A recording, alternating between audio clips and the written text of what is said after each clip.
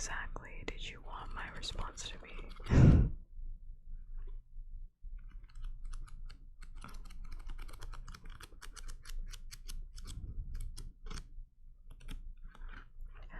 Right, so when you did that, what exactly did you want my response to be?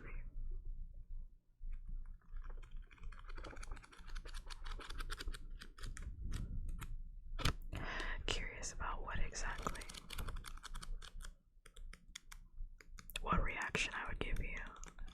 What if I just timed you out?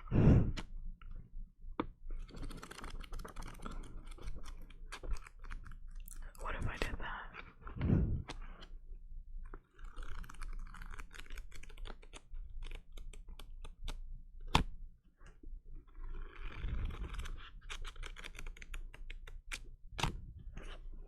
Okay.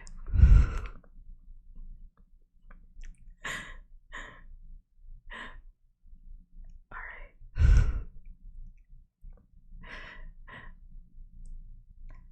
I mean, you know. How many characters was that? Let me see. How many characters was that exactly?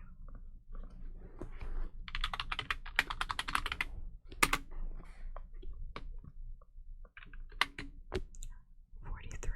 Okay. Well, let's see. 43 words. Let's see.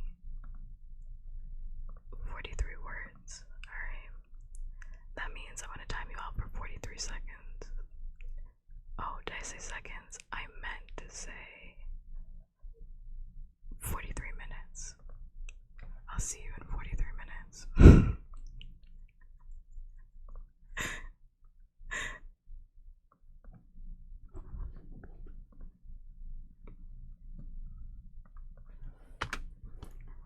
Nope. See you in an hour. If you're here in an hour, I'll see you in an hour.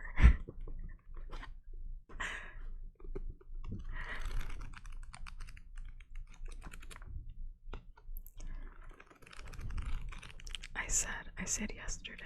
I was like, yesterday is the last time we're gonna do random shit in chat. I'm like, I'm gonna start. I already said yesterday. Because like, I've noticed an increase of people just like typing stuff in chat, and it's like, okay, what does that have to do with literally anything? What am I supposed to do when you type that? What exactly are you expecting me to say when you type that?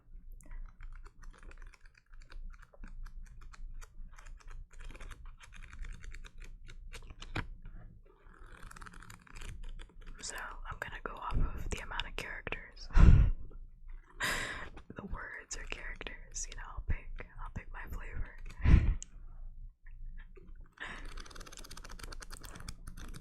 And that's how many minutes, depending on what you type, you know, depending on how random I deem it, you know.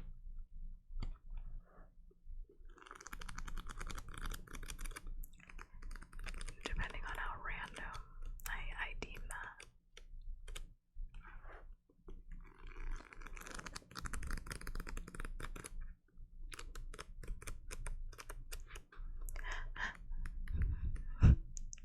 Hi Danny boy, oh my gosh, I have to cough. Hi Danny boy, hi Matt.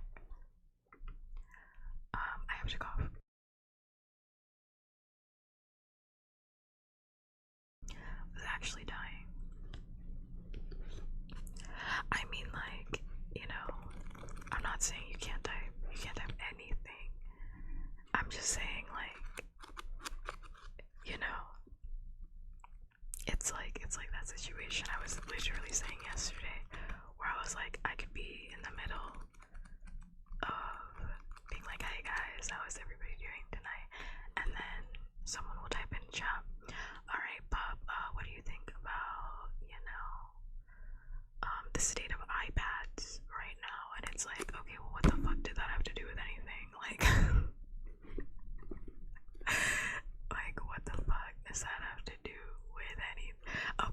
the state of iPads, like what? I don't.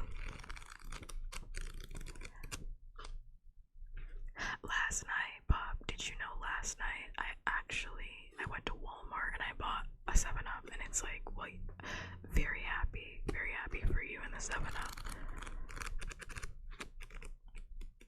But it's like, what did you expect me to say after you typed that?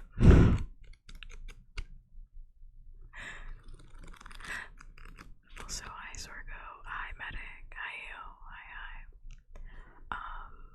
Also thank you memes for the, what was that, the thirsty, the pull on it, and the Redamon check. Thanks much. Thank you. Danny Boy, thank you so much for the follow. Thanks much. I really do appreciate it. I hope you're having a good day, night, wherever you are. I hope that it's good. I hope it's great, grand, fantastic. I'm gonna put on a heart in your honor right now. See, now everybody's gonna start doing it. I will time each and every last one of you out. You think I'm joking? You keep playing around. You're about to win a very stupid prize. I promise you. I promise you. You're about to win this very stupid prize.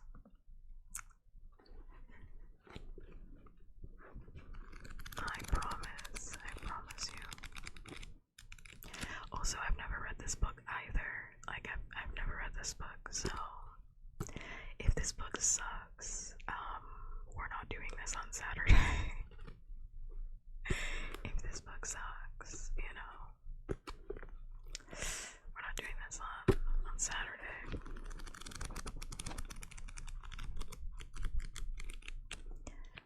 We're not doing this on Saturday. How'd you land on this book? Because it's by Neil Gaiman, and I'm curious about it because we talked about Neil Gaiman before I read Coraline. And if you weren't here when I read Coraline, I like to go over the context of an author before I read any of their books, and like whether or not I have criticisms of them, any controversies that they've been in, you know, kind of history about them, like a little short history about them, which I already went over Neil Gaiman when I talked about Coraline, but in short, Neil Gaiman is in controversy right now because he is a sex pest. Unfortunately. And if you don't know who Neil Gaiman is, yes you do. You just don't know his name. He's written Coraline. He has also written Good Omens, which is a Amazon Prime TV show featuring a bunch of really fantastic actors. He also wrote The Sandman on Netflix, so you know he's done a lot of like really fantastic works. Unfortunately, he has a lot of horrible allegations that came out this year, and the Graveyard Book, to bring it full circle, was supposed to get a Disney Plus adaptation starting next year, but because of the allegations that came out regarding Neil Gaiman, it's been put on hold. And I've never heard of the Graveyard Book, but apparently a lot of people really like this book. So, I mean, so much so that it was about to get an adaptation. So I figured I would read it after Coraline. That's kind of how I went about it, you know? That's kind of how I went about the book. It's just unfortunate that Neil Gaiman sucks. That's all. Is it horror? Well, Neil Gaiman's works all have a bit of horror in them, so that one's kind of hard to say, because he just likes kind of writing like that. Like Coraline, I wouldn't necessarily call Coraline a horror. I think it has like horror aspects, but I don't think it's a horror specific.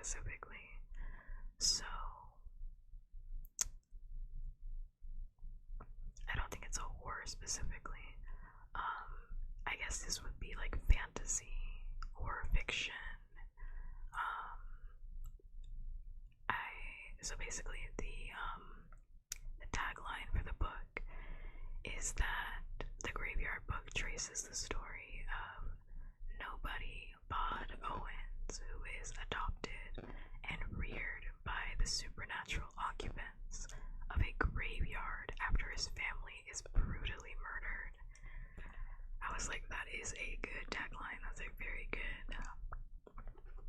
That's a good one. I can't deny. It's a good little synopsis. And yes, I wanted to read a couple of short ones. This book isn't that long. Wait, actually, how long is this book? Hold on.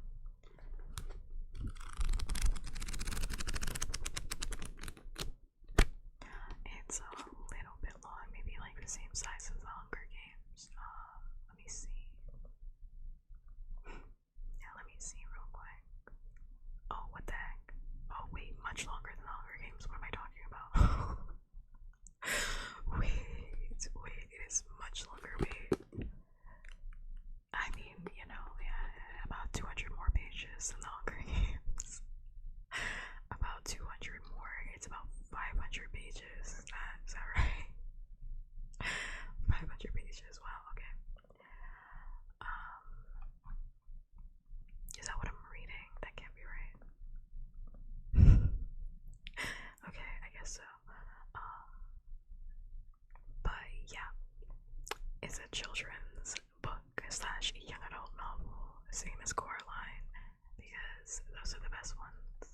The best ones for the spooks, the creeps, and whatnot.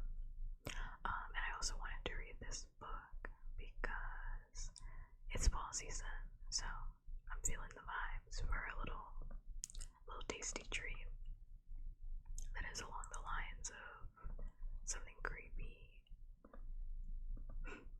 And I like books that have a bit of an edge, so I have no idea what we're gonna read after this book. I did not decide.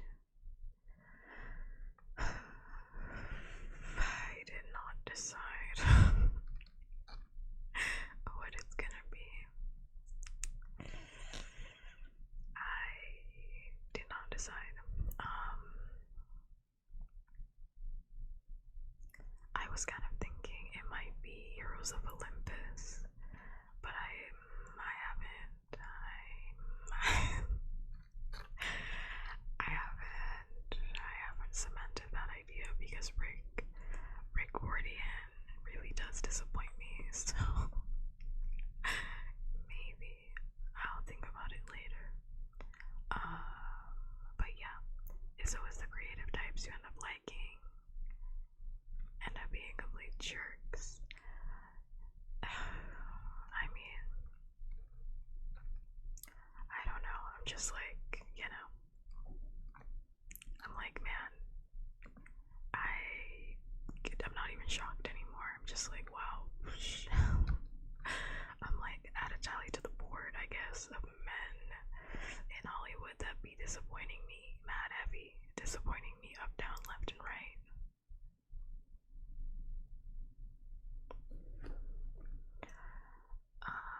But oh wait, for a second I thought I was muted. It scared me. I thought I was muted this entire time. Whoa, like yapping to absolutely nobody. But yeah.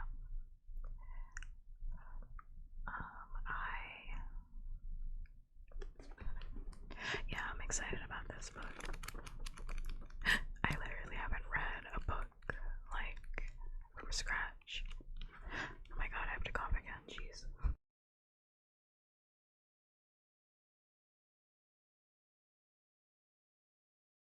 It's the weather, I'm fine. It's just that I'm cold. It's just the weather. I put on a jacket. I'm just very cold. That's all that it is. The coldness is making me wheeze. Wow. Okay.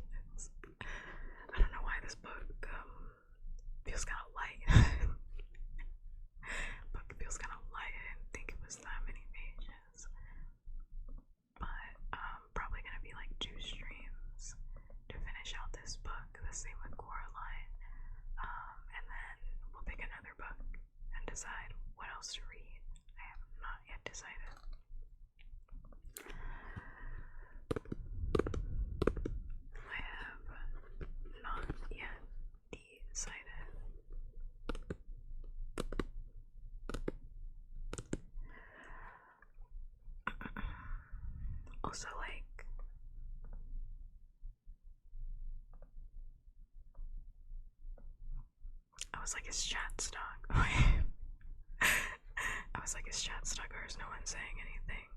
Everybody's afraid that I'm gonna time them out now. I was like, oh, thank you. I was like, everybody's afraid to say something.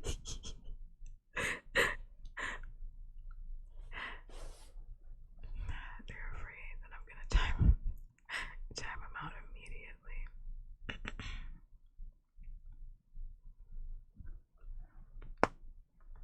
I was just listening to the explanation, yeah.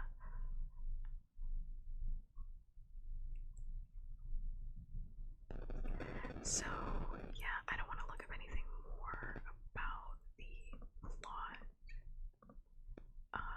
of the book because I don't want to be spoiled for it, but yeah, I hope everybody is having a good day and night wherever you are. I really do. I really, really do. It is almost the end of the week. You have one more day left until the week is fully done. Congratulations for making it this far. Wow.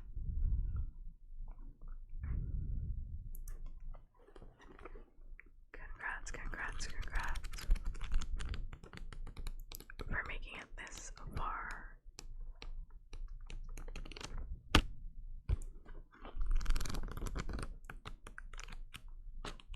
I personally have had a super turbulent week, like a super turbulent week. Wow. I'm like the highest highs and the lowest lows.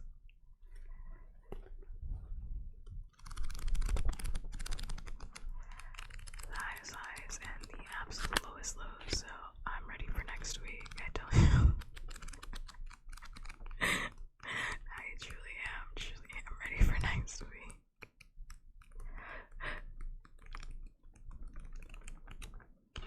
But it's good, it's good. Okay. Let's see.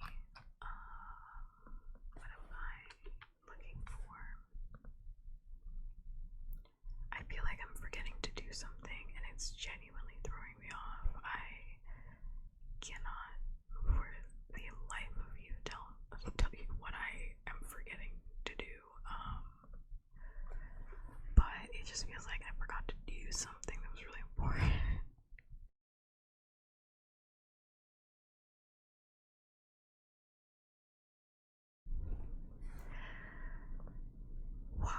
Also, the Graveyard book got transformed into a graphic novel, so if you... Did I forget to turn off the stove? I have not even used the stove today. I made a sandwich today. So, I don't know. I mean, Mix It Up is on, so... I have no idea. All emails and texts said I would hope so. Dear God, I would hope so.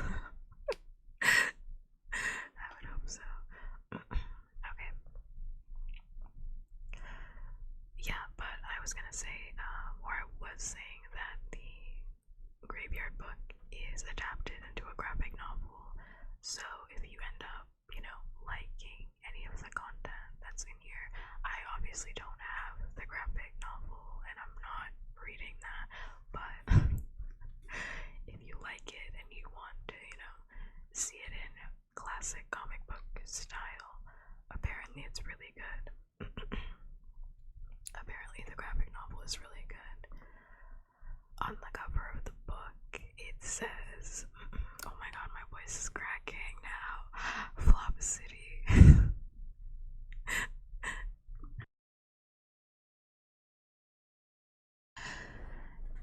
On the cover of the book, it says that this is the best book that Neil Gaiman has ever written by Diana Wynne Jones. Who is that?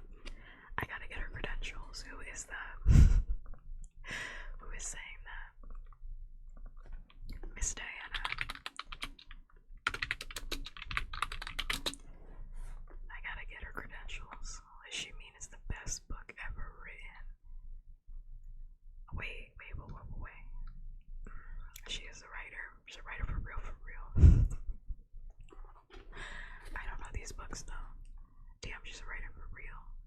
writer since 1973, so she writes.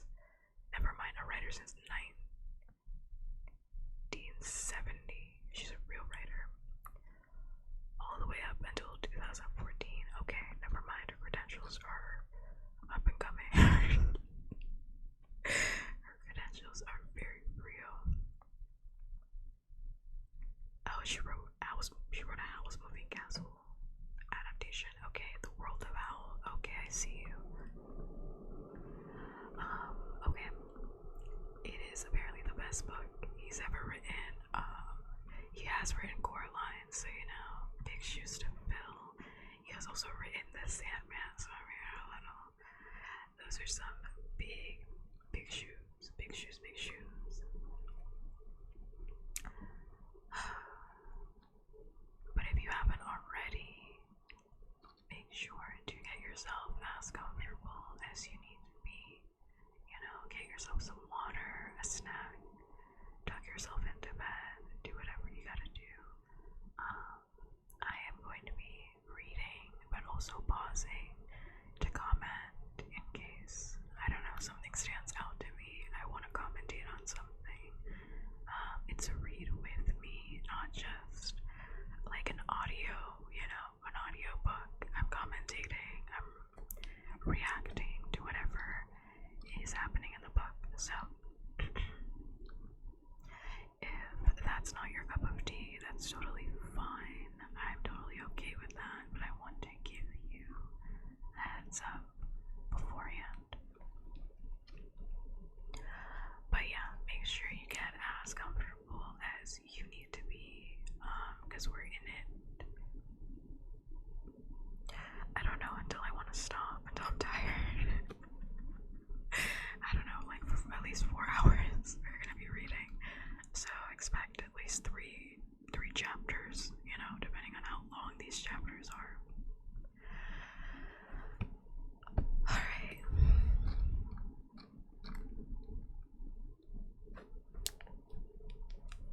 Gonna get my wrist together.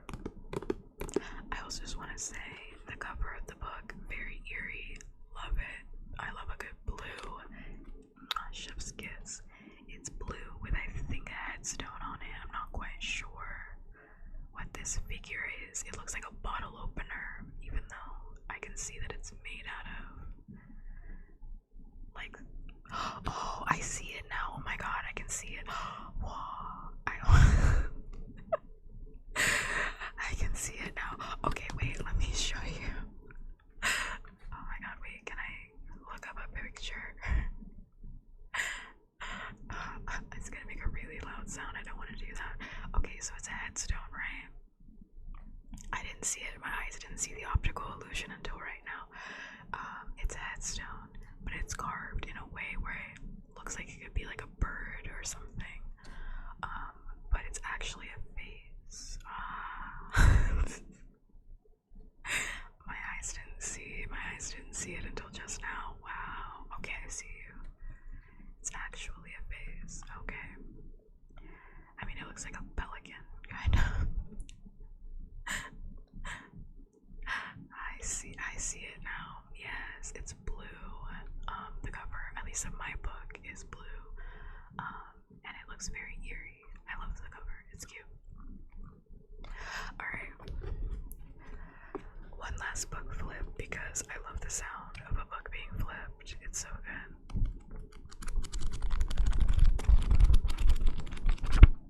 I just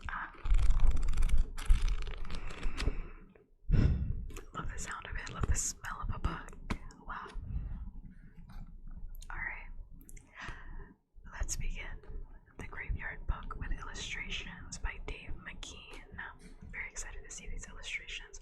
Unfortunately, you will not be seeing these illustrations, but I highly recommend that you pick up the book and read it yourself whenever you can.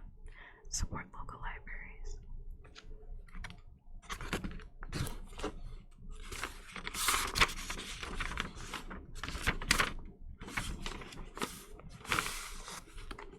Wow. Alright. Rattle his bones over the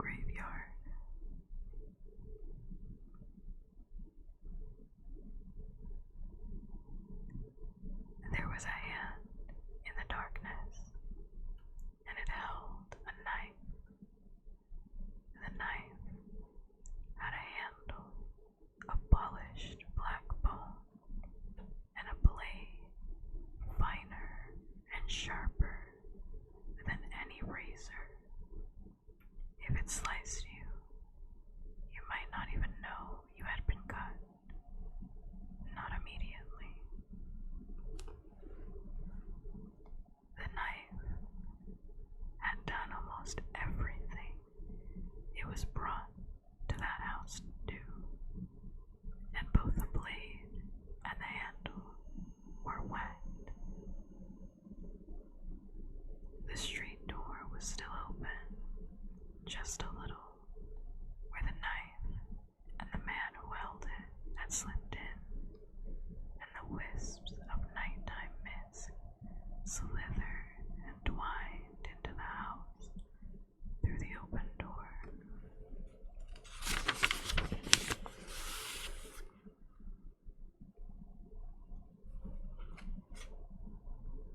The man, Jack, paused on the landing. With his left hand, he pulled a large white handkerchief from the pocket of his black coat, and with it, he wiped off the knife and his gloved right hand, which had been holding it. Then he put the handkerchief away. The hunt was almost over.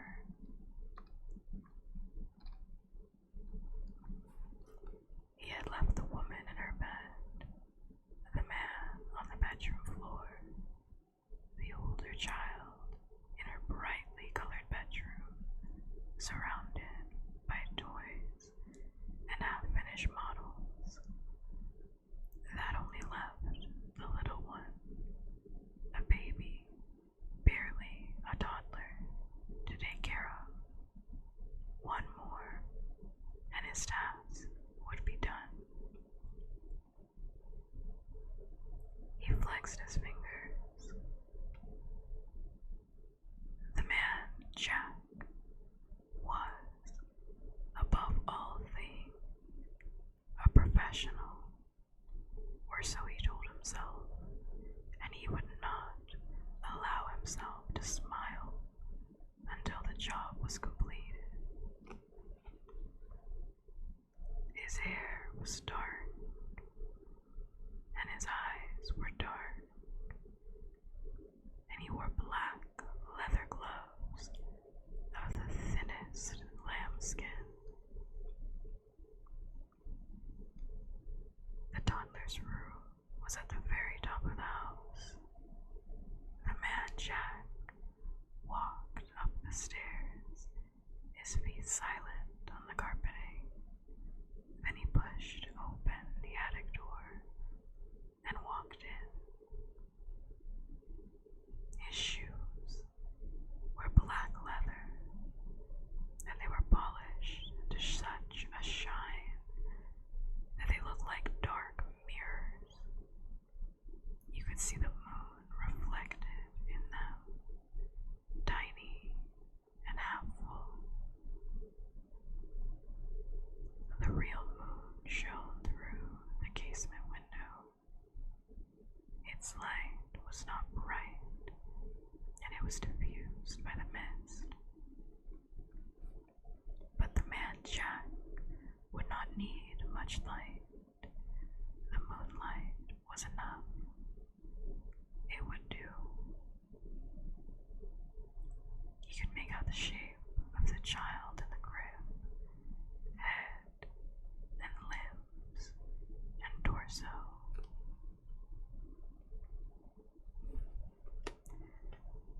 The crib had high slated sides to prevent the child from getting out.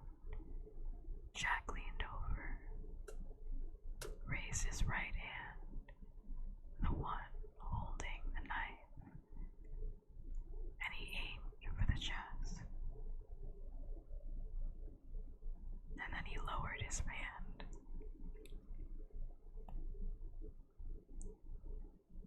The shape in the grip was a teddy bear. There was no child. The man Jack's eyes were accustomed to the dim moonlight, so he had no desire to turn on an electric light, and light was not that important after all. He had other skills.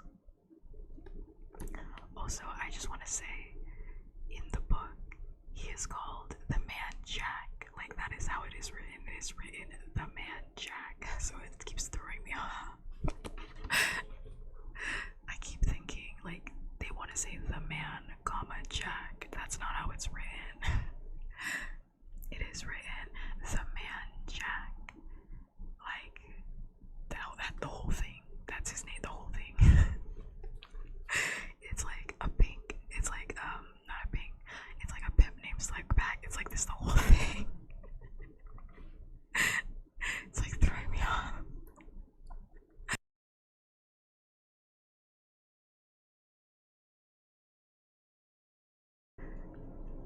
Yeah. Mag, I was already reading your keystrokes. I already saw it. I was like, I keep wanting to say The Man, comma, Jack, but no, that's not it. So I'm like, okay, let's lock in.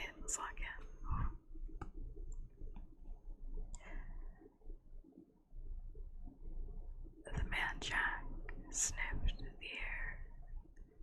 He ignored the scents that had come into the room with him, dismissed the sense that he could safely ignore, honed in on the smell of the thing he had come to find. He could smell the child, a milky smell like chocolate chip cookies, and the sour tang of a wet, disposable nighttime diaper. He could smell the baby shampoo in its hair, and something small and rubbery, a toy, he thought, and then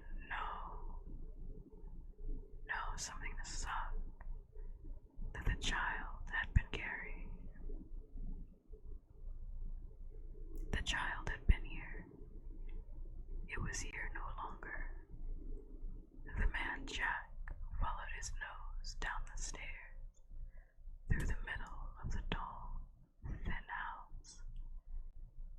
He inspected the bathroom, the kitchen, the airing cupboard, and, finally, the downstairs hall, in which there was nothing to be seen but the family's bicycle, a pile of empty shopping bags, a fallen diaper, and the stray tendrils of fog that had insinuated themselves into the hall from the open door to the street. The Man Jack made a small noise then, a grunt that contained in it both frustration and also satisfaction. He slipped the knife into its sheath in the inside pocket of his long coat, and he stepped out into the street.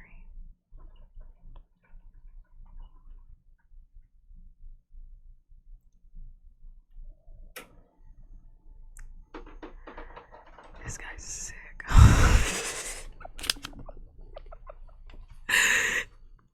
It's not funny, but it's like, I can't get over it. He's like, I can smell the child. I'm like, alright.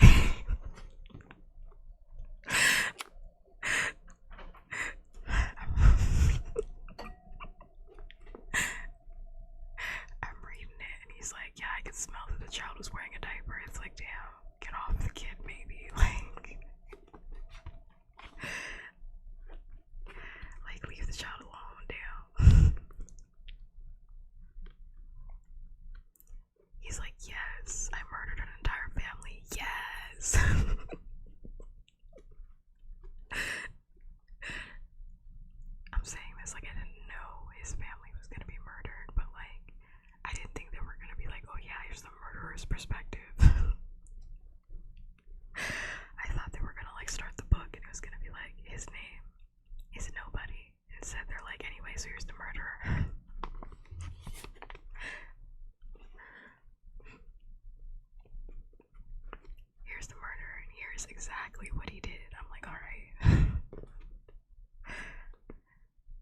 knows his job is sick.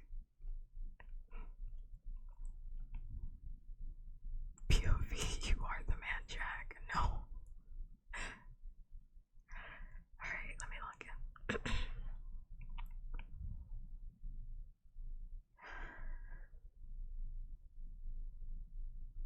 There was moonlight, and there were streetlights, but the fog stifled everything. Muted light and muffled sound, and made the night shadowy and treacherous. He looked down the hill toward the light of the closed shops, and then up the street, where the last high houses wound up the hill on their way to the darkness of the old graveyard. The man Jack sniffed the air.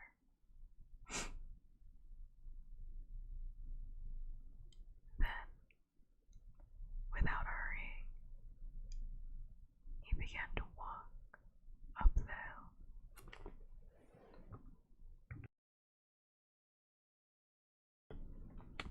Mac, what the hell are you talking about? What do you want about? What are you talking about?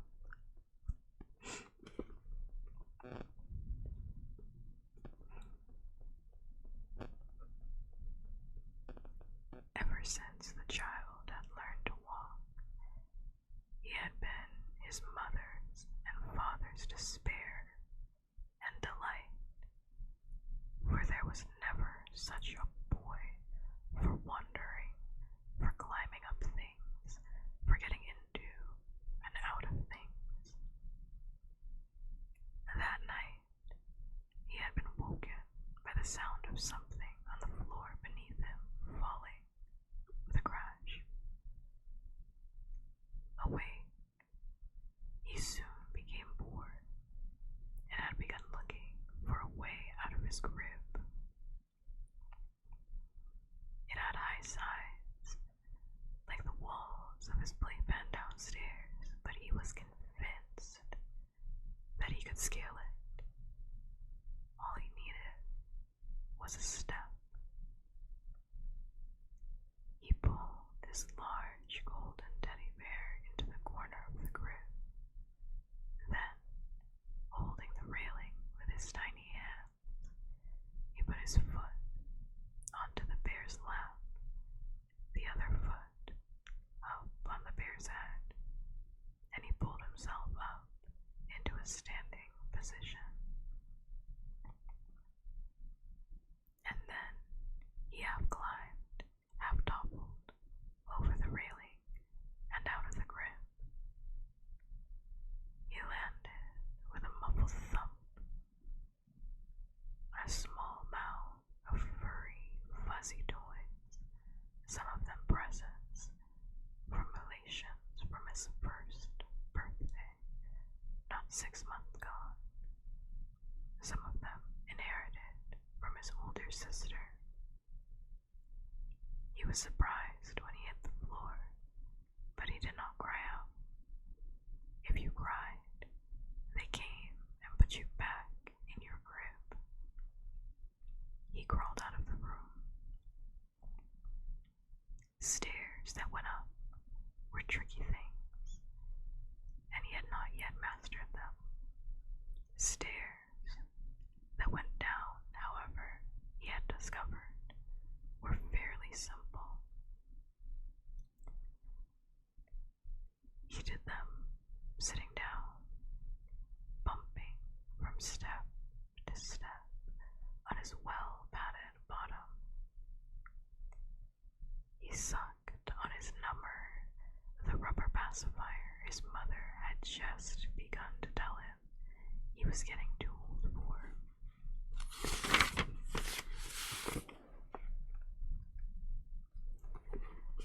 His diaper had worked itself loose,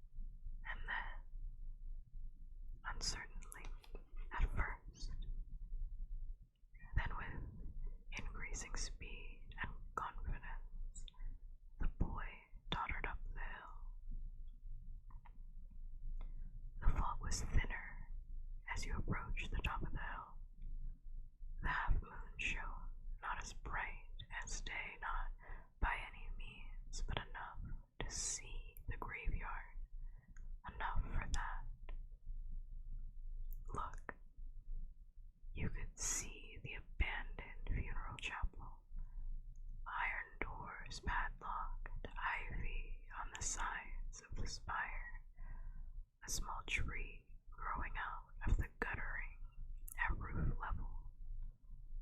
You could see stones and tombs and vaults and memorial plaques. You could see the occasional dash or scuttle of a rabbit or a fool or a weasel as it slipped out of the undergrowth and across the path. You would have seen these things in the moonlight if you had been there that night.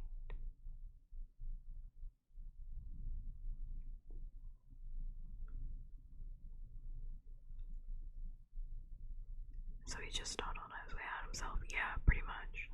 Before the murder, like, I guess in this timeline, it is like, while his family was getting murdered, like, he heard the commotion downstairs and he woke up and he was like, oh, I'm bored, and like jumped out of the crib.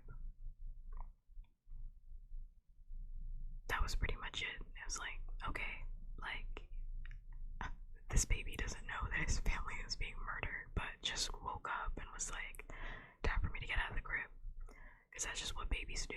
So, and the door was open because the man Jack let himself in, obviously, and he didn't close the fucking door because he came to murder everybody in the house.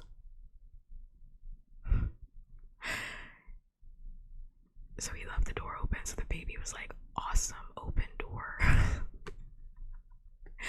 then was like, cool, graveyard up the street. I'm gonna go there. Which sounds like honestly, I would have said that sounds actually insane, but I mean, I know it's a fantasy book, but also, like, children have literally done this. Like, children have literally done this. Like, children can literally escape out of anything. They will go anywhere. They will leave anywhere. Yeah. I mean, memes already explained. Yeah, so it's like, this doesn't...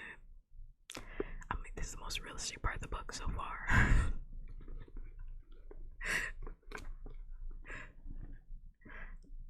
Yeah, memes is a case study, frankly, of this behavior.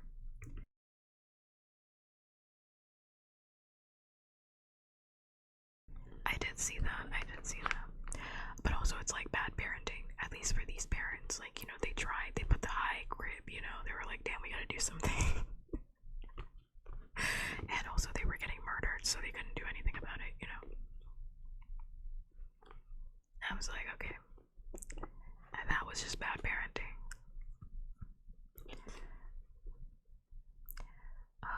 Okay.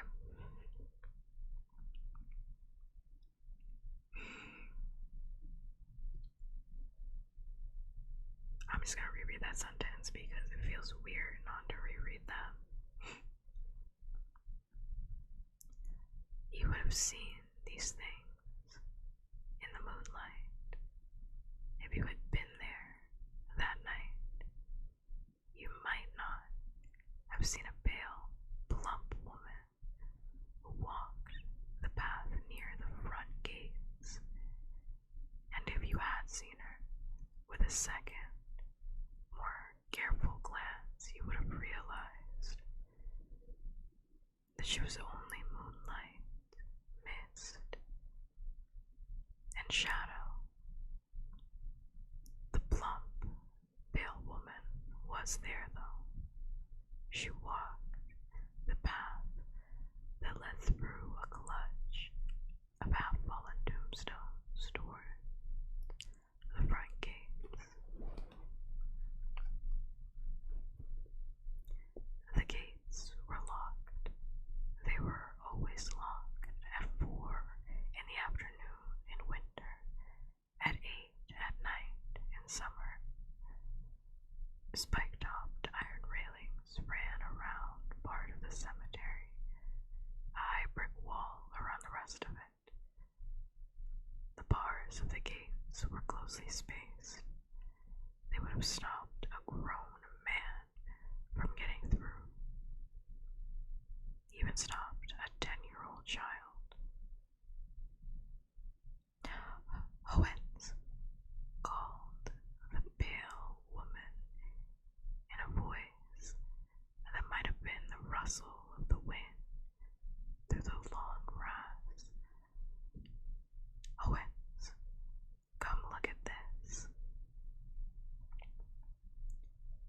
crouched down and peered at something on the ground as a patch of shadow moved into the moonlight, revealing itself to be a grizzled man in his mid-40s.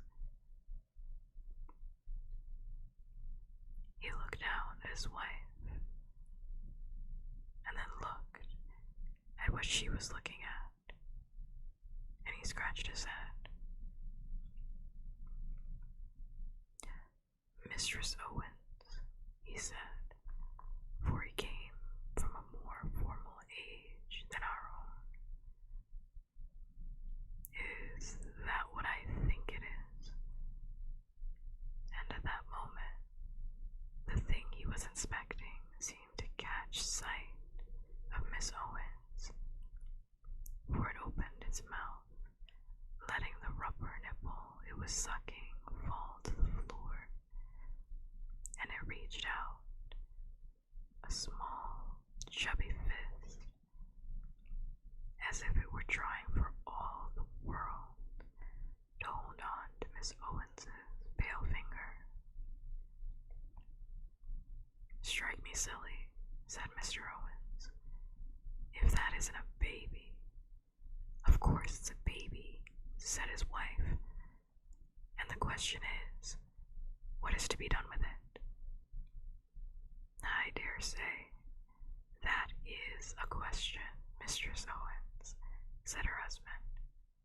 And yet, it is not our question, for this here baby is unquestionably alive, and as such is nothing to do with us, and is no part of our world. Look at him smile, said Mrs. Owens. He has the sweetest of smiles. And with one insubstantial hand, she stroked the child's sparse blonde hair. The little boy giggled with delight.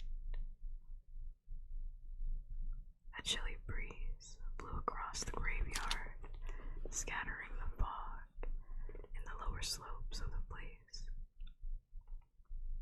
For the graveyard covered the whole top of the hill, and its paths wound up the hill and back and down upon themselves. A rattling.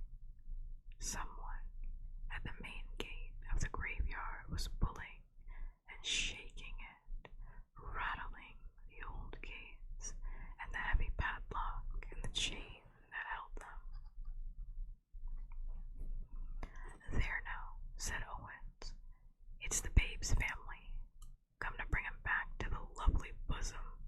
Leave the little man be, he added, because Mrs. Owens was putting her insubstantial arms around the toddler, smoothing and stroking.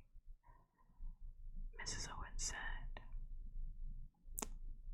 You don't look like nobody's family, that one. The man in the dark coat had given up on rattling the main gates and was now examining the smaller side gate. It, too, was well locked. There had been some vandalism in the graveyard the previous year, and the council had taken steps. Come on, Mistress Owens, leave it be. There's a deer, said Mr. Owens when he saw a ghost, and his mouth dropped open, and he found himself unable to think of anything to say. You might think, and if you did, you would be right, that Mr. Owens should not have taken on so at seeing a ghost, given that Mr. and Mrs. Owens were themselves dead, and had been for a few hundred years now. I'm trying not to laugh, but I'm like, okay.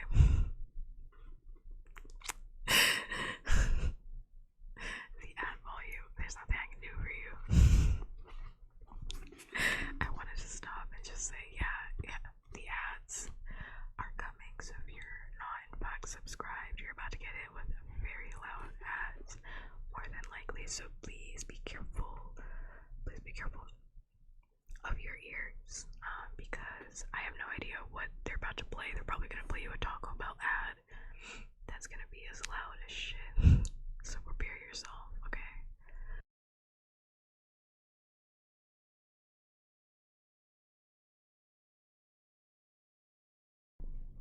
Okay. What?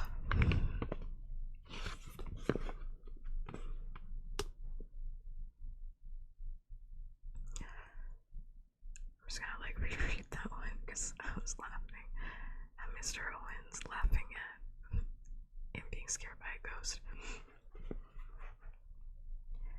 You might think, and if you did, you would be right, that Mr. Owens should not have taken on so at seeing a ghost, given that Mr. and Mrs. Owens were themselves dead, and had been for a few hundred years now, and given that the entirety of their social life, or very nearly, was spent with those who were also dead.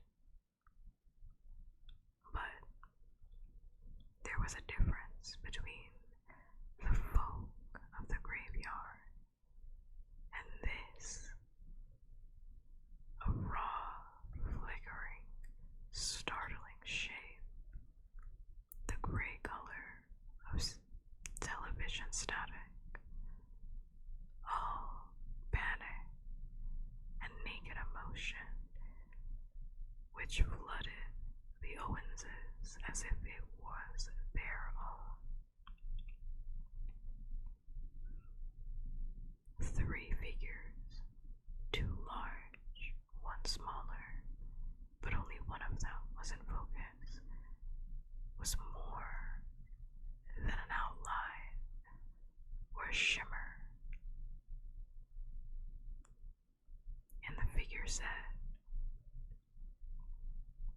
"My baby, he is trying to harm my baby." A clattering. The man outside was hauling a heavy metal garbage can across the alley to the high brick wall that ran around that part of the graveyard. "Protect my son," said the ghost. And Mrs. Owens thought it was a woman. Of course, the babe's mother. "What did he do to you?" asked Mrs. Owens, but she was not certain that the ghost could hear her. Oh, recently dead. Poor love, she thought. It's always easier to die gently, to wake in due time in the place you were buried, to come to terms with your death, to get acquainted with other inhabitants. This creature was nothing but alarm and fear for her child, and her panic, which fell to the Owenses like a low-pitched screaming, was now attracting attention. For other pale figures were coming from all over the graveyard.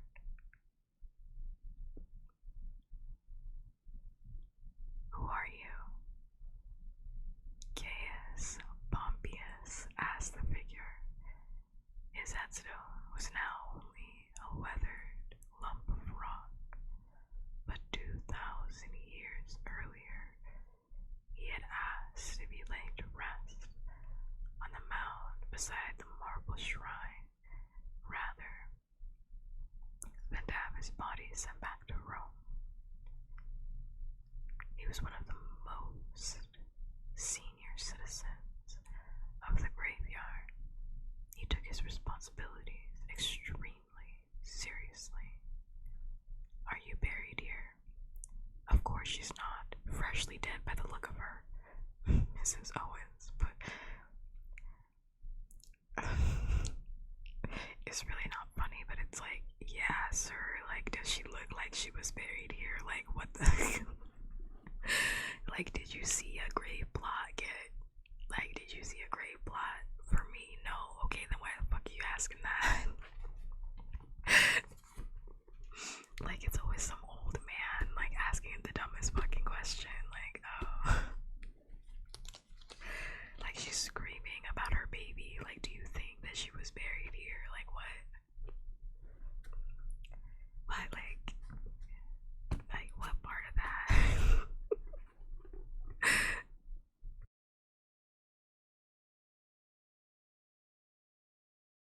Like, what part of that seems like very calm and collected to you? Like, there's not a single part.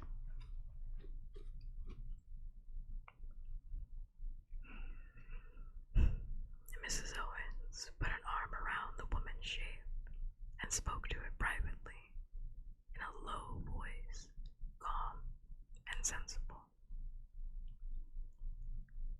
There was a thump and a crash from the high wall beside the alley. The garbage can had fallen. A man clambered up onto the top of the wall, a dark outline against the mist-smudged streetlights. He paused for a moment, then climbed down the other side, holding onto the top of the wall, legs dangling. Then let himself fall the last few feet down into the graveyard. But my dear, Mrs. Owen said to the shape, now all that was left of the three shapes that appeared in the graveyard. He's living. We're not. Can you imagine? The child was looking up at them, puzzled. It reached for one of them, then the other, finding nothing but air. The woman's shape was fading fast. Yes, said Mrs. Owens, in response to something that no one else had heard. If we can, then we will. And then she turned to the man beside her. And you, Owens, will you be a father to this little lad? Will I what? Said Owens, his brow crinkling.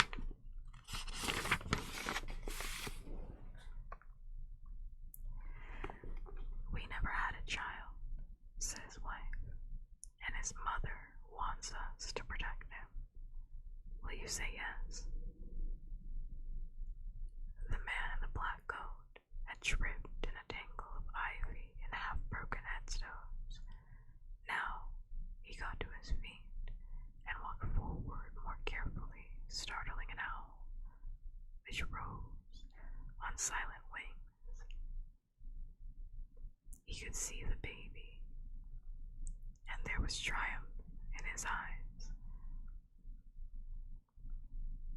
Owens knew what his wife was thinking when she used that tone of voice. They had not, in life and in death, been married for over 250 years for nothing. Are you certain? He asked. Are you sure?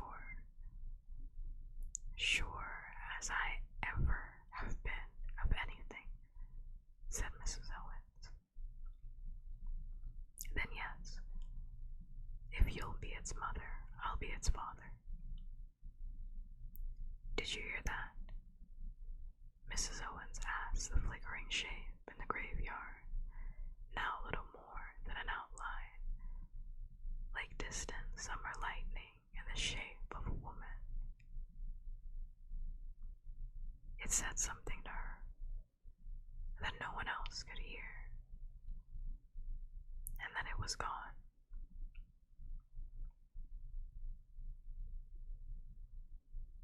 She will not come here again, said Mr. Owens. Next time she waits, it'll be in her own graveyard, or wherever it is she's going. Mrs. Owens parents bent down to the baby and extended her arms. "Come now," she said warmly. "Come to Mama." I just have to pause and say, I am devastated. I'm devastated. I'm like so devastated. Like, what do you mean she can't come back? Like, what do you mean? Like, what do you mean? That's actually so sick. That's actually so sick. So, you get murdered, and then you wake up, and you're like, where the fuck is the baby? Like, you see your husband. You're like, okay, my husband got murdered with me.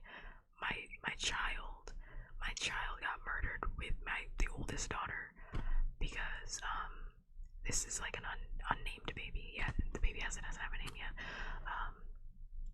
But they said that like there was an oldest daughter, so the daughter got murdered. The daughter got murdered. Billy. Thank you for the follow. Thank you. I very much appreciate it. I hope you're having a good day, night, wherever you are.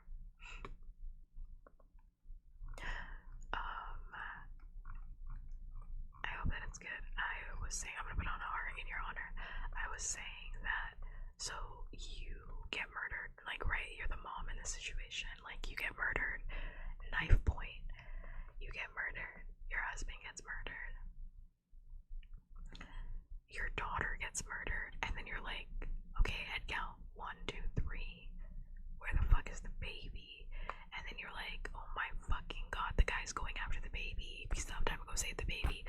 And you're like fading away because you're not even supposed to be there. You're not even supposed to fucking be there. Because you can only stay where your body has been murdered. Your body dies. That sucks. I don't like those rules. That sucks. And you're like fading away. Your husband is faded already. Your husband can't even say goodbye to the baby. Good night. Your child can't even say goodbye to their sibling. You're like holding on only because of like grief. Like grief and anger. And you can't even like, I can't even come back. Like, I'm forced to just know that like, okay, I made a promise with these ghosts, and I'm gonna hope that like they honor the promise and that my child isn't dead. Because even if he dies, I'm imagining, I don't know how the story's gonna go, but like even if he dies, right, because of the way they're explaining the body situation, like you can only be where you're buried, then like even if this child was buried somewhere else, they'll never be able to meet again. Like they'll never be able to say goodbye, like, or say hello, or like anything. My heart. My heart. Maybe it's a good thing that, you know, this production got halted, because I don't think my heart can take it. Kind of like Beetlejuice rules, but like more serious, less wacky. But then again, there were loops in Beetlejuice, so we'll see. My heart, though, I'm like, my heart breaks for his family. Oh my gosh. Yeah, I'm like, this fucking sucks. I'm sure, like, damn, we didn't even get a description of the mom's face or the parents' face. Damn. Damn. Okay, well, okay. Oh my god, this is gonna be really hard for me. I might just. Oh, this is gonna be hard. Okay. I'm saying that because, like, damn, I might just, after this stream, I'm gonna be thinking about this book. We're not even that far in yet. I'm like, okay, now where's the story going? Where's the story going? Alright.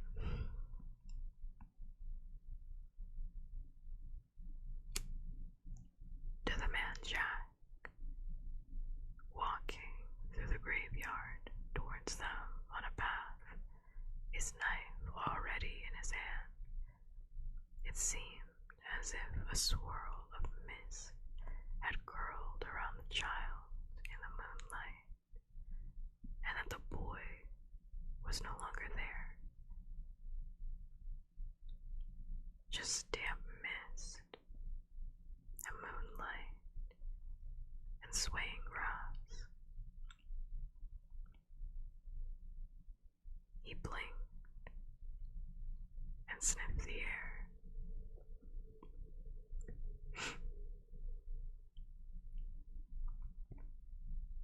Something had happened, but he had no idea what it was.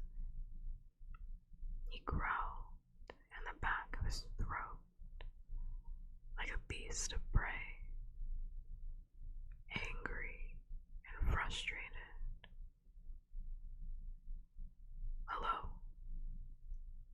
called the man Jack, wondering if perhaps the child had stepped behind something.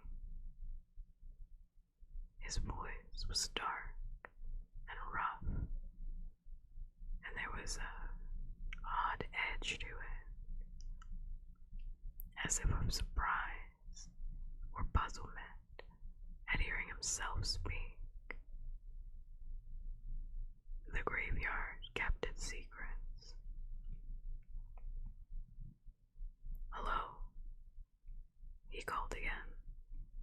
He hoped to hear a baby cry, or utter a half-word, or to hear it move. He did not expect what he actually heard. A voice, silky smooth, saying, "Can I help you?"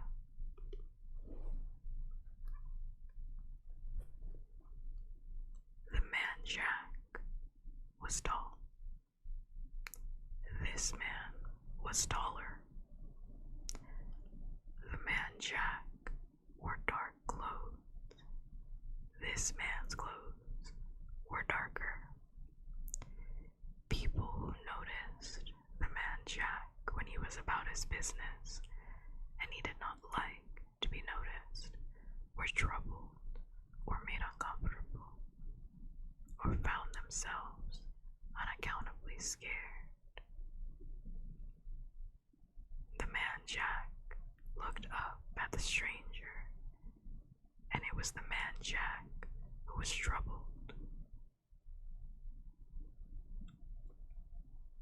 "I was looking for someone," said the man Jack, slipping his right hand back into his coat pocket so the knife was hidden, but there if he needed it. "In a locked graveyard, at night," said the stranger. "It was just a baby," said the man Jack. "I was just passing by when I heard a baby cry, and I looked through the gates and I saw him. Well, what would anyone do?" "I applaud your public spiritedness," said the stranger. "Yet, if you manage to find this child, how are you planning to get out of here with it? You can't climb back over the wall holding a baby." "I would have called until someone let me out," said the man Jack.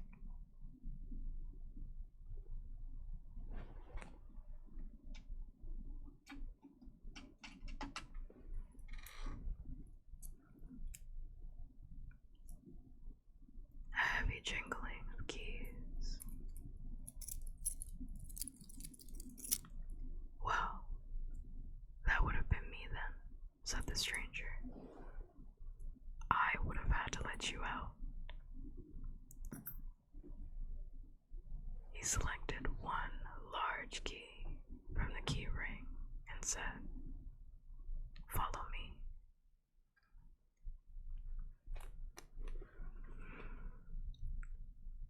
The man Jack walked behind the stranger. He took his knife from his pocket. "Are you the caretaker then?"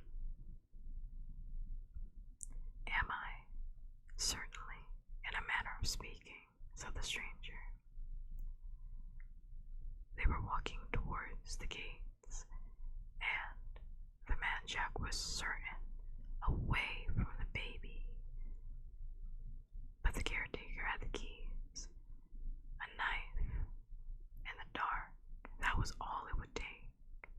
And then he could search for the child all through the night if he needed to.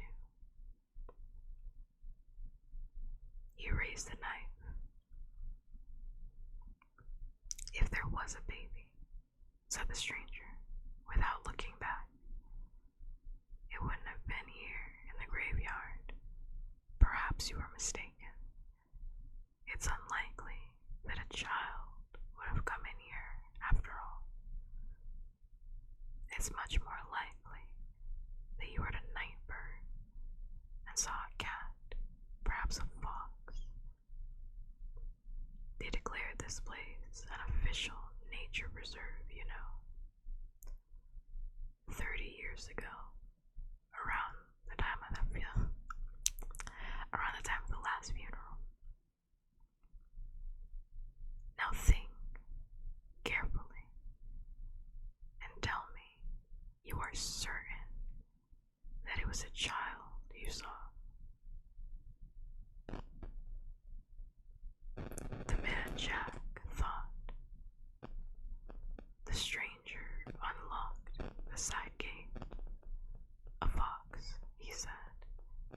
They make the most uncommon noises, not unlike a person crying. No, your visit to this graveyard was a misstep, sir.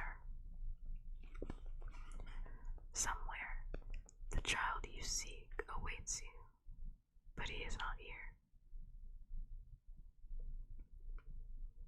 And he let the thoughts sit there in the man Jack's head for a moment before he opened the gate with a flourish. Delighted to have made your acquaintance, he said, and I trust that you will find everything you need out there.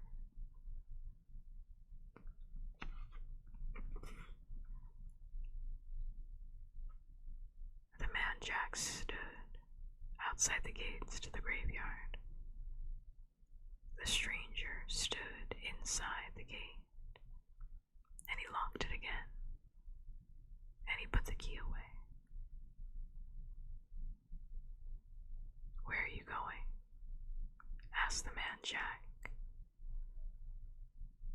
There are other gates than this, said the stranger. My car is on the other side of the hill. Don't mind me. You don't even have to remember this conversation. No, said the man Jack agreeably. I don't.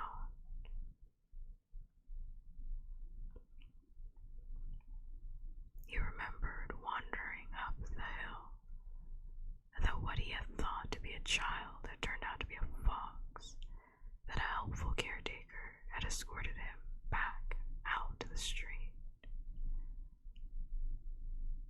He slipped his knife into his inner sheath. Well, he said, good night. Good night to you, said the stranger, whom Jack had taken for a caretaker.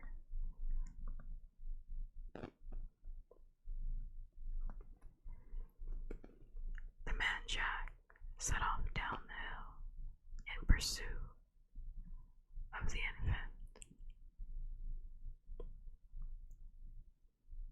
From the shadows, the stranger watched Jack until he was out of sight. Then he moved through the night, up and up, to the flat place below the brow of the hill, a place dominated by an obelisk and a flat stone set into the ground dedicated to the memory of Josiah Worthington, local brewer, politician, and later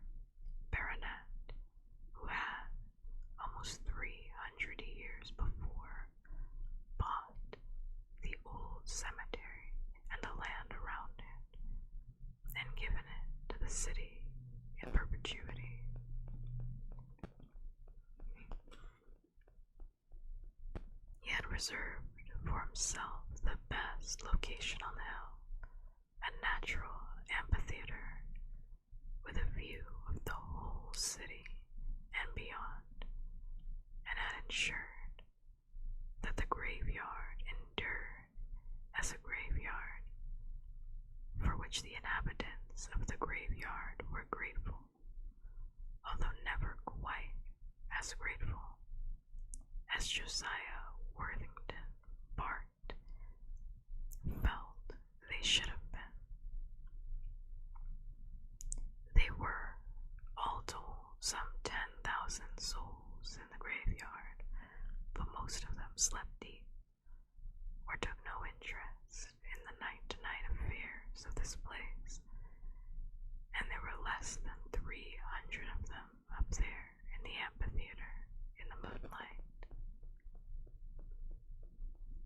The stranger reached them as silently as the fog itself, and he watched the proceedings unfold from the shadows, and he said nothing. Josiah Worthington was speaking. He said, "My dear madam, your obduracy is well, can't you see how ridiculous this is?" "No," said Mrs. Owens, "I can't."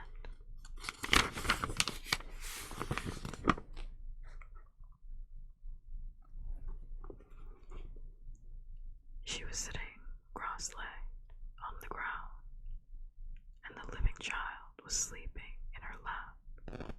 She cradled its head with her pale hands. "What Mistress Owens is trying to say, sir, begging your honor's pardon," said Mr. Owens, standing beside her, "is that she don't see it that way. She sees it as doing her duty." Mr. Owens had seen Josiah Worthington in the flesh back when they were both alive, had in fact made several pieces of fine furniture for the Worthington Manor House out near Inglesham, and was still in awe of him. Her duty. Josiah Worthington Bart shook his head, as if to dislodge a strand of cobweb. "Your duty, ma'am, is to the graveyard, and to the commonality of those who form this population of discarnate spirits, revenants, and such like wights, and your duty thus is to return the creature as soon as possible to its natural home, which is not here."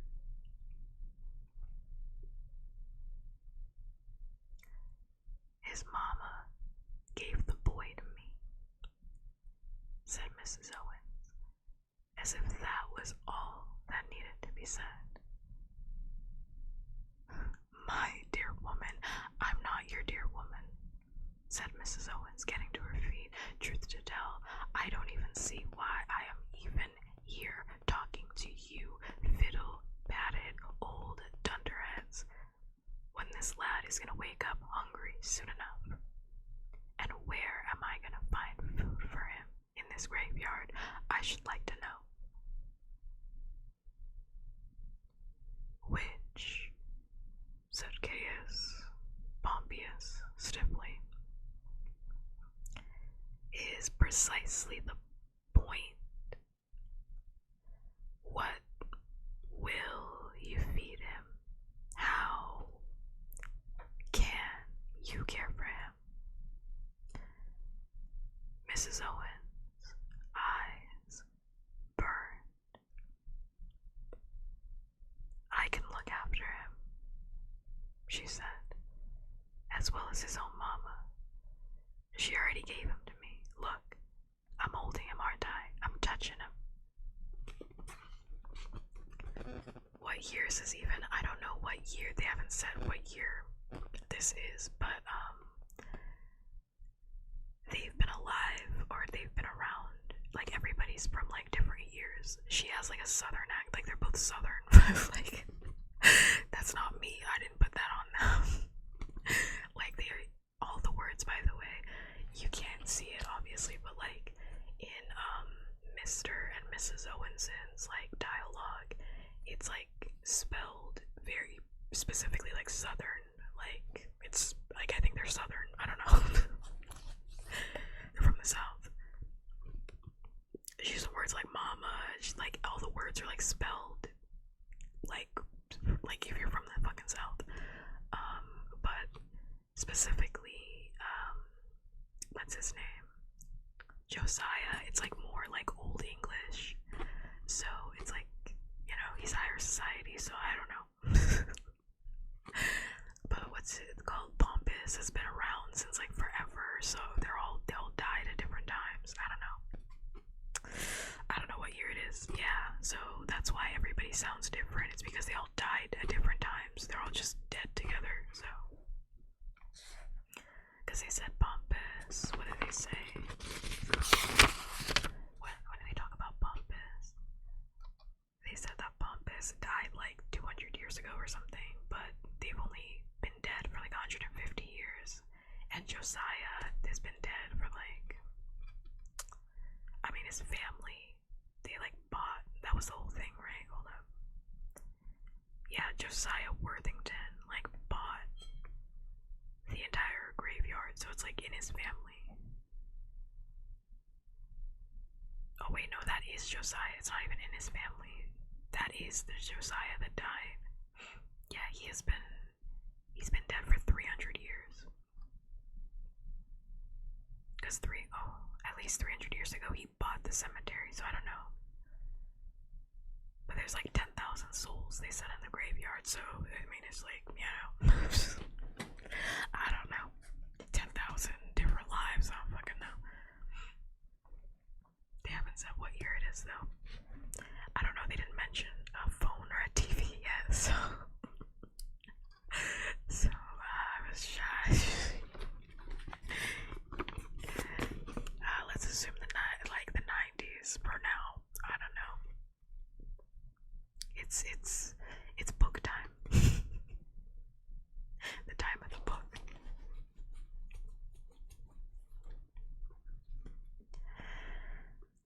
Alright,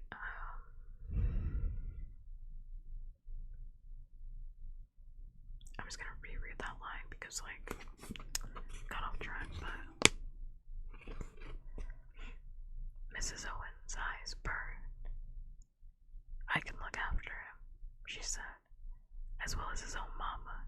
She already gave him to me. Look, I'm holding him, aren't I? I'm touching him. Now, see reason, Betsy, said Mother Slaughter. A tiny old thing in a huge bonnet and cape that she had worn in life and had been buried wearing. Where would he live? Here, said Mrs. Owens. We could give him the freedom of the graveyard.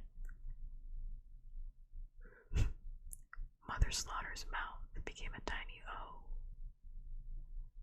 But, she said, but I never. Well, why not? It ain't the first time we'd have given the freedom of the graveyard to an outsider. That is true, said Gaius Pompeius. But he wasn't alive.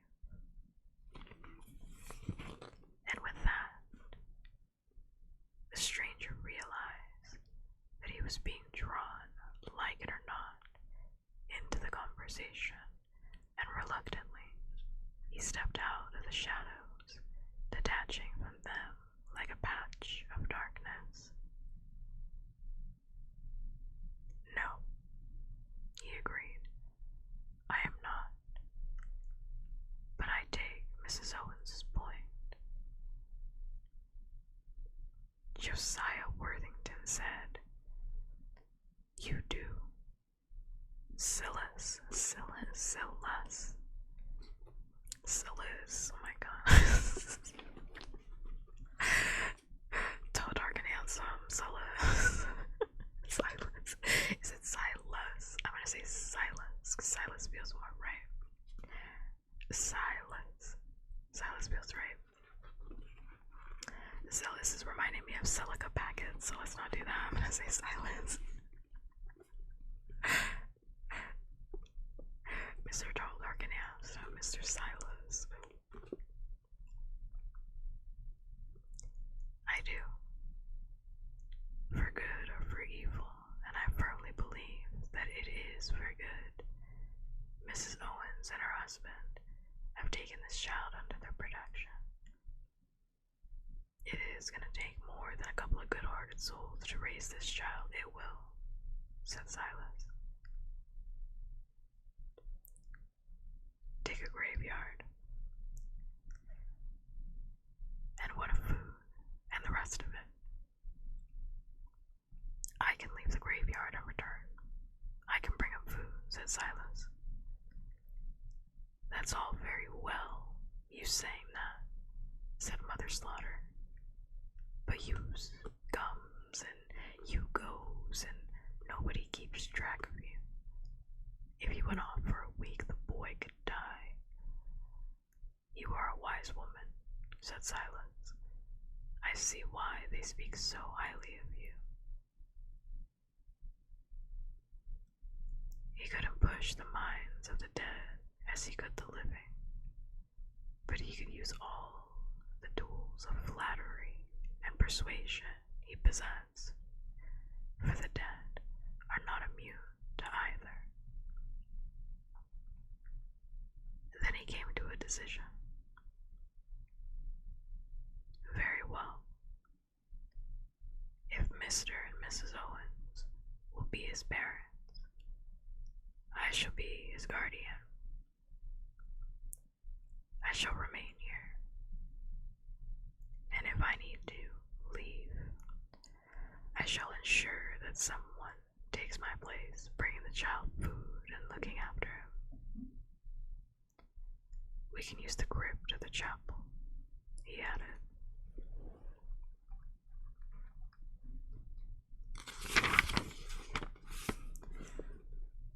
But, expostulated Josiah Worthington, but a human child, a living child, I mean,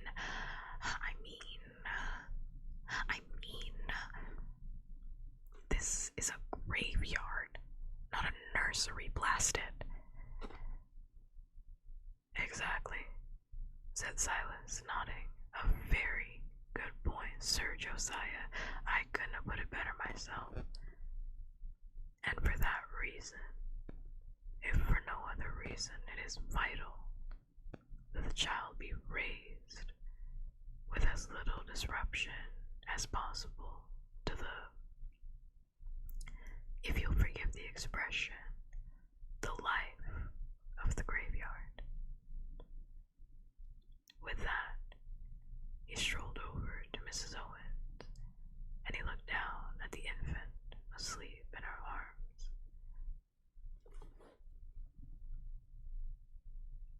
He raised an eyebrow. Does he have a name, Mrs. Owens? Not that his mother told me, she said. Well then, said Silas. His old name won't be much use to him now anyway. There are those out there who mean him harm. Suppose we pick a name for him, eh? Oh my god. Caius Pompeius. That name is tripping me out every single time. Stepped over and eyed the child. He looks like my proconsul Marcus. We You could call him Marcus. Okay, get this man out of here. I needed to register what he was saying. Excuse me, we're not gonna call him Marcus after your proconsul. Okay. Oh my god, I'm like seeing one of these people. Okay. Josiah Worthington said, "He looks more like my head gardener, Stebbins." Not that I'm suggesting Stebbins as a name. The man drank like a fish. "He looks like my nephew, Harry," said Mother Slaughter. And it seemed then as if the whole graveyard was about to join in, each inhabitant offering his or her own comparisons between the infant and someone long forgotten, when Mrs. Owens broke in. "He looks like nobody but himself," said Mrs. Owens firmly. "He looks like nobody." "Then nobody it is," said Silas. "Nobody Owens." It was then that, as if responding to the name, the child opened its eyes wide in wakefulness. It stared around it, taking in the faces of the dead, and the mist, and the moon. Then it looked at Silas. Its gaze did not flinch. It looked grave. "Good morning." "Good morning, Lena."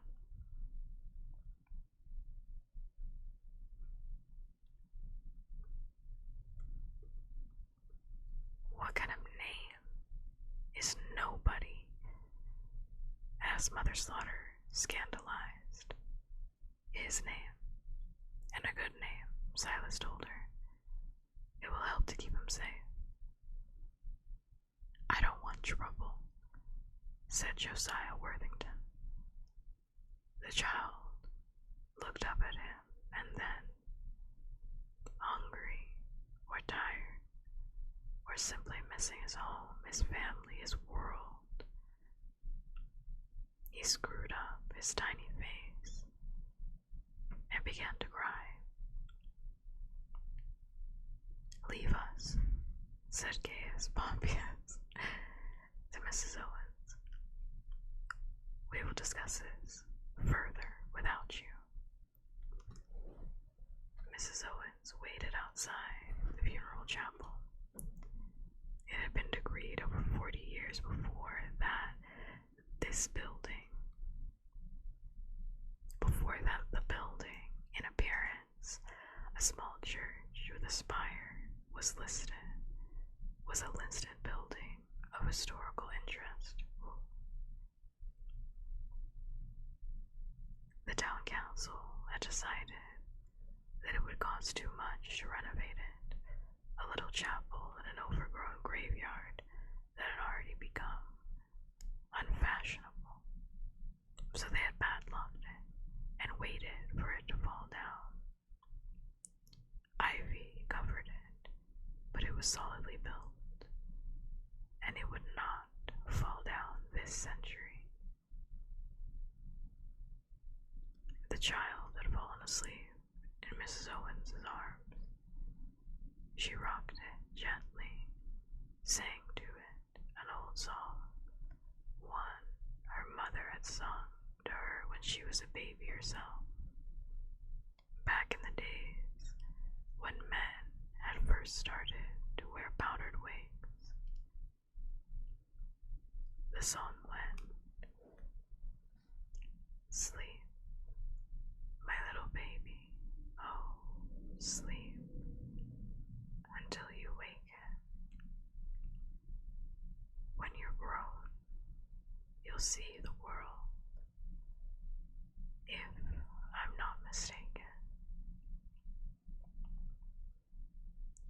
Kiss a lover, dance a measure, find your name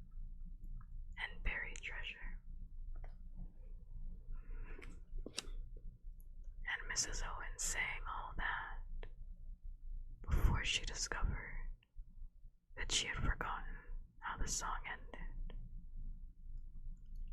She had a feeling the final line was something in the way of, "And some Mary Bacon," but that might have been another song altogether. So she stopped, and instead, she sang him the one about the man in the moon who came down too soon. And after she sang, in her warm country voice, a more recent song,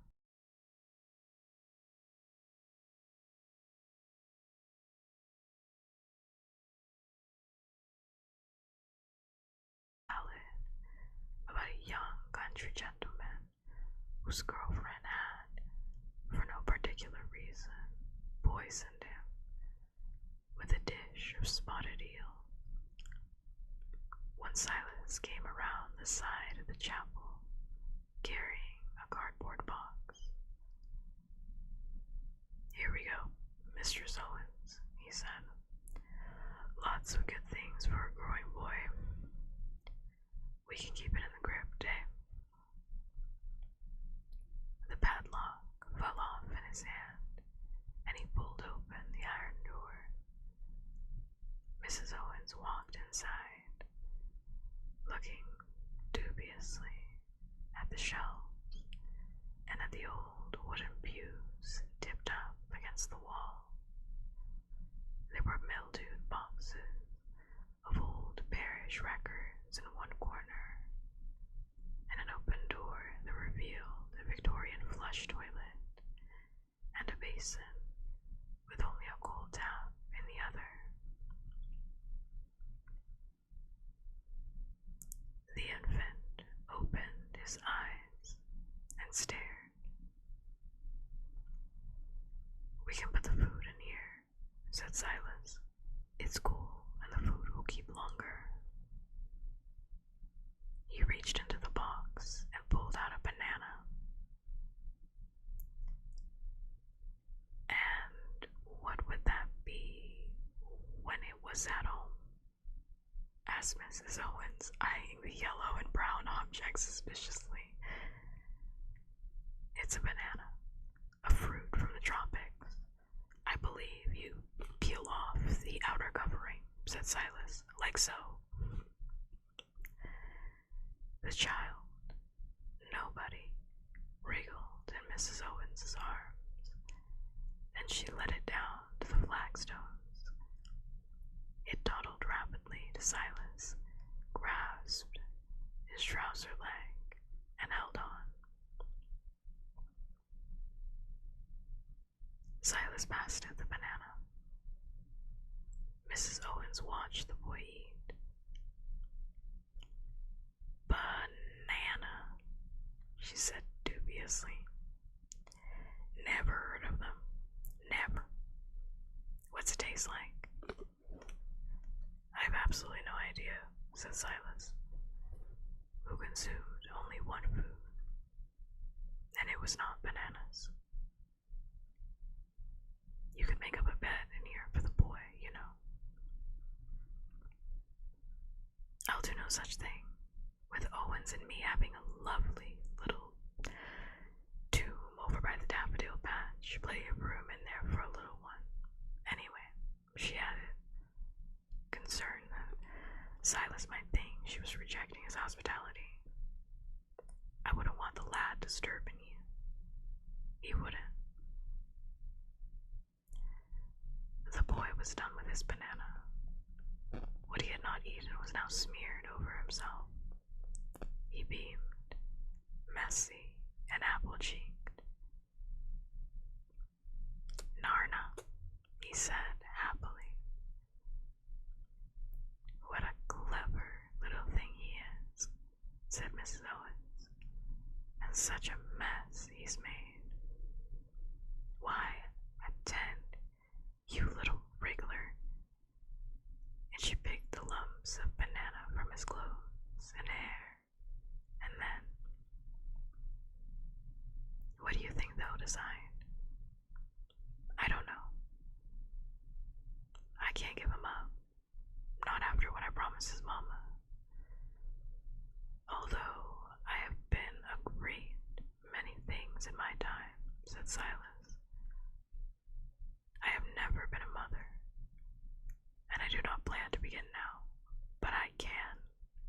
first place. Mrs. Owen simply said, I cannot. My bones are here, and so are Owen's. I'm never leaving.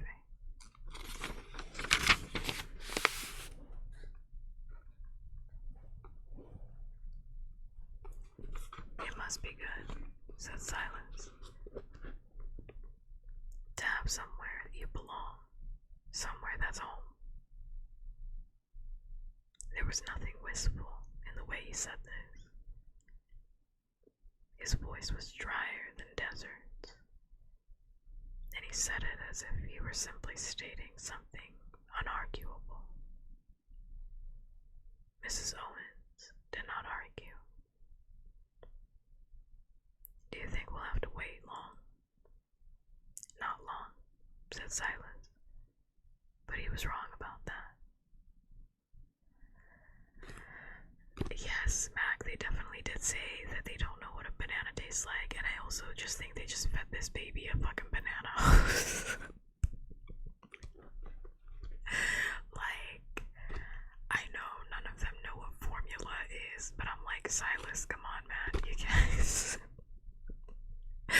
Like, you don't know what fucking formula is. Like, I understand why Mrs. Owens doesn't know what formula is, because when she was a baby, they were still wearing powdered wigs. But like,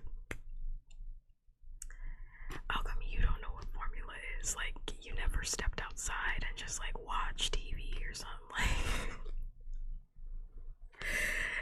they said at the beginning that like nobody who is now the baby, that's the baby's name, nobody is like just barely one. Like, wait, can 1-year-olds, I actually don't know this. I'm not a mother. I'm not a mother. I'm not a dad, so I don't know. Let me see.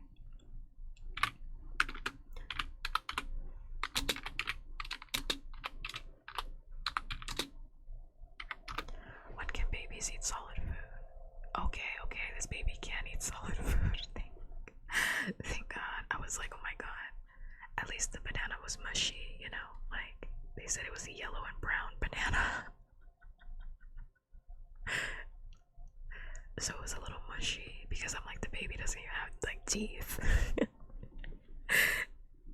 Baby has no fucking teeth. Okay, baby's gonna have solid food. Like, you know, 8 months, like 7, 6, 7, 8 months old, you know? That's when babies can have solid foods. Yeah, I don't know why, it just seemed like so early. I guess babies do eat solid food pretty early. I don't know why that seemed really early to me. I thought babies like drank milk for like an entire year. Seriously. Like, I thought they drank milk for like a year. It just feels like that period is so long, but apparently not. Okay. Yeah, 6 to like 9 months. You know? And then like 9 months. And then like 9 months, they start eating like crunchy foods. You can give them heavier foods. And then like a year, you know, they start eating the solid stuff. Like real solid stuff. By the way, oh my God, some baby food, this has nothing to do with anything, but like some baby food is genuinely so delicious. Like some baby food is like, oh my God, so good. I've taken care of so many babies. When you try to get them to eat, like you have to have a little bit of it yourself. You just go, oh, look how good it is. You gotta trick them. You gotta be like, oh my God, oh, it's so good. But like sometimes that food really does smack. I'm like, oh my God, this is actually good. This is so good.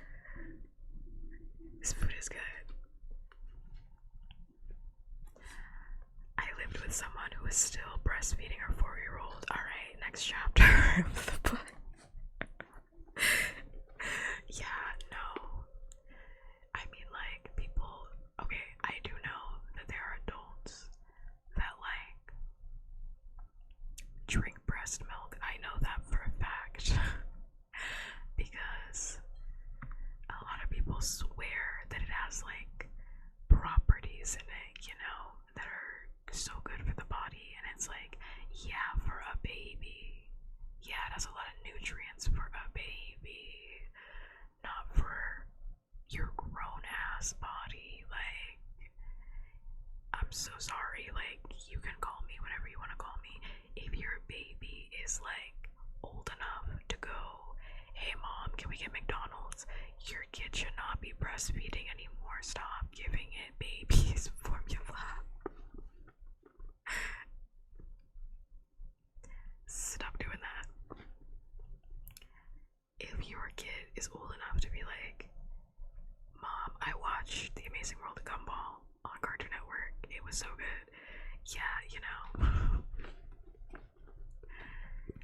Apparently that's what we're supposed to be doing, but it's normalized. What? To breastfeed until they're 4? That's not true. Wait, that's not true. Wait, that's like what? Okay, so I didn't know that, like, you know, they start eating solid foods at like 6 to 7 months, but it's like I knew damn well that like babies, like toddlers aren't breastfeeding. Wait a minute, toddlers are not breastfeeding. That's not true.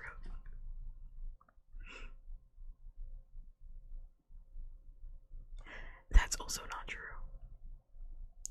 Listen again, I'm not I'm not a mom, and I'm not a dad, and I'm not a parent. I have never had children. But I've worked with kids like a lot, and I've taken care of kids like babies from ages like fresh out the womb to like toddlers. It doesn't make your kid smarter. Like, you're just feeding them. I mean, like, there's no like downside, I guess, to like feeding your toddler breast milk. It's just like you probably shouldn't be doing that, you know. It's just kind of like a strange thing to be doing. Like, there's no downside. You're not hurting your child by doing that. It's just a strange thing to be doing. Honestly, and when I say, okay, let me clarify that, because when I say it's a strange thing to be doing, I do know it's a mom thing. It's a mom thing entirely, or not a mom thing, because anybody can breastfeed. Anybody can breastfeed. It's a parent thing. Some parents feel really close to their child when they breastfeed, so they're like, oh, I just want to keep doing this. But like, you have to literally stop yourself. Like, you're the parent in this situation. Like, why are you breastfeeding your child when your child is 3 years old? Like, you have to stop. Like, I know you feel, because I forgot about that. I actually know that as a fact, that like a lot of parents that breastfeed, they're like, oh my god, I just feel really close to my child. Like, it's like they feel like a certain, like, I don't know, instinct. Like, they just feel very close to their child when they breastfeed. So they're like, I never want to stop breastfeeding. And it's like, okay, but like, you have to, you know that, right? Like, you have to stop. You have to stop.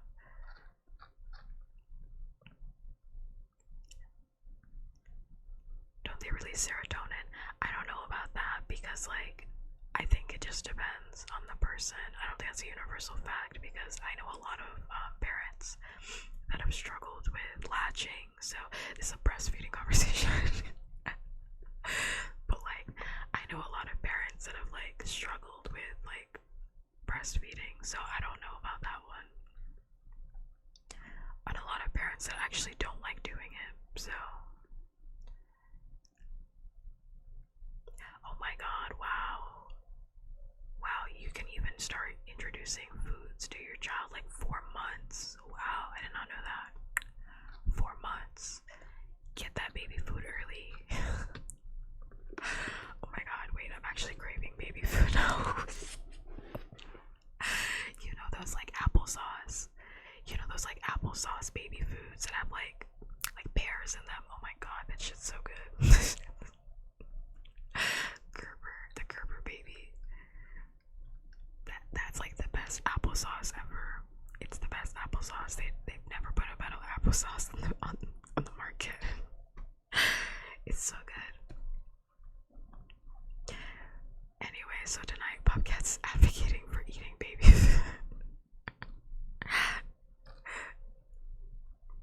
I mean, some baby food is really good though. It's good. It's really good. Next ASMR stream is just me eating baby food. I should go see if they have those applesauce ones, but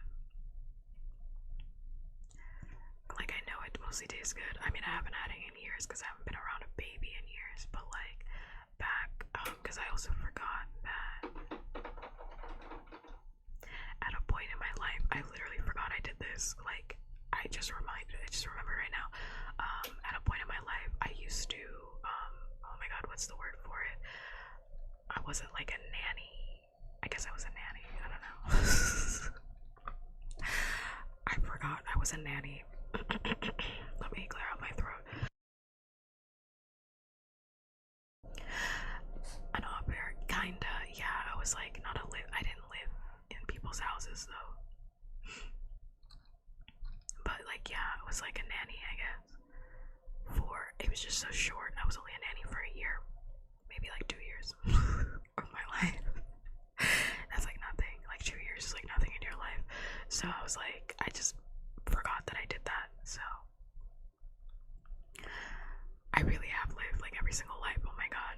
Yeah, I forgot I was a nanny because I was like, I've eaten a lot of baby food. Like, why is that?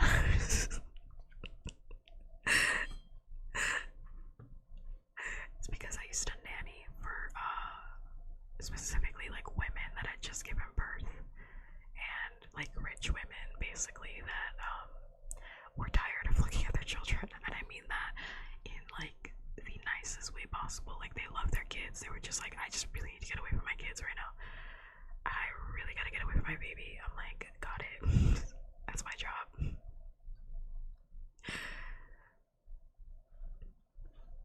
It's way easier to ask what you haven't done. Probably, yeah. I honestly forgot that I did that because like I didn't like doing it. And that's how I knew I didn't really want to work with like babies ever again. Ever in my life. If I could avoid it, I was like, I'd never want to work with babies. But like, some baby food is really good. It really is. Like, damn, I'm like craving that applesauce. I used to eat so much of that because I used to eat so much of it because children obviously don't eat everything on their fucking plate, which means I would just eat it. Because I would be around like these rich women that would always be like, oh, just throw it away. But it's like, I don't know, I felt very weird about throwing away perfectly good food for the most part. Like, they would buy like these lavish meals and just be like, oh yeah, if you don't want any of it, throw the whole thing in the garbage. I'm like, what? So it's like, I wasn't gonna throw it away. Even if it was like applesauce, it's like, I'll just eat it, you know? If it's like, I hate food waste, you know, I'll just eat it. I'll just eat it, it's fine. Oh my god, and I had this baby. I'm gonna get back to reading, but I had this baby that would literally like seriously never eat unless I ate first. Like, I had to eat half the meal first, and then this baby would eat. Like, they had to watch me sit there and eat like half the meal, and they'd be like, alright, it's safe. It's safe. I believe you. Like, they would just spit it out. Like, unless I ate like half that meal, like, they would just spit it out. They were like, you first. Every single time. You first.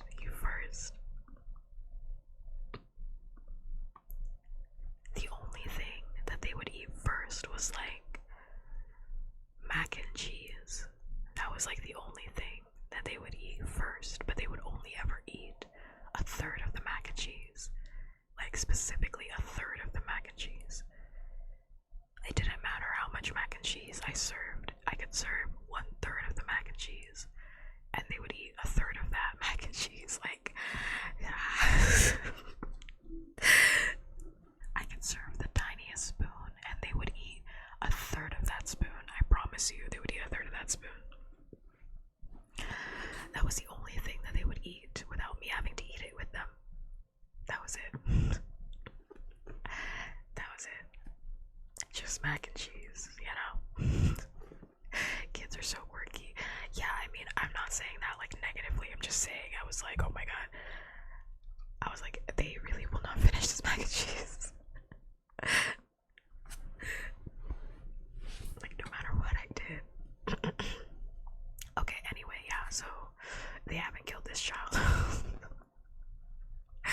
That's all to say, they haven't killed this child. Okay. Oh my god, I want a Coca-Cola right now. This has nothing to do with anything. I just want a Coca-Cola. I'm craving a Coca-Cola. Craving it. Craving it. Okay, let me find where we were. Let's see.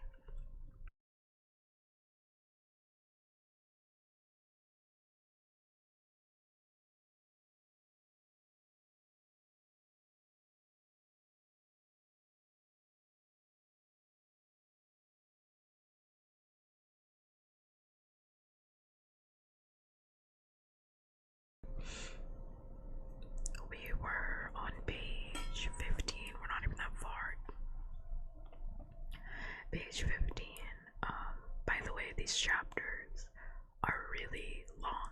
There's only a couple of chapters in the entire book, but there's like, again, I think there was at least like 500 pages, so there's only like a couple of chapters, so I think each chapter is gonna be pretty big. So don't get surprised if you don't hear chapter 2 for a while. Maybe, I'm not quite sure where are we at right now. 15. Oh, well, maybe, I don't know. Why was that? We'll see, maybe chapter 2 is closer than I thought.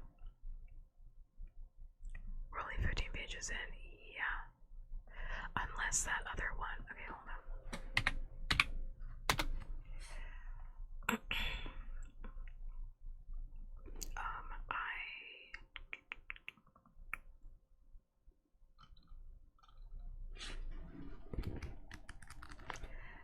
Yeah, okay, well, we'll see.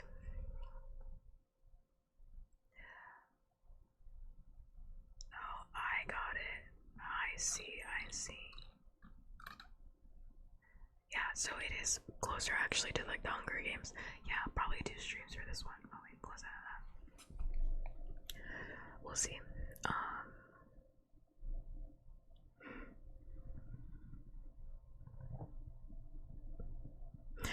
Yeah, I mean, I barely read this page, so let's just start. I'm gonna reread it. I barely read this page.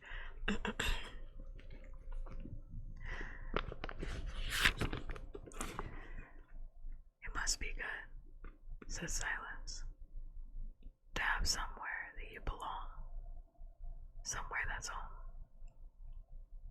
There was nothing wistful in the way he said this. His voice was drier than the desert's, and he said it as if he were simply stating something unarguable. Mrs. Owens did not argue. Do you think we'll have to wait long? Not long, said Silas. But he was wrong about that. Up in the amphitheater on the side of the hill, the debate continued. That it was the Owenses who had got involved in this nonsense rather than some flipper gibbet Johnny come ladies. What? Flipper to gibbet Johnny come ladies. Yeah, that's what that says. Flipper. It was the Owenses who had gotten involved in this nonsense rather than some flipper to gibbet Johnny come ladies. Wow, that's a good one. That's a good one. That's a good one. That is a good one. it's this baby. Counted for a lot for the Owenses. Wow, that like took me off.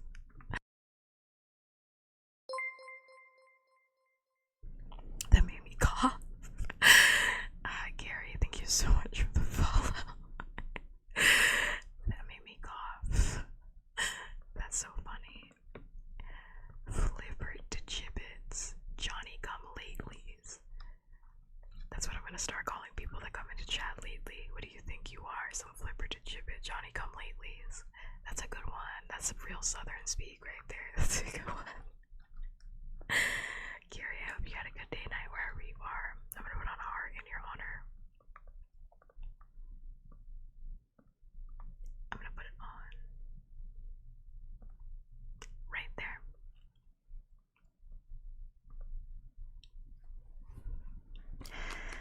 Counted for a lot. For the Owenses were respectable and respected. That Silas said volunteered to be the boy's guardian had waned. Silas was regarded with a certain weary awe by the graveyard folk, existing as he did on that borderline between their world and the world they had left. But still, a graveyard is not normally a democracy, and yet death is the great democracy.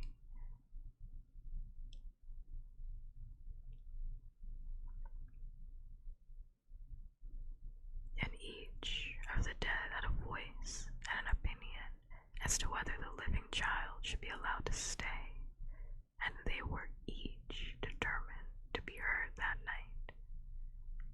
I've heard Johnny come lately. I've heard Johnny come latelys because Satan actually uses that. Like, I've heard Johnny come latelys before. I've actually heard that one. It was the flipper to gibbet that got me. I said flipper to gibbet. What the fuck is flipper to gibbet? That was the part that like threw me off. I've never heard of flipper to gibbet in my entire life. Like, what is that? A flipper to gibbet is a frivolous, flighty, or excessively talkative person. So everybody who has ever existed in the Pupcats chat,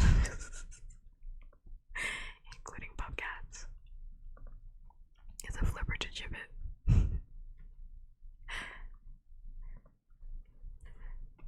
That's funny, yeah, but Satan does use Johnny come lately. I haven't heard Satan say it in like years, but Satan used to say that. Satan used to say that all the time when I was a babe. They were always like, what do you think you are, some Johnny come lately? I was like, what? I was like, what? But then again, like, Satan is like 3 billion years old, so like, what the fuck? No, the fuck do I know?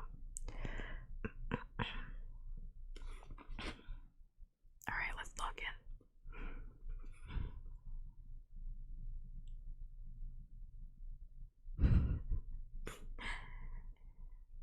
It was late autumn when the daybreak was long in coming. Although the sky was still dark, cars could now be heard starting up further down the hill. And as the living folk began to drive to work through the misty, night-black morning, the graveyard folk talked about the child that had come to them and what was to be done. 300 voices, 300 opinions. Nehemiah Trott, the poet, from the tumbled northwestern side of the graveyard, had begun to declaim his thoughts on the matter. Although what they were no person listening could have said when something happened.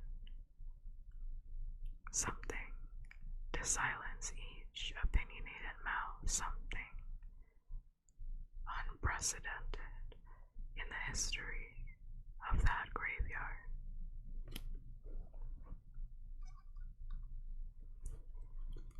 A huge white horse, of the kind that the people who know horses would call a gray, came ambling up the side of the hill.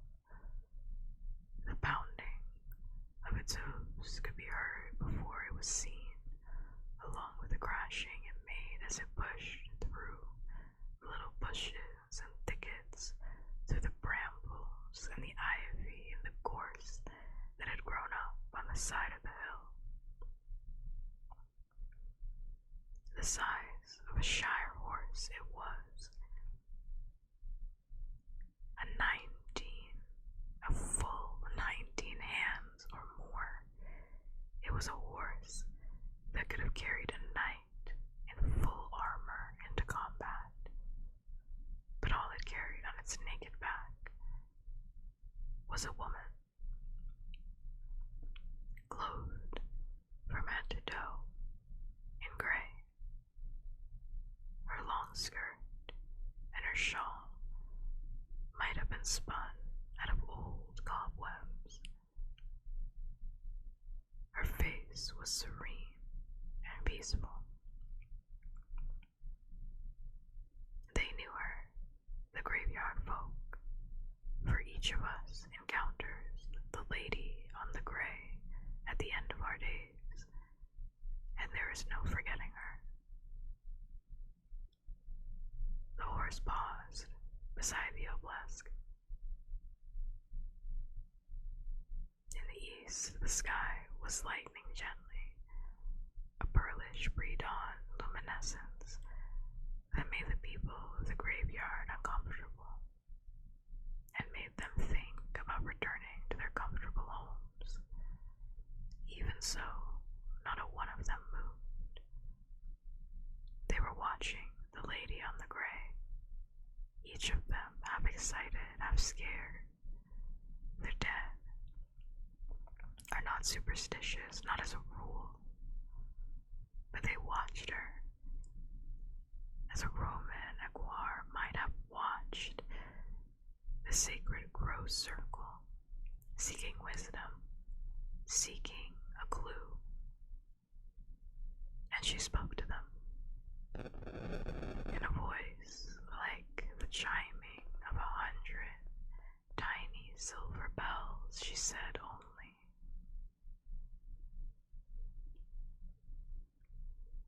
"The dead should have charity." And she smiled.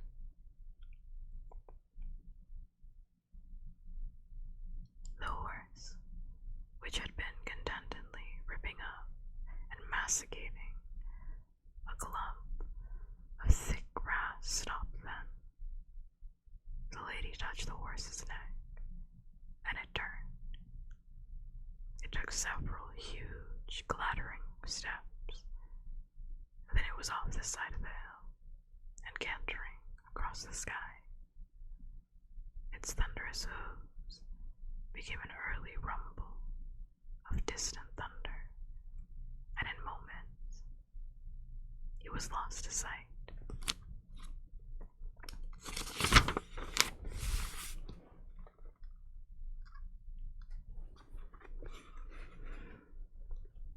That, at least, was what the folk of the graveyard who had been on the hillside that night claimed had happened.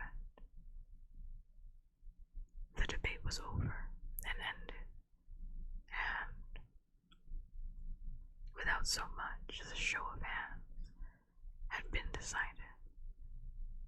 The child called Nobody Owens would be given the freedom of the graveyard.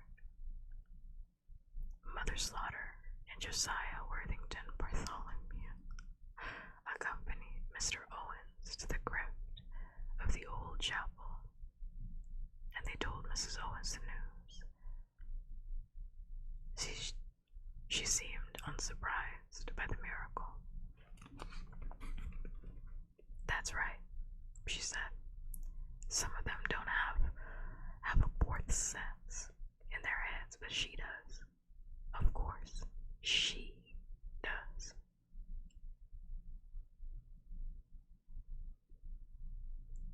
Before the sun rose on a thundering gray morning, the child was fast asleep in the Owens' fine little tomb. For Master Owens had died the prosperous head of the local cabinet makers guild, and the cabinet makers had wanted to ensure that he was properly honored. Silas went out for one final journey before sunrise. He found the tall house on the side of the hill, and he examined the 3 bodies he found there, and studied the pattern of the knife wounds. When he was satisfied, he stepped out into the morning star, his head churning with unpleasant possibilities, and he returned to the graveyard, to the chapel spire, where he slept and waited out the days. In the little town at the bottom of the hill, the man Jack was getting increasingly angry. The night had been one that he had been looking forward to for so long. The culmination of months, of years of work, and the business of the evening had started so promisingly. 3 people down before any of them had even had the chance to cry out. And then it had gone so maddeningly wrong. Why on earth had he gone up the hill when the child had so obviously gone down the hill? By the time he had reached the bottom of the hill, the trail had gone cold. Someone must have found the child, taken it in, hidden it. There was no other explanation. A crack of thunder rang out, loud and sudden as a gunshot, and the rain began in earnest. The man Jack was methodical, and he began to plan his next move, the calls he would need to pay on certain of the townsfolk, people who would be his eyes and ears in the town. He did not need to tell the congregation he had failed. Anyway, he told himself, edging under a shop front as the morning rain came down like tears. He had not failed. Not yet. Not for years to come. There was plenty of time. Time to tie up this last piece of unfinished business. Time to cut the final thread. It was not until the police siren sounded, and first a police car, then an ambulance, then an unmarked police car with a siren blaring sped past him on their way up that hill. Then reluctantly, the man Jack turned up the collar of his coat, put his head down, and walked off into the morning. His knife was in his pocket, safe and dry in inside she, protected from the misery of the elements.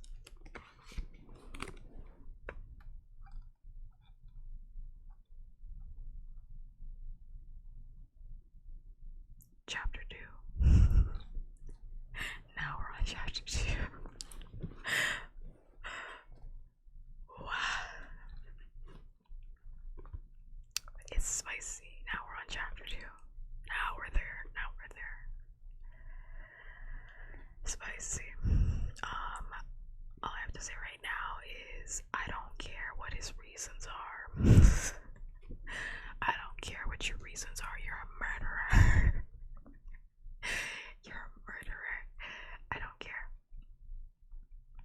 We're gonna find out at the end that the man Jack is actually the hero in this entire story. Like, he's actually justified. He's like justified. He's like, yes, this family actually, they murdered my family, so I had to do it. I had to do it. It's like, oh no. But I don't care because he was gonna kill a baby and that baby didn't do anything, so. I mean, like, the parents, in hindsight, I don't think the parents, I don't know the end of the story, but like, I don't think the parents did anything either, and definitely that little girl didn't do anything, so. That little girl didn't do anything. So I'm gonna hedge my bets here and say that he's evil. He's evil. Okay.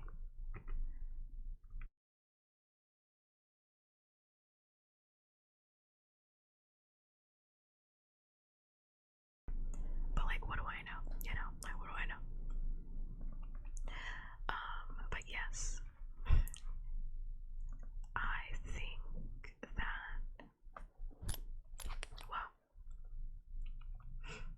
so far I'm really liking the book. I like the energy of the book. I think it's really funny. I genuinely think it is really funny that they fed the baby bananas, like like a whole banana, like you didn't even think to put it in a bowl or cut it up. That's my favorite part of the entire book. Like, they just were like, here you go, this is food, this is human food. Here you go. Also, like, insane that it took the lady in, what was her name? What's her name? The lady in gray. The lady in gray, like why did like 300, the lady on the gray, I don't know why 300 people were debating murdering a baby. Very strange graveyard, very strange.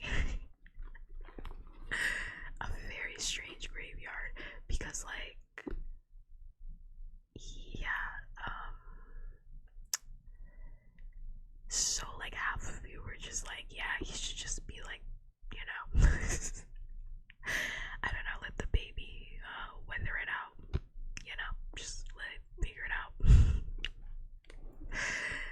It's like, alright, I don't know if I love that. I don't like the vibe of the graveyard only because of that. That was giving me like bad vibes. Because I did not love the fact that they were debating all night. That's what they said. They were debating all fucking night whether or not to kill this fucking baby. They said a matter of death is a great democracy. Excuse me, I didn't even have time to think about that line. Yeah, death is a great democracy. I'm sure they had meant that, like, oh, they're expendable. I mean, yes, but also it took divine energy. Like, literally, Jesus had to come down and be like, yeah, maybe let's not kill the baby. Goodbye. Like, maybe let's not kill the child, It's strange, that's all I'm saying. It's just very strange, so I'm not liking the energy that this kid is growing up around. I feel feel so bad for Mr. Nobody. I'm saying Mr. like he's a grown man. My baby nobody. Nobody Owens. I feel so bad.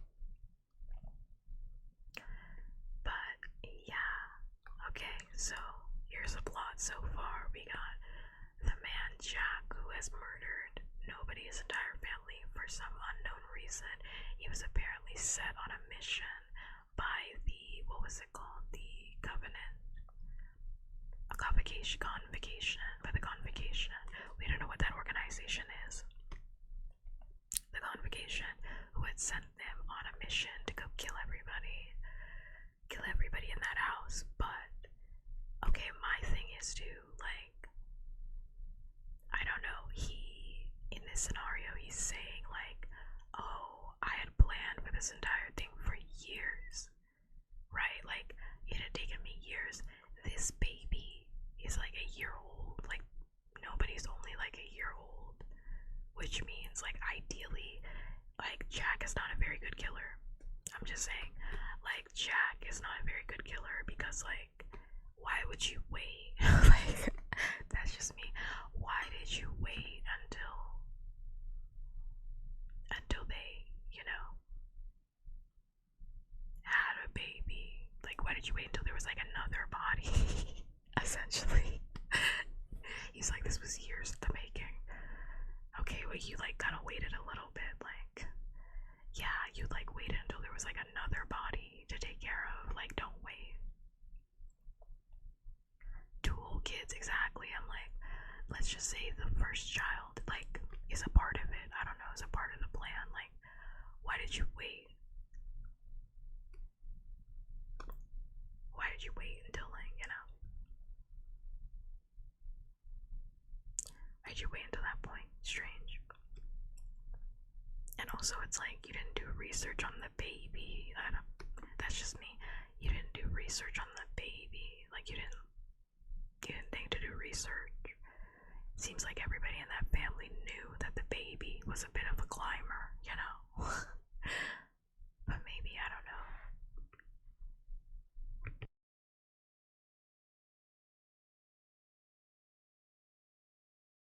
But maybe, I don't know, it has to be like, because I would have chosen a different weapon that wasn't the knife. I'm just saying, like, I'm just saying, I would have chosen a different weapon that wasn't the knife, so that we could have, like, avoided it, you know? This situation. Probably a bunch of red tape. I mean, I'm assuming, I'm just pointing out what I'm thinking, you know, as I'm reading all of this. Also, hi gaming.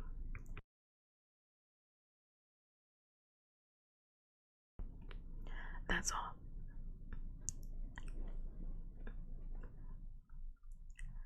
Yeah, but I feel so bad for nobody. I feel so bad for nobody Owens' family. They deserved better. I'm sad for them. Hello, hi, yo. This poor little child. Poor child. Okay, let's start on chapter 2. Chapter 2. Page 18. A new friend.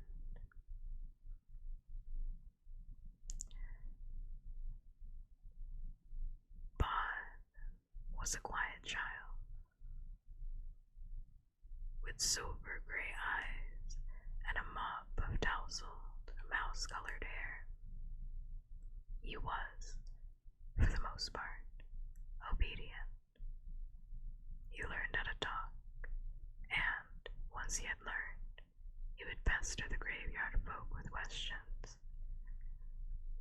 Why amped I allowed out of the graveyard? He would ask. Or, how do I do what he just did? Or, who lives in here? The adults would do their best to answer his questions, but their answers were often vague, or confusing, or contradictory. And then Bod would walk down to the old chapel and talk to Silas. I miss fashion, I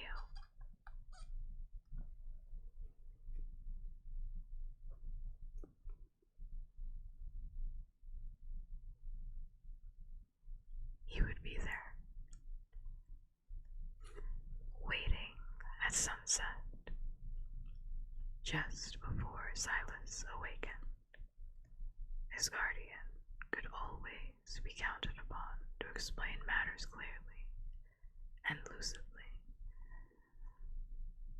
and as simply as Pod needed in order to understand.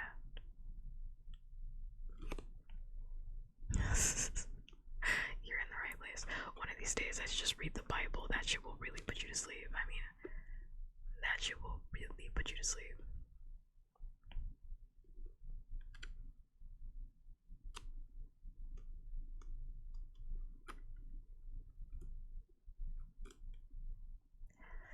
I know Miss Fashion Mark. Mac. Mark. Mark. Yeah, I was like, I don't need your introduction. I got it. I was here. I was here. I was at the club. I was already here. We were at the club. We were already here.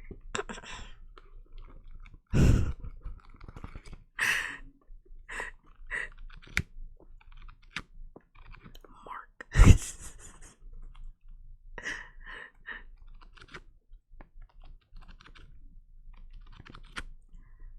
But that is nice to hear a game, eh? Crazy. Got me so fucked up. I called you the wrong fucking name. See how fucked up you got me? Marcus Doubleton. Out here confusing me with your other chatters. I actually don't really have a chatter named Mark, so we can fix that. If anybody here is named Mark, please follow. Add to the kennel. Please follow. Let's change that.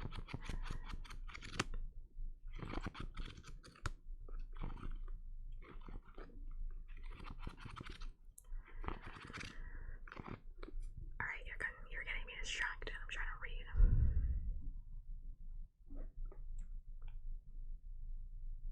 Now I gotta restart everything.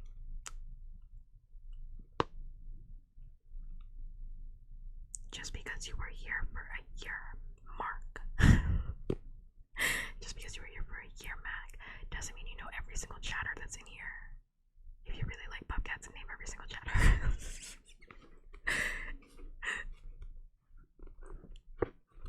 Name every single chatter that's in here. Yeah, name every single last chatter that's ever been in here. Yeah. If you're a real one, you would know every single last chatter. Yeah. Yeah, name them in alphabetical order.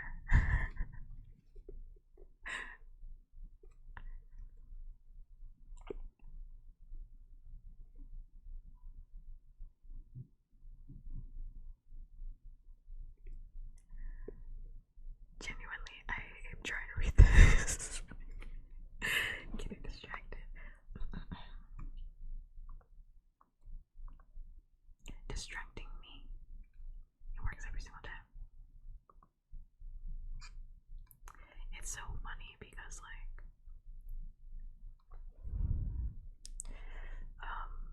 I know I say I got distracted. I get distracted all the time. But, like, back when I was a teacher, all those years ago, you know, when I was young, and I still had light in my eyes,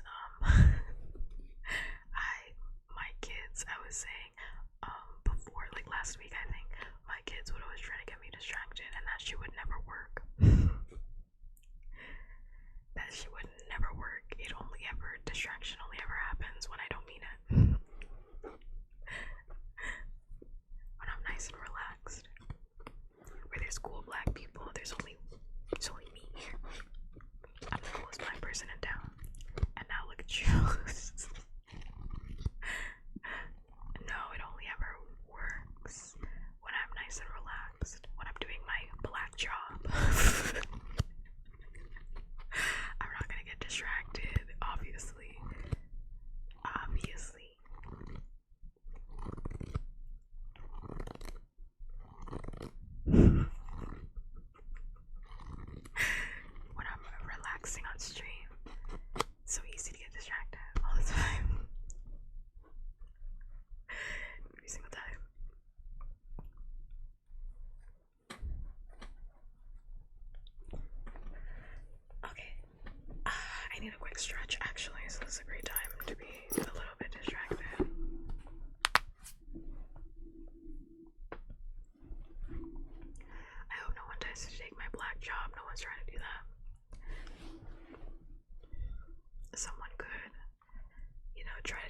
place on, streaming.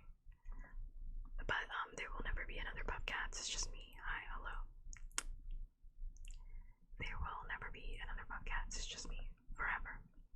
And if someone tries to say that there is another Bobcats, or if someone calls themselves Bobcats, they're not Bobcats. It's only me. Thank you. Thank you. Even if someone calls themselves Pup/Cats, it's just me. It's still me. Thank you, by the way, for the thirster redeem. I don't want to drink water. You know what I want to drink? I want to drink Coca-Cola. But I'm gonna drink water like a loser.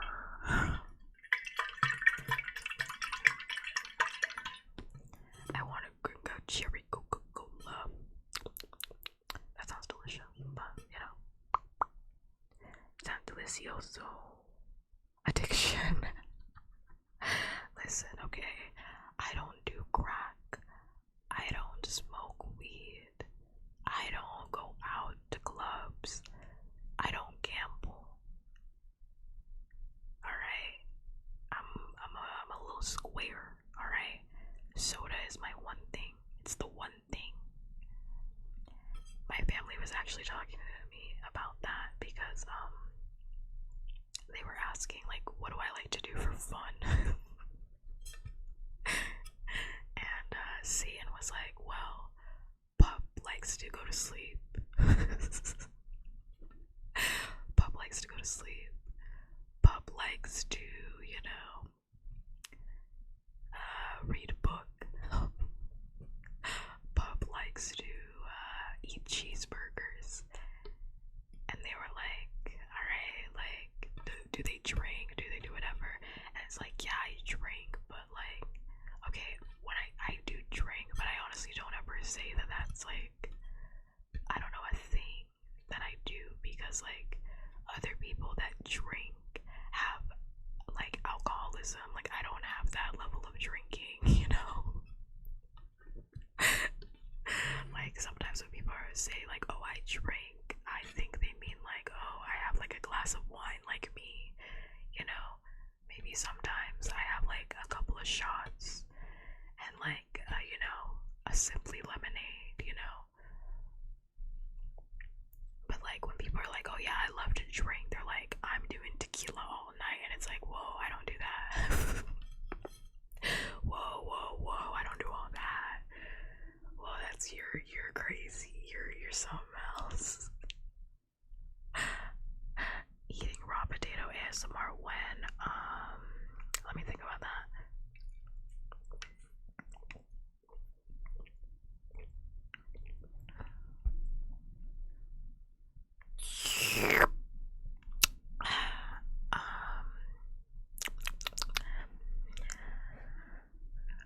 I don't want to eat a raw potato, so never. So never. Yeah, I don't want to eat a raw potato. I'm not drinking anything all night. I'm not drinking shit all night. Like anything all night is too much. I'm not doing anything all night. Don't ask me to do anything all night. I don't want to do that. Whatever it is you're about to ask me, I don't want to do that. Doing something all night, yeah, no thank you. All night, I don't want to do anything all night. Drinking all night sounds miserable.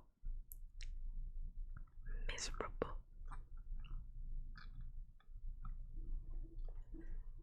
But I can eat one Cheeto for you if you're craving like a raw, if you're craving like a crunchy sound. I have exactly one Cheetos puff. I can eat that for you, if you're feeling. This is the one free thing I can do for you. I'll chew on this. Those Cheetos during the intermission before chapter 2 really takes off,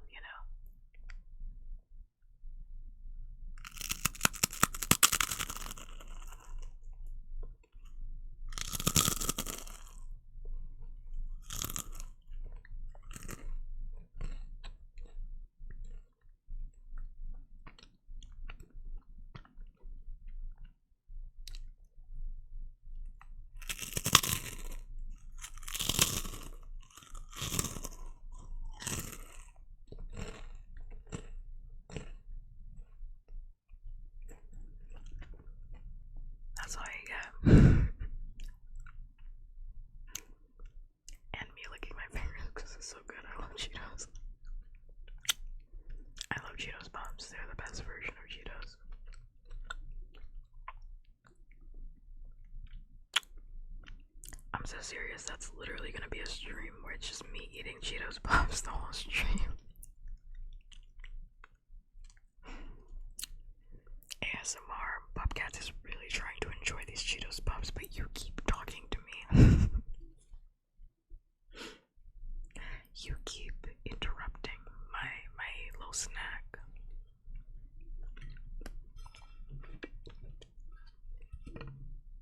With your incessant chatter.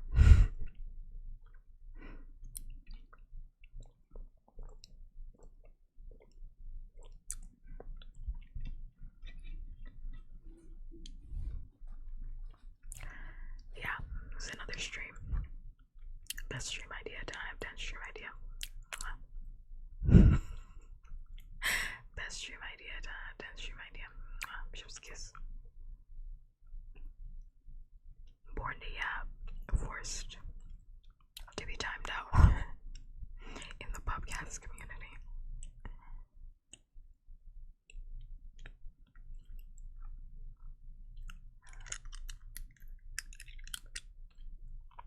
Okay, the Cheetos are out of my mouth. Let's go back to reading. Let's go back to reading. Let's read it up. Let's get back to the depression. We love the depression. Let's get back to that.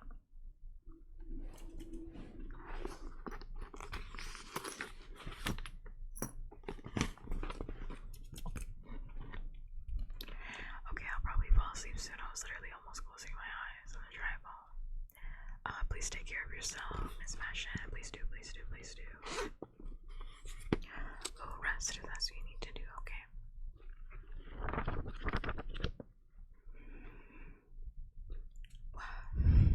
I'm just gonna start over page 19 because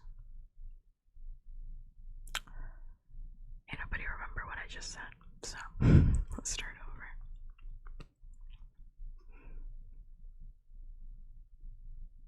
You would be there, waiting at sunset just before Silas awakened. His guardian could always be counted upon to explain matters clearly and lucidly and as simply as Bod needed in order to understand.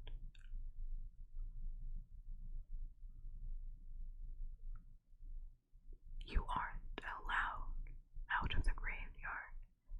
It's art, by the way, not amped, not these days, because it's only in the graveyard that we can keep you safe.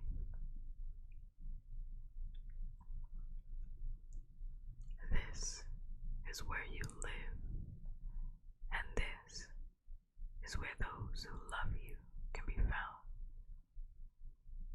Outside will not be safe for you, not yet. You go outside. You go outside every night. I am infinitely older than you, lad. And I am safe wherever I am. I'm safe there too. I wish that were true. But as long as you stay here, you are safe. Or how could you do that? Some skills can be attained by education, and some by practice, and some by time. Those skills will come if you study. Soon enough you will master fading and sliding and dream walking. But some skills cannot be mastered by the living, and for those you must wait a little longer. Still, I do not doubt that you will acquire even those in time. You were given the freedom of the graveyard, after all, Silas would tell him. So the graveyard is taking care of you. While you are here, you can see in the darkness. You could walk some of the ways that the living should not travel. The eyes of the living will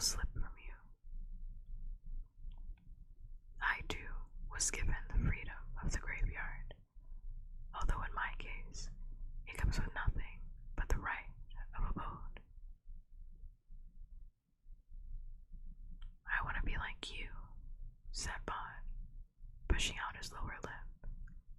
No, said Silas firmly. You do not. Or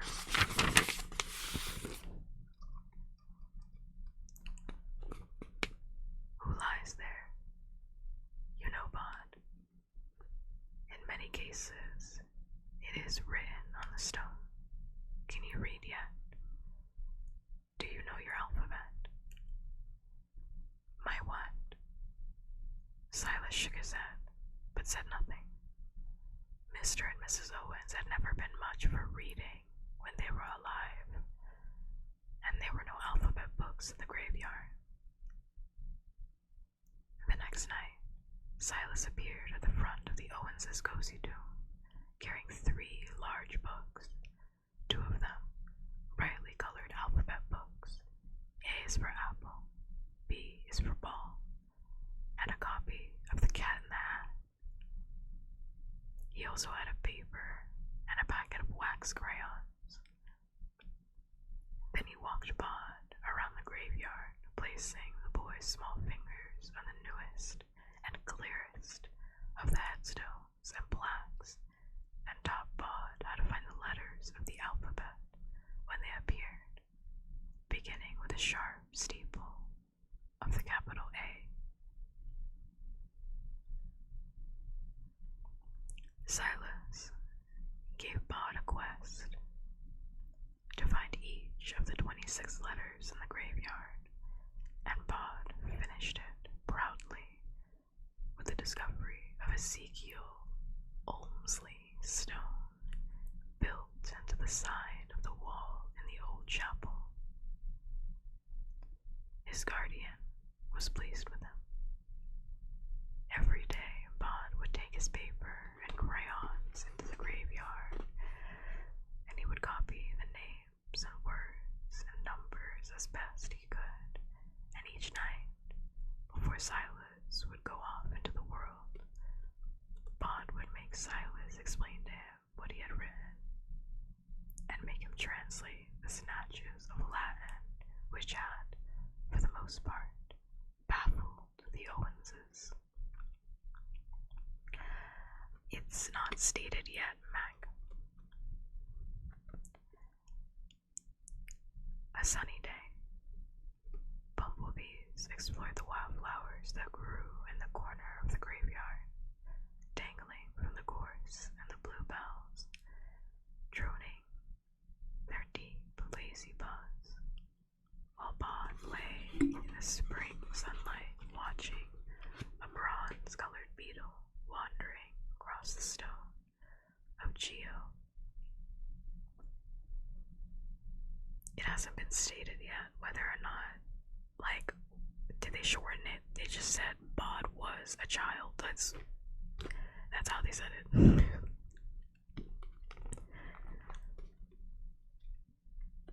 So that's how they said it.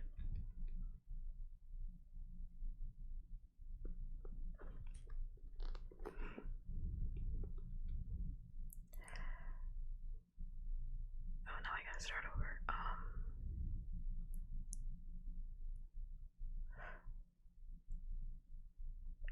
While Bond lay in the spring sunlight, watching a bronze-colored beetle wandering across the stone of Geo Reader, his wife, Dorcas, and their son, Sebastian, Fields ad mortem. Bond had copied Dorcas, okay. Bond had copied down their inscription. And now he was only thinking about the beetle when somebody said, "Boy, what are you doing?" Bond looked up. There was someone on the other side of the gorse bush, watching him. "Nothing," said Bond. He stuck out his tongue. The face on the other side of the gorse bush crumpled into a gargoyle, tongue sticking out, eyes popping. Then was good, said Bond, impressed. I can make really good faces, said the girl. Look at this one. She pushed her nose up with one finger, creased her mouth into a huge, satisfied smile, squinted her eyes, puffed out her cheeks. Do you know what that was? No. It was a pig, silly. Oh, Bond thought. You mean like P is for pig? Of course, like that. Hang on. She came around the gorse bush and stood next to Bond, who got on his feet. She was a little older than he was, a little taller, and dressed in bright colors, yellow and pink and orange. Bond, in his gray winding sheet, felt dowdy and drab. Thank you, Lacey, for the thirsty redeem. Thanks much. I'm going to take a sip. And while I'm doing that, we are doing a regularly scheduled ad break, so if you're hungry, tired, or sleepy, please make sure to head out, take care of yourself in whichever way sounds good for you. Yeah, as long as you're taking care of yourself, please do whatever you need to do if you haven't already.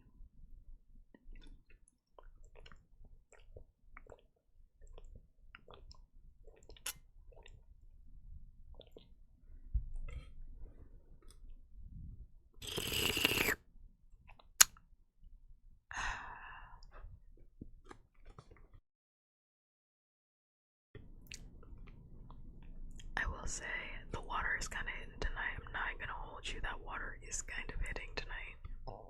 It's very good.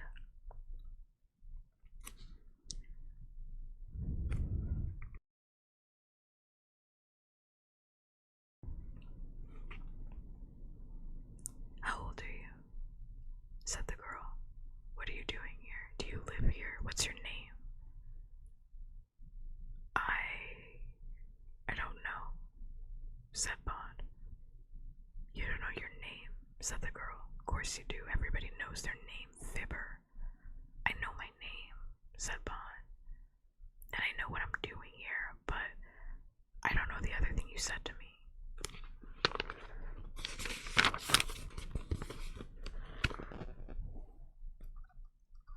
How old you are?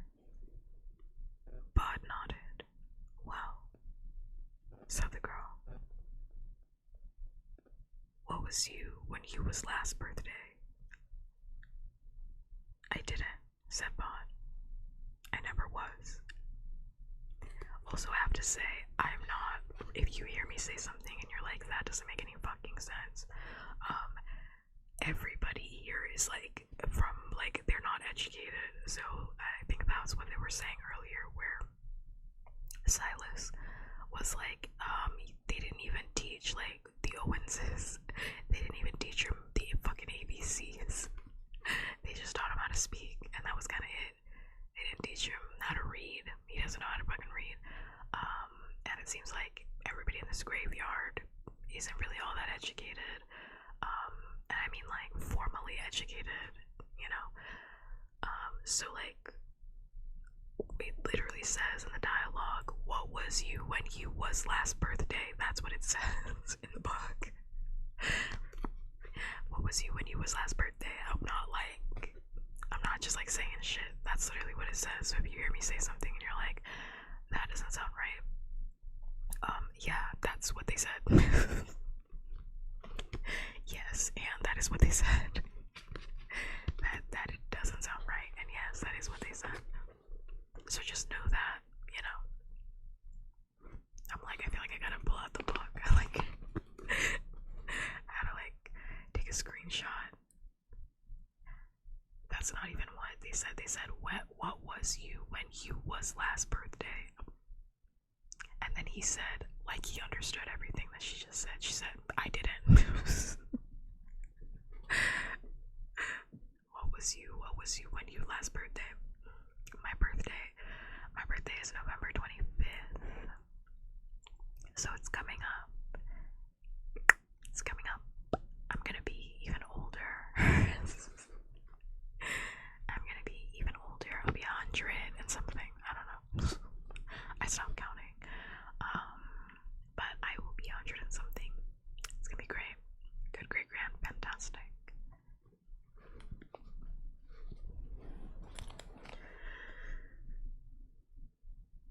I didn't. Said Bon. I never was. Everybody gets birthdays. You mean you never had cake or candles or stuff? Bod shook his head. The girl looked sympathetic. Poor thing. I'm 5. I bet you're 5 too. Bod nodded enthusiastically. He was not going to argue with his new friend. She made him happy. Her name was Scarlett Amber Perkins, she told him, and she lived in a flat with no garden. Her mother was sitting on a bench by the chapel at the bottom of the hill reading a magazine, and she told Scarlett to be back in half an hour and to get some exercise and to not get into trouble or talk to strangers. I'm a stranger, pointed out Bod. You're not, she said definitely. You're a little boy. And then she said, and you're my friend, so you can't be a stranger. Bod smiled rarely, but he smiled then, hugely, and with delight. I'm your friend, he said. What's your name? Bod. It's short for nobody. She laughed then. Funny sort of name, she said. What are you doing now? ABCs, said Bod, from the stones. I have to write them down. Can I do it with you? For a moment. Bod felt protective. The gravestones were his, weren't they? And then he realized how foolish he was being. And he thought that there were things that might be more fun done in the sunlight with a friend. He said yes. They copied down names from tombstones, Scarlett helping Bod pronounce unfamiliar names and words, Bod telling Scarlett what the Latin meant, if he already knew.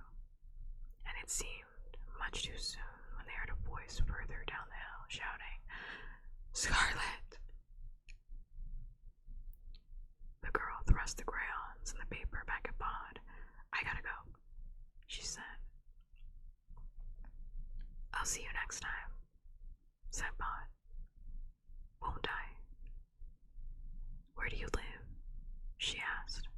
Here, he said, and he stood and watched her as she ran down the hill. On the way home, Scarlett told her mother about the boy called Nobody who lived in the graveyard and had played with her, and that night Scarlett's mother mentioned it to Scarlett's father, who said that he believed that imaginary friends were a common phenomenon at that age, and nothing at all to be concerned about, and that they were fortunate to have a nature reserve so near.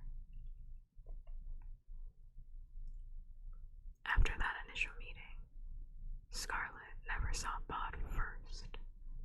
On days when it was not raining, one of her parents would bring her to the graveyard.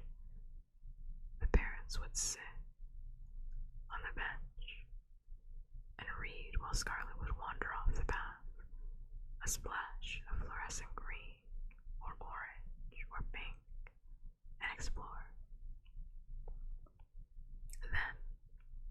was sooner rather than later, she would see a small, gray face and gray eyes staring up at her from beneath a mop of mouse, mouse-colored hair. And then Bod and she would play hide and seek sometimes, or climbing things, or being quiet and watching the rapids behind the old chapel.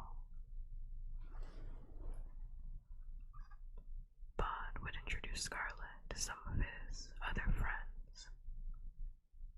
That she could not see them did not seem to matter. She had already been told firmly by her parents that Bod was imaginary, and that there was nothing at all wrong with that.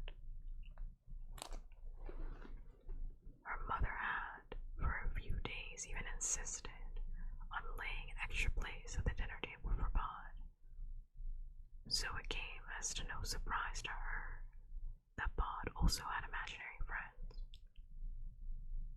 He would pass on their comments to her. Bartleby says that thou dost have a face unto a squished plum, he would tell her.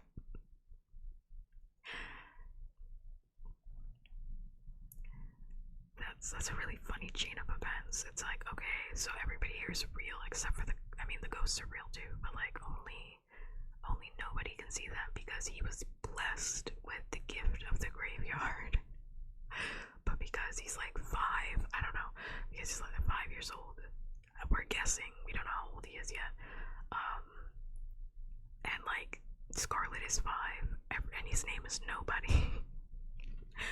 I'm also just saying, this has to be like the 90s or like the 80s, because like these are terrible, or maybe they're just terrible parents, because like if it was me, and even if it was like an imaginary friend, I would probably still go check out where my child is like hanging out every single day. That's just me. Like, I'd be like, oh, you have a friend named Nobody, because like, ma'am, that could be an adult talking to your child. Like, you didn't think about that. Like, what if it's an adult talking to your child being like, yeah, tell your parents that I'm not real. Tell your parents I'm not real and my name is Nobody. Like, I'm your imaginary friend. It's like, what? Where's the safety in this? Where's the safety?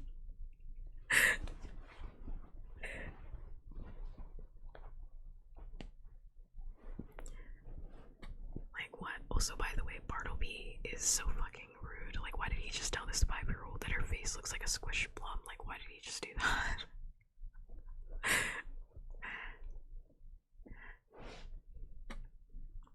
They might be Odysseus, yeah.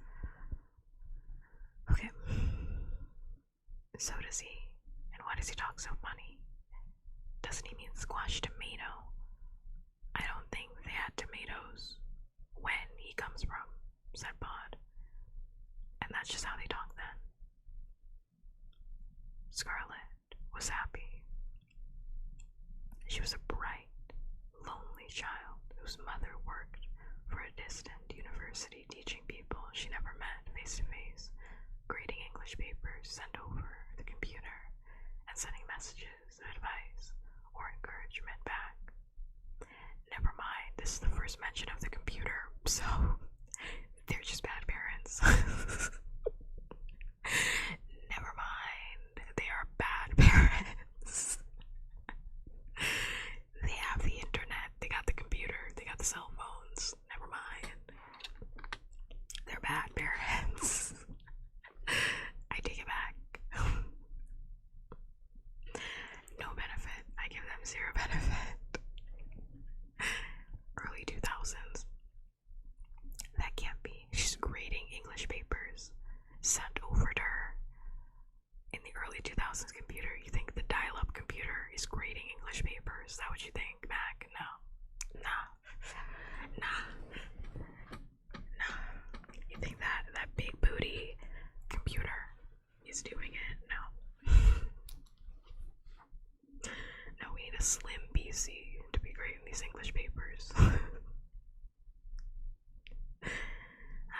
think so.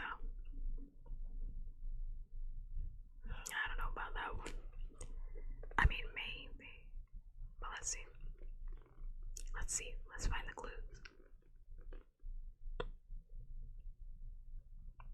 Her father taught particle physics, but there were, Scarlett told Bond, too many people who wanted to teach particle physics, and not enough people who wanted to learn it. So Scarlett's family had to keep moving to different university towns, and in each town, her father would hope for a permanent teaching position that never came.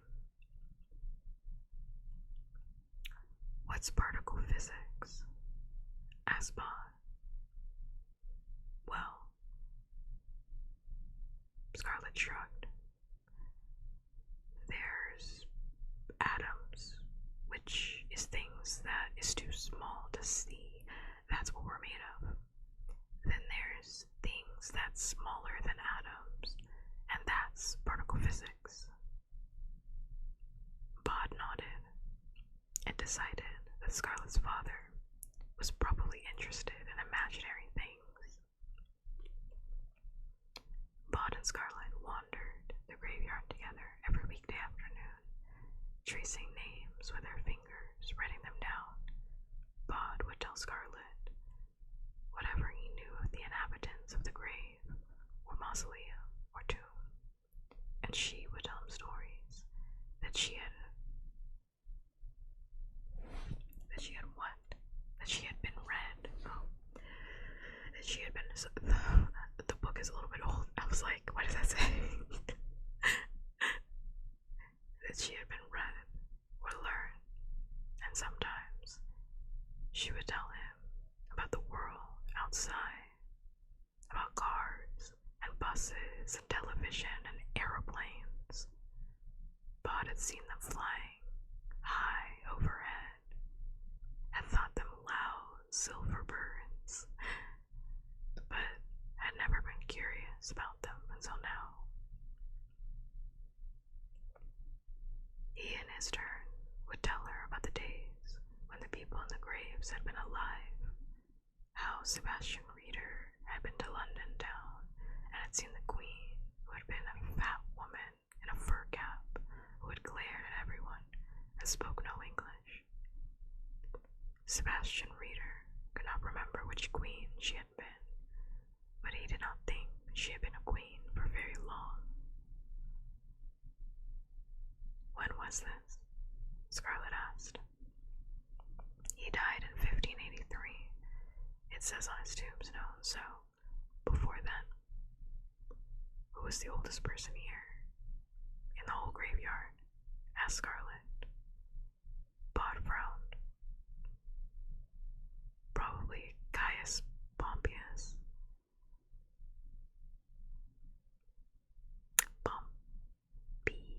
Pompeius. Yeah, I said that exactly how it, yeah.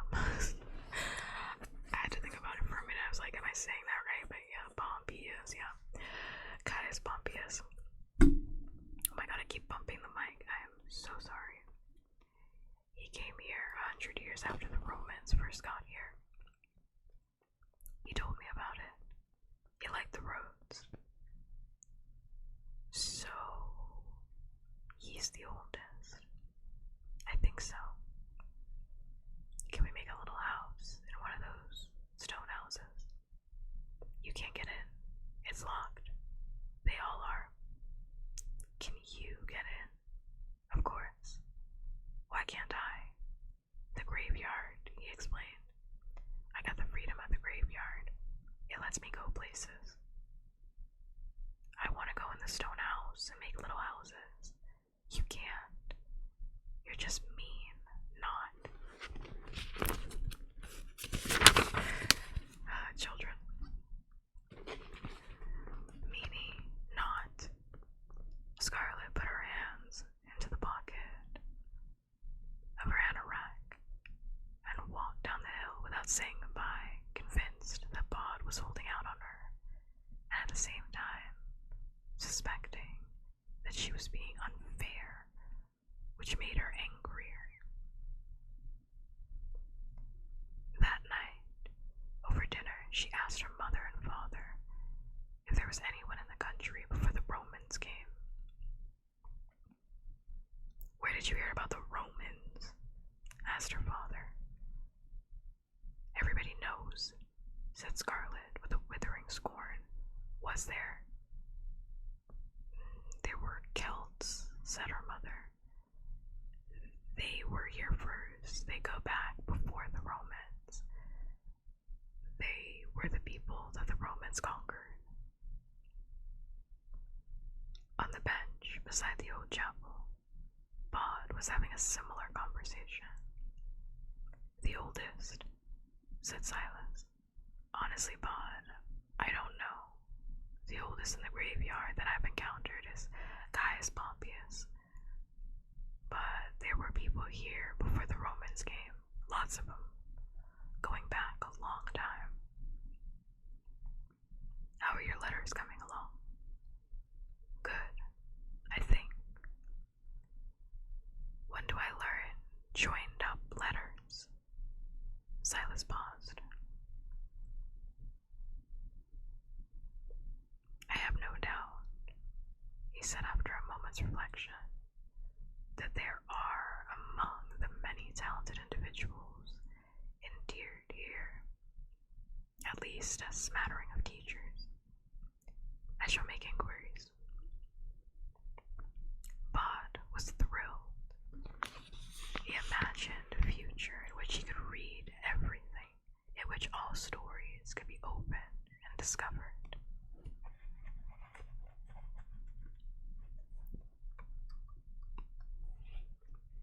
When Silas had left the graveyard to go about his own affairs, Bod walked to the willow tree beside the old chapel and called Caius Pompeius.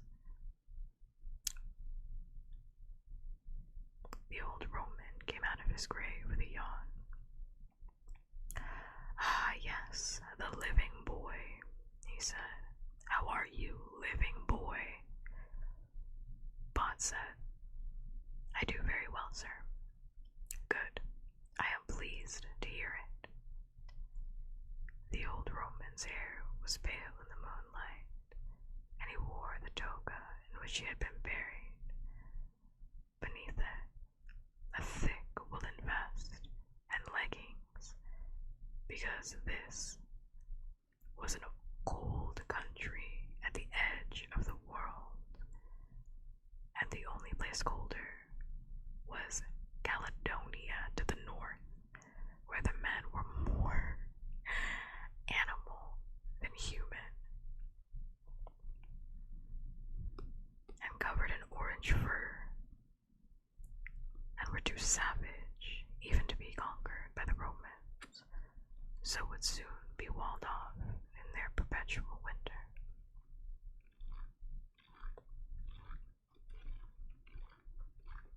I had to read your sentence memes like 4 times before I understood what the hell you said. I got it now though. I'm there. I'm locked in. Hello, head boy. Yeah, it's like a weird thing to say. "Hi, living child." Hello, breathing child. How are you? It's like I think I'm good.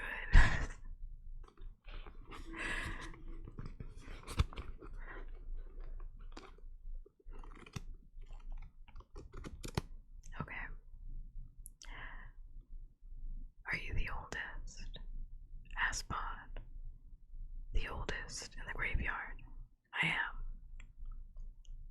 "So you were the first to be buried here?" Hesitation. "Almost the first," said Caius Pompeius. "Before the Celts, there were other people on this island. One of them was buried here." "Oh." Bod thought for a moment. "Where's his grave?" Caius pointed up the hill. "He's up at the top," said Bod. Caius shook his head. "Then why reached down and he ruffled Bod's hair. In the hill, he said, inside it. I was first brought here by my friends, followed in their turn by the locals, and the mimes who wore the wax faces of my wife, taken by a fever in the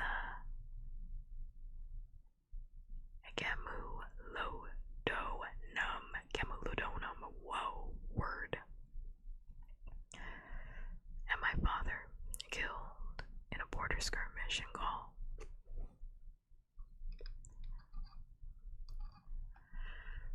"300 years after my death, a farmer, seeking a new place to graze his sheep, discovered the boulder that covered the entrance and rolled it away and went down, thinking there might be treasure.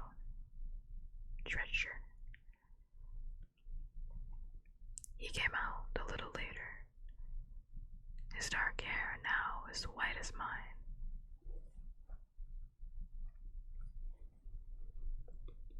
What did he see? Kea said nothing then. He would not speak of it, or ever return. They put the boulder back, and in time they forgot. And then, 200 years ago, when they were building the Frobisher Vault, they found it once more.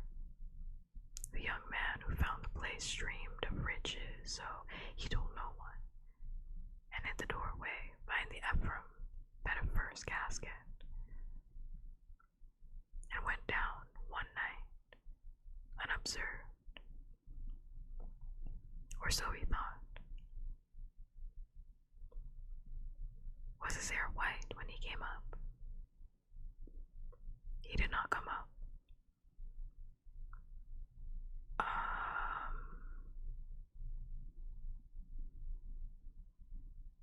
Oh.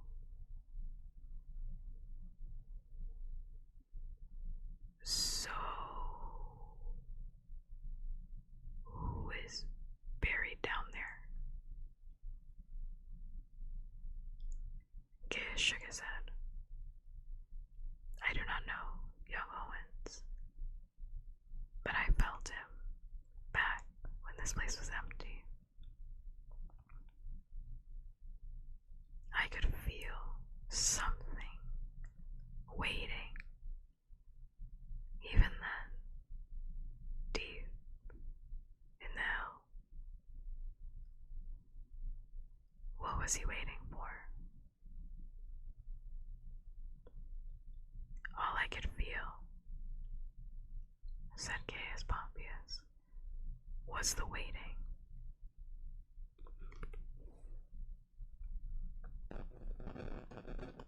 Scarlett was carrying a large picture book, and she sat next to her mother on a green bench near the gates, and she read her book while her mother inspected an educational supplement. She enjoyed the spring sunshine, and she did her best to ignore the small boy who waved at her first from behind an ivy-colored monument.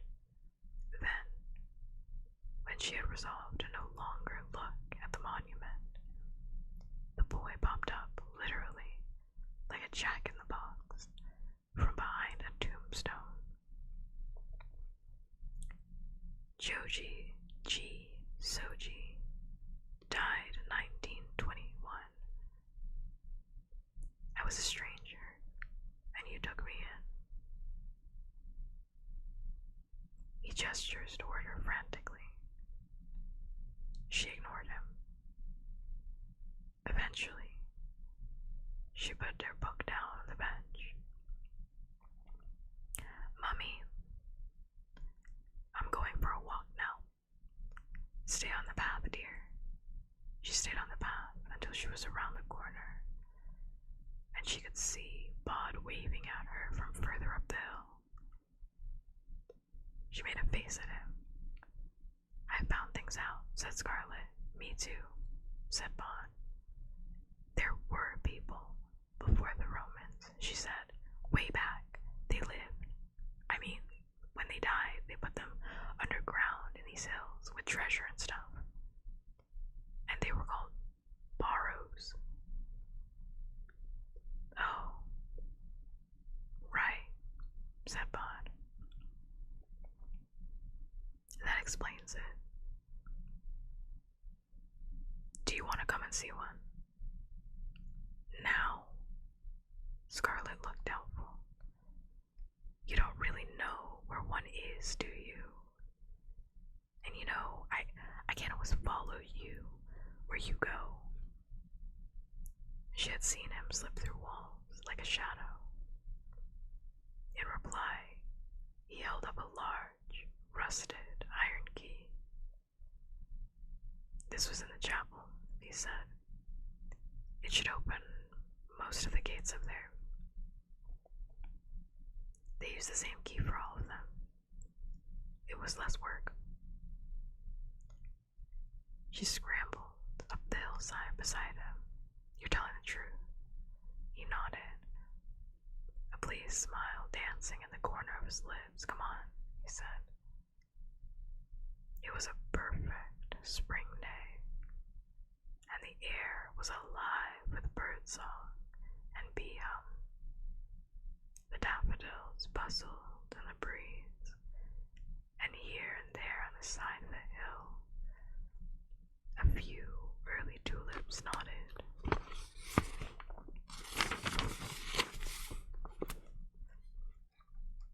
A blue powdering of forget-me-nots and fine, fat yellow primroses punctuated the green of the slope as the two children walked up the hill toward the Frobisher's little mausoleum. It was old and simple in design, a small, forgotten stone house with a metal gate for a door. Bod unlocked the gate with his key, and they went in. I just have to say, every single adult has failed both of these kids. Like, whatever happens after this point, I have no idea, but it's like, all of the adults have failed these kids because, like, how do you live in a fucking graveyard and not a single one of them was like, hey, nobody, don't go in the graveyard where, like, nobody comes out. Like, what? Like, what the hell is wrong with Gaius, by the way? Because, like, he told him that story, but wasn't like, and don't go down there. He was like, yeah, so, like, you know, people just, like, disappear down there, and there's just, like, presence that's, like, waiting, and has been around here the longest. It was around here even before I was here, you know? Anyway, good night. And it's like, yeah, like, hey, where are the Owens? Where is Mr. and Mrs. Owens? Like, go get your child. Your child is roaming free on the streets. Like, help. I'm like annoyed. I'm like, help. Your child is like roaming fucking free. Like, what are we doing?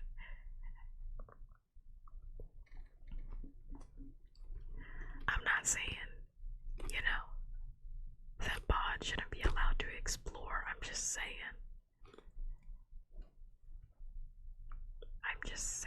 you know, that just a warning, perhaps, you know, a little note, perhaps. Pet Central didn't exist. I just think they said they failed both of these kids because I have no idea how old these kids are, but you know, they don't know how to read. So they don't know how to read, and Bod doesn't know how to write, so it's also not a good thing for him to be like Pet Cemetery. Thank you.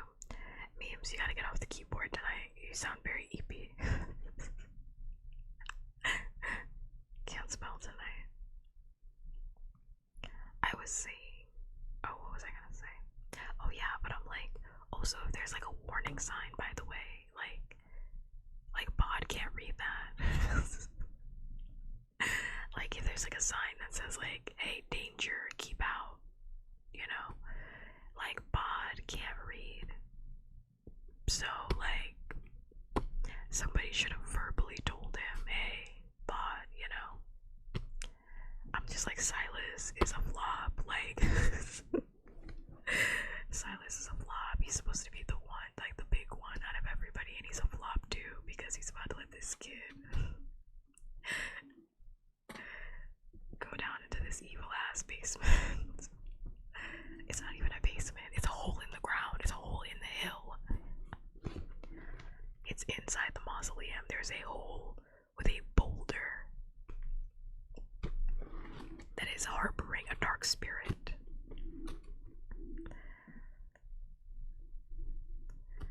If you see a metal sign with a big bold letter, walk away. And Bod would probably look at that and be like, what's the letter? Because I don't know how to read. Terrible, terrible parents. Like, this is a terrible, this is a terrible community raising, I tell you. These people aren't teaching this child shit.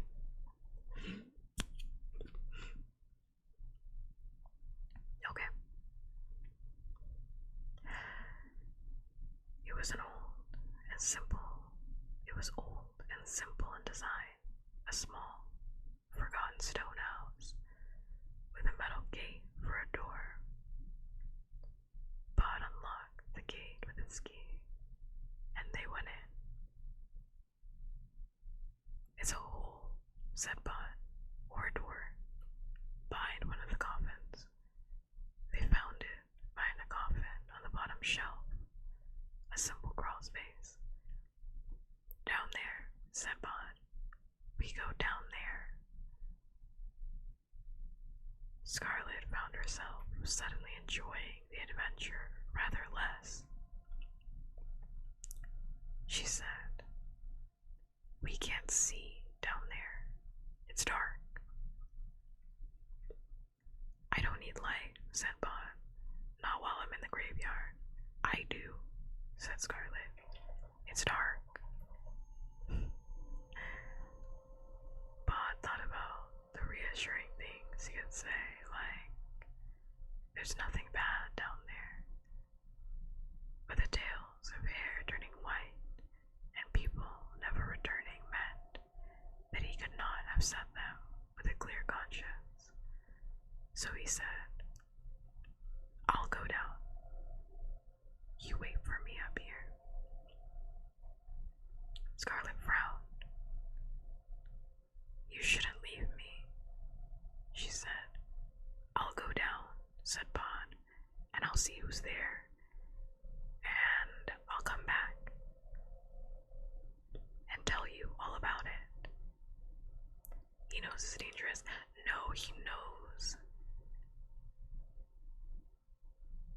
I don't think he knows that it's like dangerous, like bad. I just think it's like he knows he cannot reassure her. You know what I mean? Like, because if he knew that it was like dangerous bad, then the kid wouldn't be going down there. He's still like bent on going down there. This child is still like bent on going down. So I'm like, I don't think, like, to be completely honest, like kids are just like that, where like shit just doesn't click for them, frankly. Like you can tell a child 300 times that like something is dangerous and they'd be like, got it, so I should go down, and it's like, that's not what I said. It's like not what I said at all. So I'm like, I don't think he knows, like, I think he just knows he cannot like reassure her, you know? He's like, yeah, I mean, it's probably all good because I've been in the graveyard, but, you know, I don't hear anything, but I do, in fact. Here we go.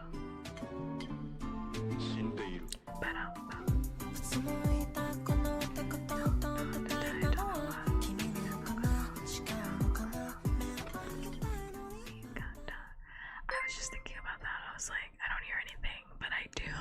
I do see it. Thank you so much for the raid.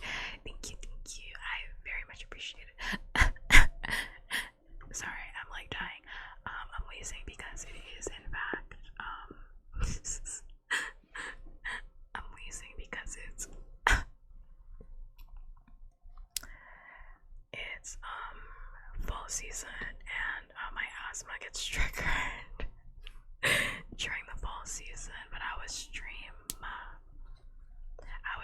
Hi, hello readers. My name is Bobcats. I am a asexual, non-binary sex demon after nothing but your heart. Those kisses were specifically for the readers, not for the scrubs already here, but I promise I love the scrubs already here. I do. Most of the time. I do. Reluctantly, I do. I use they, them pronouns, they, them, theirs. I am not a girl, even though I sound very feminine, so please don't call me one. And right now we are doing an ASMR book reading stream.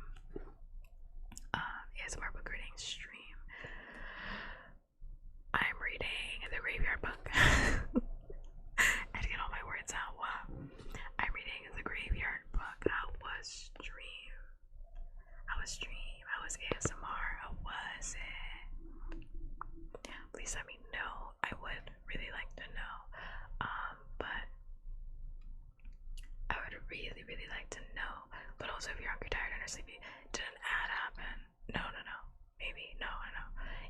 If you're hungry, tired, and or sleepy, and you head out for any reason, please feel free to do that. Feel free to take care of yourself in whichever way sounds good for you, because we really care about physical and mental health here. Also, thank you so much for the follow, Gloomas. I really do appreciate it. I hope you're having a good day, night, wherever you are. I'm gonna put on a heart in your honor. I hope that it's good for you. Yes. I'm gonna put on this art over here. Yeah, I hope stream was good. I hope ASMR was good, guy.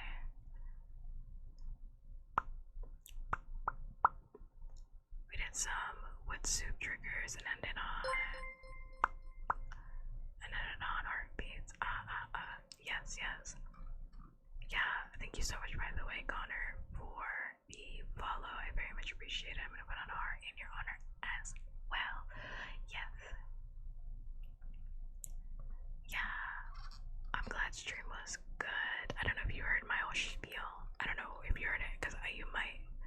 It does take people sometimes a while for them to like come out of a read. So if you didn't hear it, all I said was that if you need to leave, I take no offense to people that have to read and dip. This art is for Connor, by the way. I take no offense to people that have to read and dip. If you do have to leave, it's totally fine by me. I don't mind it in any way, shape, or form. It's actually very much encouraged. We call it respectfully fucking off. Respectfully fucking off. So if you need to respectfully fuck off, get the hell out of here. In pursuit of your physical and mental health, please do that. Please get the hell out of here, because that's way more important than you listening to me read the Graveyard Book. Yes. But yeah, if it's your first time in the Bobcats stream, in the Bobcats community, I am a comfy cozy streamer. I mean, all this stuff is like there for you to read, but I have to say it because no one reads. But I have to say it because no one reads. But I'm a comfy cozy streamer. I like to do comfy cozy shit pretty much. I'm a variety streamer, and I'm not a traditional ASMRist. So if you're looking for like traditional ASMR, this is not the place. This is not the time, place, or community. I just like speaking at this specific level. It feels really good to talk at this specific level. And people say that I have a nice voice, so I think it works out. Also, yeah. So if you're expecting traditional ASMR, that's not here, but I can read you a lovely book to put you to bed. That's what we're doing now. Yes.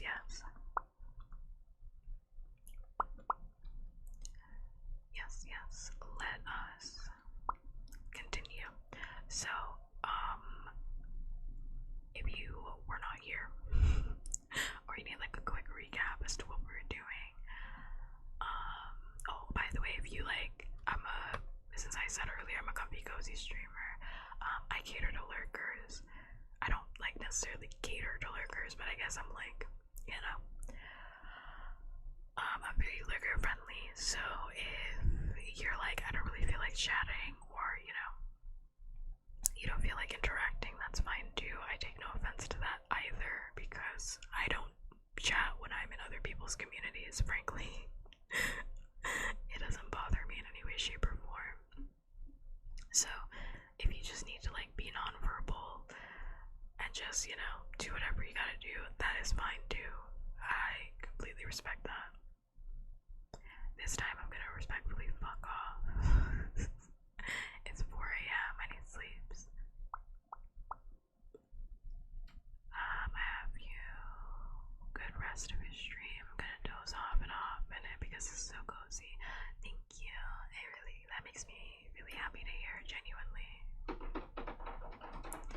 That makes me really happy to hear, seriously. But yeah, take care of yourself.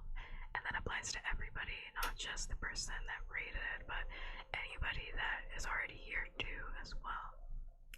And maybe hasn't done like a body check, you know, take this time to check your body, see how you feel, see how you're doing. Tonight is not a Bobcats tries to put you to bed immediately stream. Maybe we'll do that on Saturday.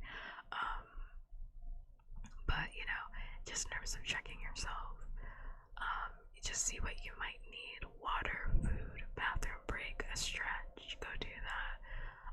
I take no offense to you having to take care of yourself. Alright, back to the graveyard book. So, trigger warnings for the graveyard book. I don't know, child endangerment. I have never read this book before, so I have no idea what is going to come out in the rest of this book. But so far, trigger warning, child endangerment. I think we can very clearly say that one. Descriptions of death, perhaps. Child endangerment. We are reading, and by we, I mean me.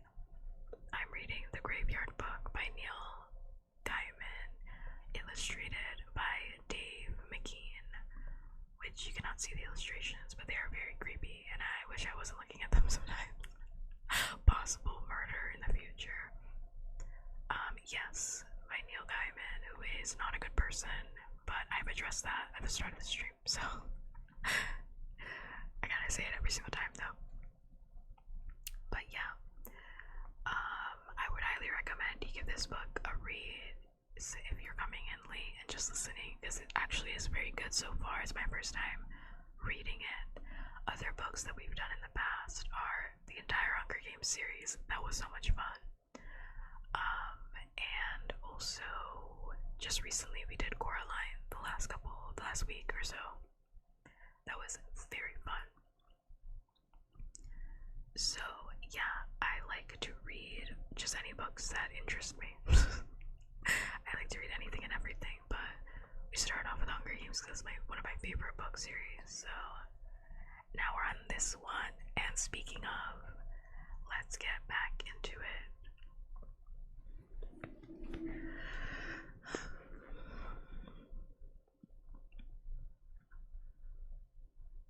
Ooh, I'm just gonna start over because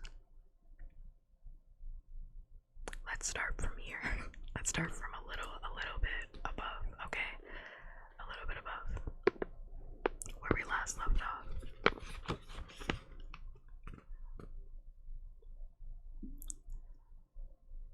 Scarlett found herself suddenly enjoying the adventure rather less. She said, "We can't see down there. It's dark." "I don't need light," said Bond. "Not while I'm in the graveyard." "I do," said Scarlett. "It's dark." Bond thought about the reassuring things he could say, like, "There's nothing bad down there," but the tales of hair turning white and people never returning meant that he could not have said them with a clear conscience. So he said, "I'll go down. You wait up for me." Scarlett frowned.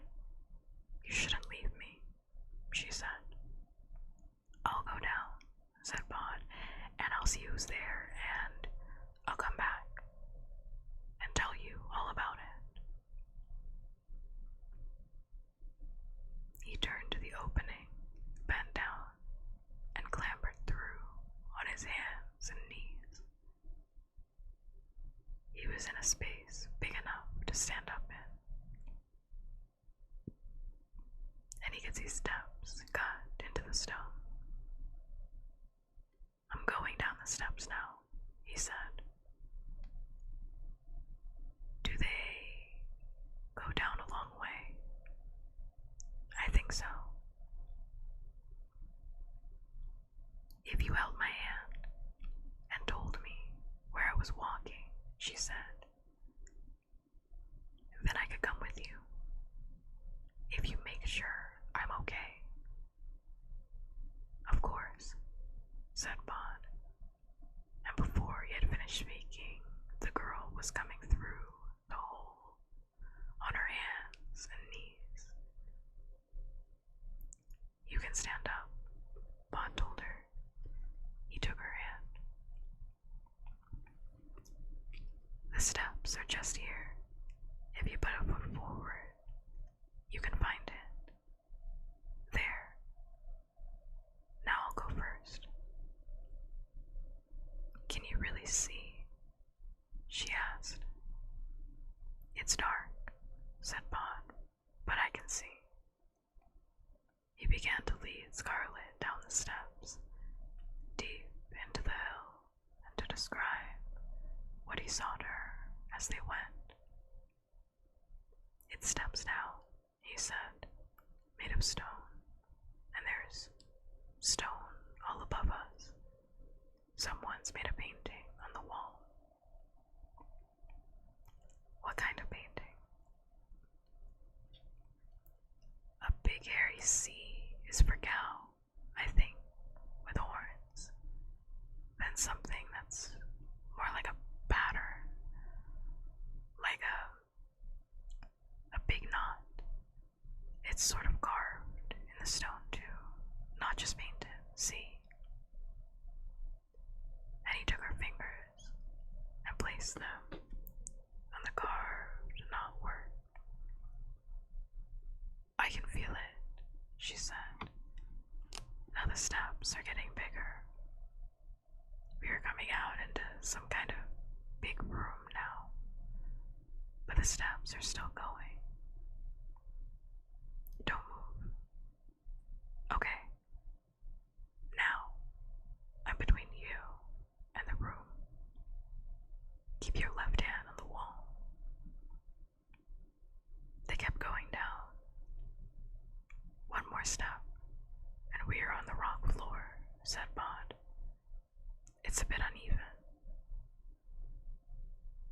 The room was small. There was a slab of stone on the ground, and a low ledge in one corner, with some small objects on it. There were bones on the ground, very old bones indeed. Although below, where the steps entered the room, Bod could see a crumpled corpse, dressed in the remains of a long brown coat. The young man who had dreamed of riches, Bod decided. He must have slipped and fallen in the dark. The noise began all around them, a rustling slither, like a snake, twining through dry leaves. Scarlet's grip on Bod's hand was harder. What's that? Do you see anything? No. Scarlet made a noise that was half gasp, half wail, and Bod saw something. And he knew without asking that she could see it too. There was a light at the end of the room, and in the light, a man came walking through the rock, and Bod heard Scarlet choking back a scream. The man looked well preserved, but still like something that had been dead for a long while.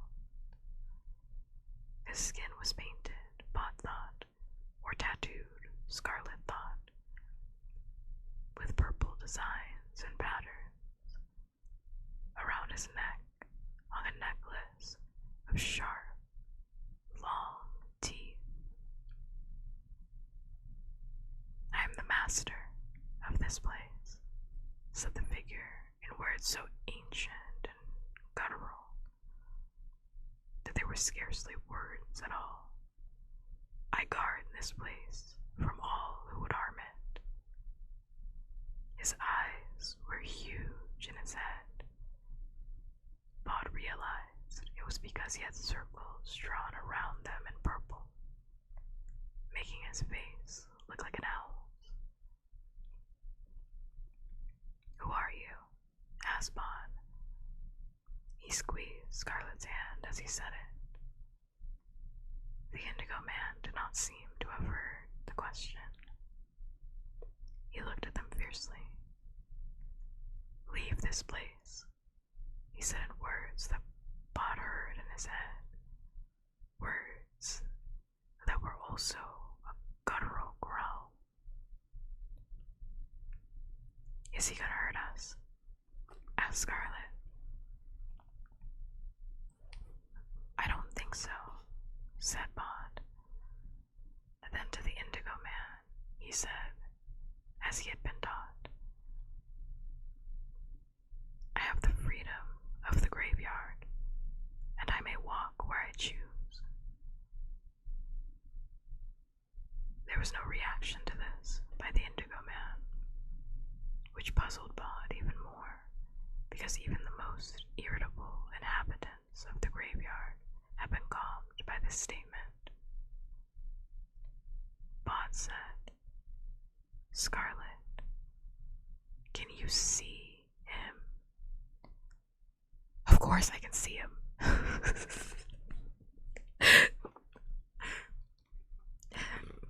"Of course I can see him. He's a big, scary, tattooy man. He wants to kill us. Bod, make him go away." It's not funny, but it's a little funny. She's like, "Yeah." "Why do you think I'm scared?" Like, "Yeah, I can see him."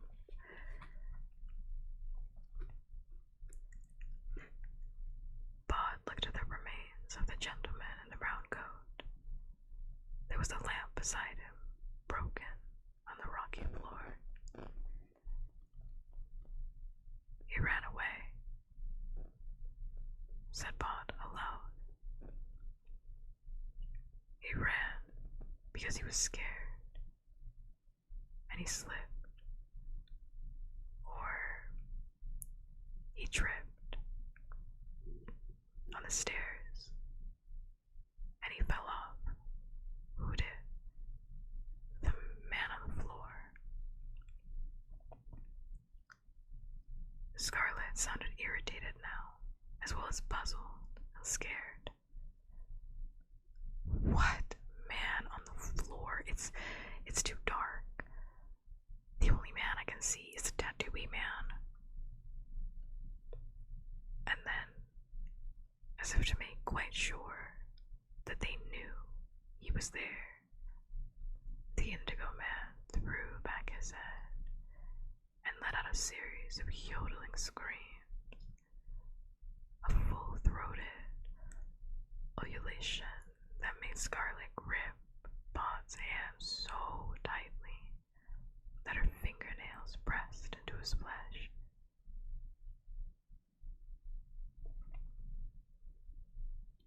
Bod was no longer scared, though. "I'm sorry, I said they were imaginary," said Scarlet. "I believe now that they're real." "Hi, Frost." The Indigo Man raised something over his head. It looked like a sharp stone blade. "All who invade this place will die," he shouted in his guttural speech. Bod thought about the man whose hair had turned white after he had discovered the chamber, how he would never return to the graveyard or speak of see. No, said Bod. I think you're right. I think this one is.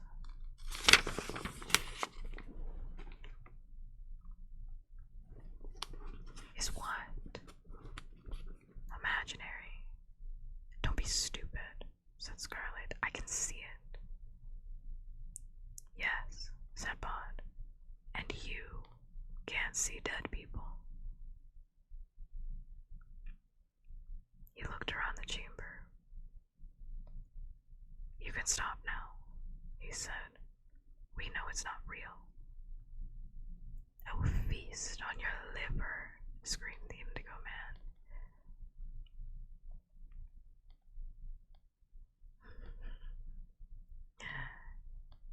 No, you won't, said Scarlet with a huge sigh.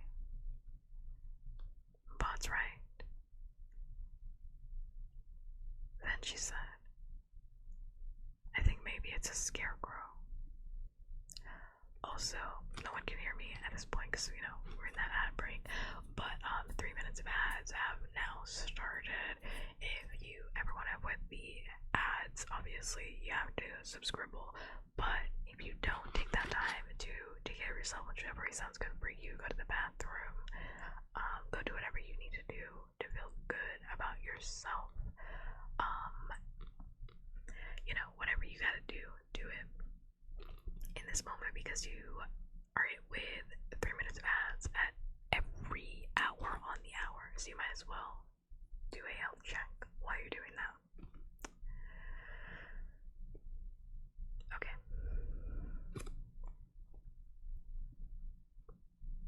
What's a scarecrow? Asked Bod. It's a thing farmers put in fields to scare crows. Why would they do that? Bod quite liked crows. He thought they were funny. He liked the way they helped to keep the graveyard tidy. I don't know exactly. I'll ask Mummy. But I saw one from a train and I asked what it was. Crows think it's a real person, but it's just a made-up thing that looks like a person, but it's not. It's just to scare the crows away. Bod looked around the chamber.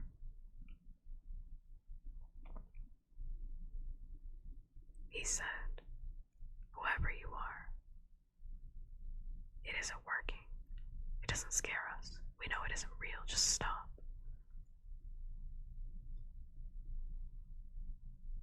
The Indigo Man stopped. It walked over to the rock slab,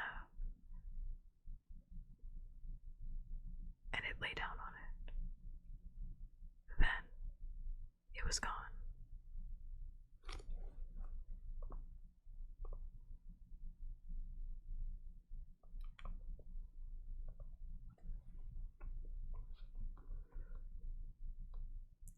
For Scarlet, the chamber was once more swallowed up by darkness.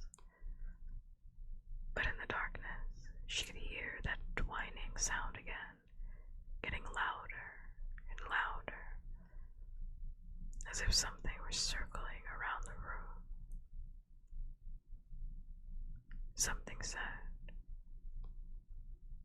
"We are the Sleer." The hairs on the back of Bod's neck began to prickle. The voice in his head was something very old and very dry, like the scraping of a dead twig against the window of a chapel. And it seemed to Bod that there was more than one voice there, that they were talking in unison. Well, that's pretty good because I've been streaming for 4 hours, so 20 minutes, 3 hours of sleep, essentially. So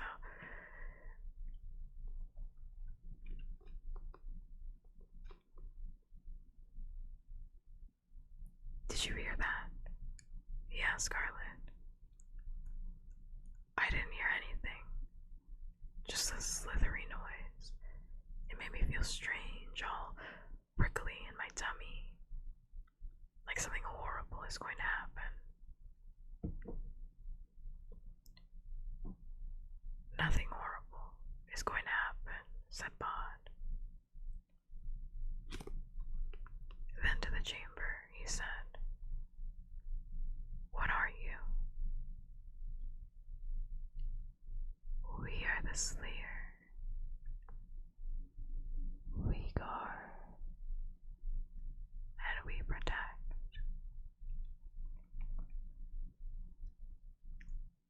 "What do you protect?" "The resting place of the Master is the holiest of all the holy places, and it is guarded by the Slayer."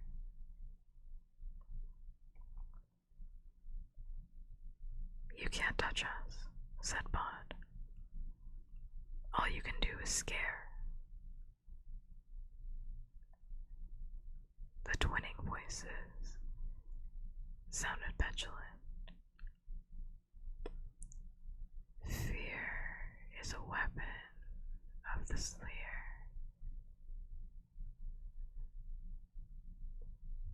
Bod looked down at the ledge. "Are those the treasures of your master? An old brooch, a cup, a little stone knife. They don't look like much." "Thank you for the thirsty redeem."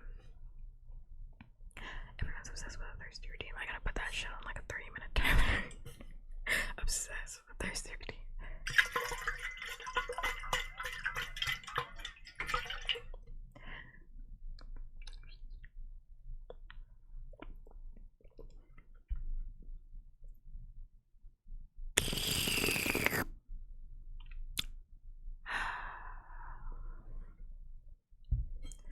I just want to say, I just got an advertisement for Dasani. I think that's a sign. I said I was gonna go grab a Dasani the next time that I go grocery shopping. I haven't been grocery shopping, but I will try to remember to go grab one, because I just think that Dasani's not that bad, and everybody's exaggerating, but I can't remember what Dasani tastes like.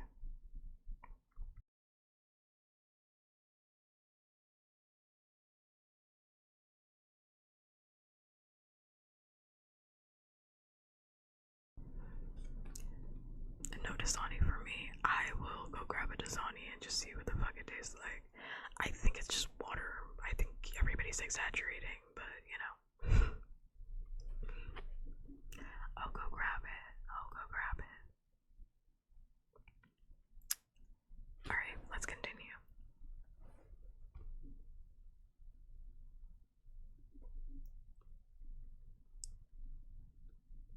The Slayer guards the treasure,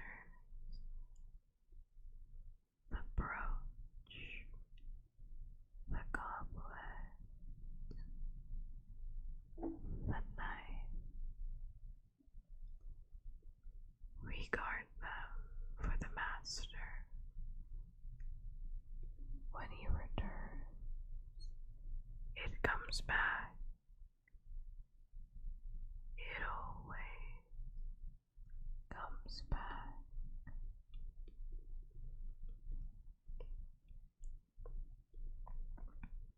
How many of you are there?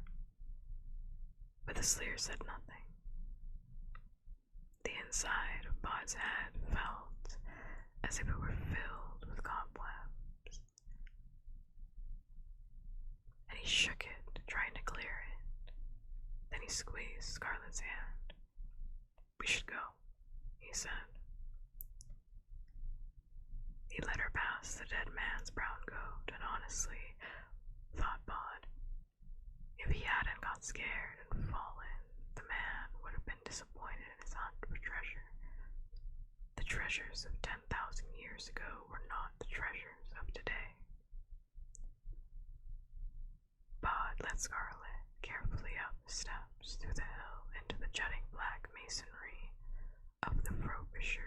mausoleum.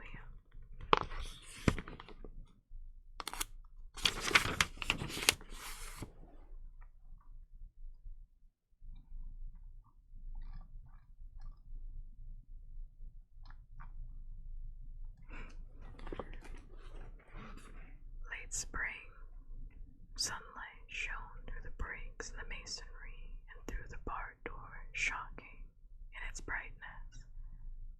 And Scarlet blinked and covered her eyes at the suddenness of the glare. Birds sang in the bushes. A bumblebee droned past. Everything was surprising in its normality. Bud pushed open the mausoleum door and then locked it again behind them. Scarlet's bright clothes were covered in grime and cobwebs, and her dark face and hands were pale with dust. Further down the hill, somebody, quite a few somebodies, was shouting loudly, shouting frantically. Someone's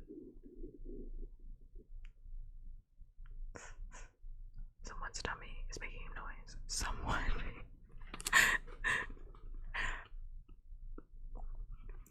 called. Scarlet Perkins. And Scarlet said yes. Hello. And before she and Bond had a chance to discuss what they had seen or to talk about the Indigo Man, there was a woman in a fluorescent yellow jacket with police on the back demanding to know if she was okay and where she had been and if someone had tried to kidnap her. And then the woman was talking on a radio, letting them know that the child had been found.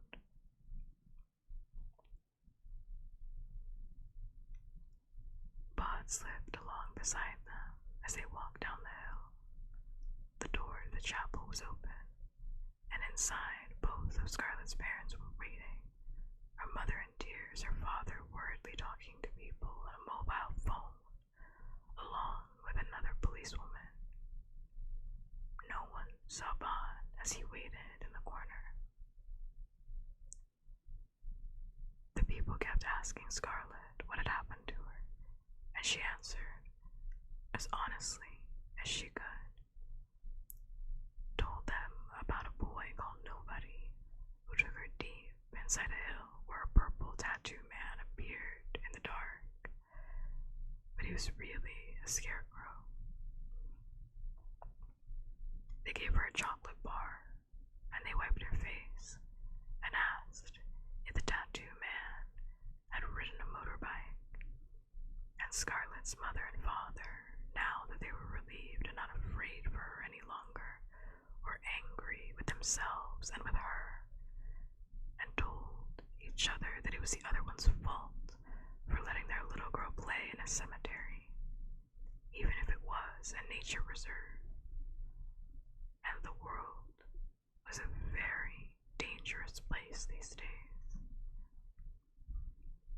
And if you didn't keep your eyes on your children every second, you cannot imagine what awful things they would be plunged into, especially a child like Scarlet. Scarlet's mother began sobbing, which made Scarlet cry, and one of the policewomen got into an argument with Scarlet's father, who tried to tell her that he, as a taxpayer, paid her wages, and she told him that she was a taxpayer too, and probably paid his wages. While Bod sat in the shadows in the corner of the chapel, unseen by anyone, not even Scarlet, and watched and listened until he could take no more.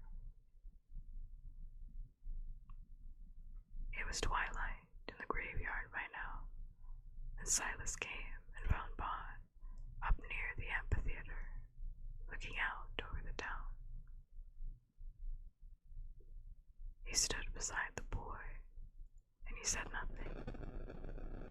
which was his way. It wasn't her fault, said Bod. It was mine, and now she's in trouble. Where did you take her? Asked Silas. Into the middle of the hill to see the oldest grave. Only there isn't anybody in there. Just a sneaky thing called a sleer who scares people. Fascinating. They walked back down the hill together, watched as the old chapel was locked up once more, and the police and Scarlett and her parents went off into the night. Mrs. Burrows will teach you joined up letters, said Silas. Have you read The Cat in the Hat yet? Yes, said Bond, ages ago. Can you bring me more books? I expect so, said Silas. Do you ever think I'll see her again? I am the girl. I very much doubt it. But Silas was wrong. 3 weeks later, on a gray afternoon, Scarlett came to the graveyard, accompanied by both her parents.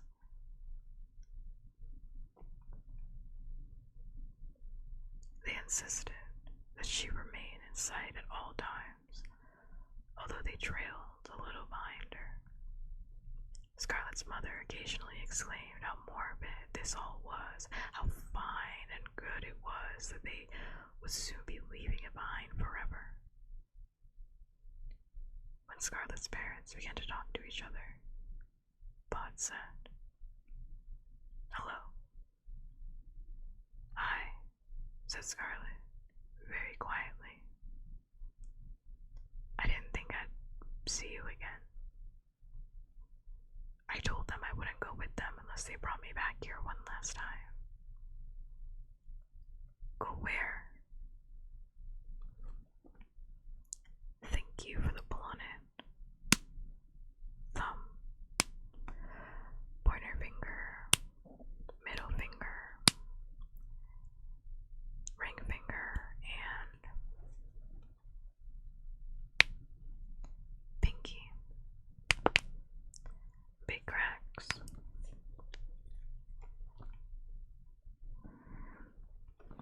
Alright.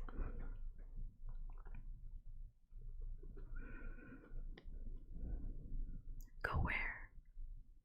Scotland. There's a university there for Dad to teach particle physics. They walked on the path together, a small girl in a bright orange anorak, and a small boy in a gray winding sheet.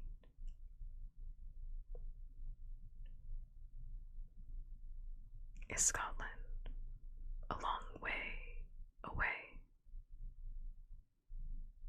A much needed hand stretch. I mean, my hands always sound like that.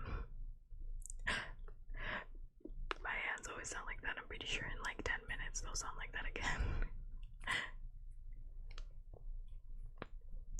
I mean, this is what my wrist sounds like. My hands are just make loud cracks. Okay, let me log in. Is Scotland a long way away? Yes, she said. Oh. I hoped you'd be here to say goodbye. I'm always here. But you aren't dead, are you, Nobody Owens? Of course not. Well, you can't stay here all your life, can you? One day, you'll grow up.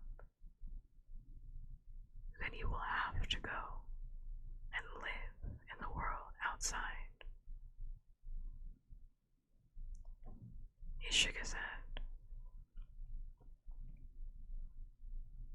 not safe for me out there. Who says? Silas, my family, everybody. She was silent. Her father called. Scarlet, come on, love, time to go. You've had your last trip to the graveyard, now let's go home. Scarlet said to Pod, you're brave. You are the bravest person I know. And you are my friend. And I don't care if you are imaginary. Then she fled down the path, back the way they had come, to her parents and the world.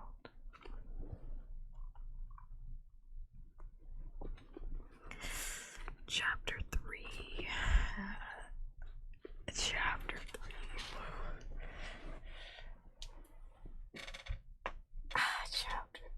Chapter 3.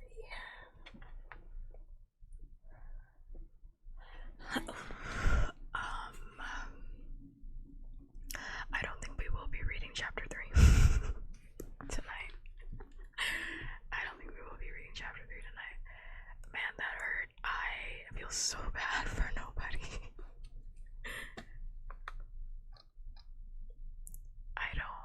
I feel so bad for nobody because it's like, I mean, I understand that like Mr. and Mrs. Owens, they really did try their best, and they're also like, they're ghosts, so they don't know any better, genuinely. Like, they don't even remember their own lives fully. But it's like, yeah, he has no education. The only book he's ever read in his entire life is The Cat in the Hat. Oh my god, free this child. Free this child. Pod's only wish in life at this point in time is to be able to read. That's what he wants. He said, I imagine a future where I can read, and there are no boundaries in what I can read. That is so sad. Please, someone help this child. Also, I know they're never gonna bring it up again. I mean, they might, but like, I just think it's funny how they address the fact that they addressed the fact that like, okay, how are we gonna feed the child? They're like, okay, Silas is the only one that is allowed to leave the graveyard because he's neither alive nor dead, so he can leave the graveyard, right? So Silas can leave. And they were like, yeah, I'll just go feed him. But like, they never describe what the hell this child is eating this entire time, even though they did elaborate that like Silas and the Owenses have no idea like what normal children eat or what like a normal human would eat. So like, what are they feeding him? Because for some reason this fucking baby is gray. Like, I know I didn't say anything at the time because I was reading, but like, let's circle back to that. Like, let's genuinely circle back to that, because like, when Scarlet sees him for the first time, like, they describe him as a gray child with like sunken eyes. I'm like, what are they feeding him? Like, what the fuck? That was a perfectly fine baby. Like, what? Like, what? Also, thank you for the thirsty to pull on it. I'm gonna do a quick pull on it and just crack all my fingers all at once against my chin.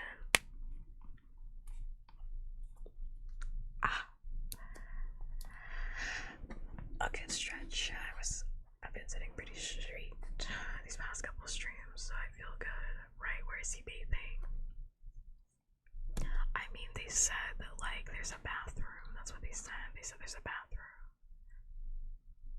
And there's cold water. Like, that's it. They don't have hot water, they have cold water in the bathroom. Like, yeah, so she describes him as small with a gray face and gray eyes and a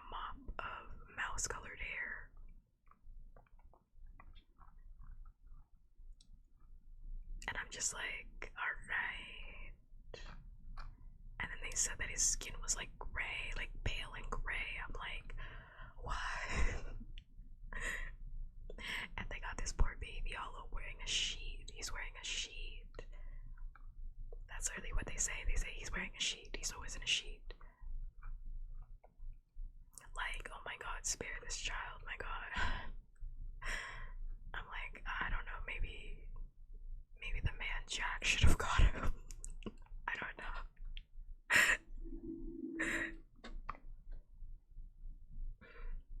Maybe the man Jack, I don't know, maybe maybe he was on something. I have no idea. Because like, why the fuck do they put this baby in a sheet? Like, what? Just once I beg, like no one even like thought about it. Like, are they serious? Because, okay, I know it would be risky. I know they're thinking, I know Silas is probably thinking like, okay, we don't know where that guy went, so maybe it's like super dangerous and he's only protected when he's in the graveyard. But like, Silas, just go with him at night. Like at night. Like not during the daytime. Like just go at night, in the middle of the night if you have to. Like, take this poor baby out for a walk. Oh my god. I'm just like, oh my god. This poor baby. I'm like, I gotta get this kid McDonald's. I mean, we're boycotting, so we can't have McDonald's, but I'm like, he's gotta have a Happy Meal or something. My god. By the way, they mentioned telephones, a cell phone, a mobile phone is what they called it. Yeah, he's like laying in the sun all day. Like, why is he gray? Like, is that a curse of the graveyard? Like, what is that? Is that a part of the graveyards, you know? Freedom, the freedom of the graveyard. You turn gray. Like, what is that?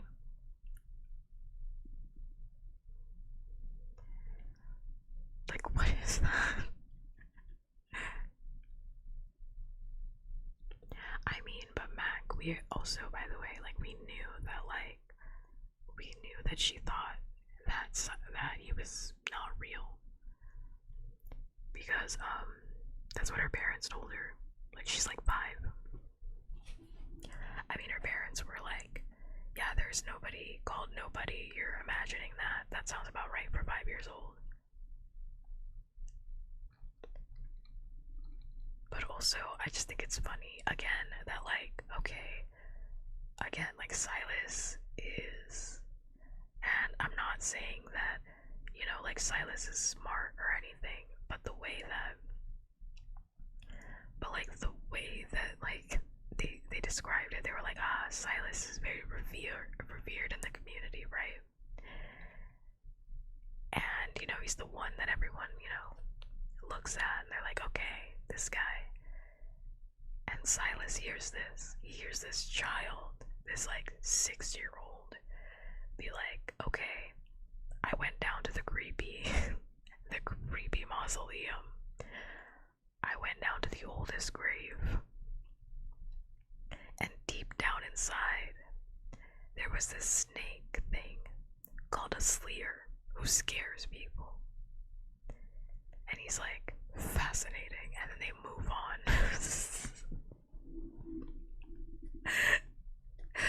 They just like move on, and it's like, Silas. Like, every adult in this is terrible. Like, every adult is awful. Like, what are we doing? Silas is like, wow, that is really creepy. Anyway. And it's like, Silas, like, you don't feel those vibes. Like, everybody is failing the vibe check. Like, quite literally, everyone is failing the vibe check in this book. Like, you don't feel those those vibes, Silas. You don't feel that. Those like evil vibes in the graveyard. You don't feel that. You don't think that needs attention. Okay. Okay. Also, nobody Owens is the biggest. Like nobody Owens fails the vibe check because he went down, hung out with that snake thing, and was like, "I'm gonna leave now." He saw a knife. What did they say they had? They said the treasures were a brooch, a goblet, and a knife. And they said they're gonna guard them for the master. When he returns, it comes back. And he was like, alright, well, seems like there's no treasure. Vibe check. Failed. You know, investigation roll -1. Like, what is lower? You know, -1, -3 billion. Like, terrible, terrible. I'm like, this is a 6-year-old. This child found a fucking Indiana Jones. Found an Indiana Jones area and was like, alright. No fucking treasure here. Let's leave. This place is kinda weird. He really knows how to write kids. To be fair, I will say, yeah, I mean, like, I will say nobody is 6. It's probably like 5 or 6. And also, every adult in his life is bad.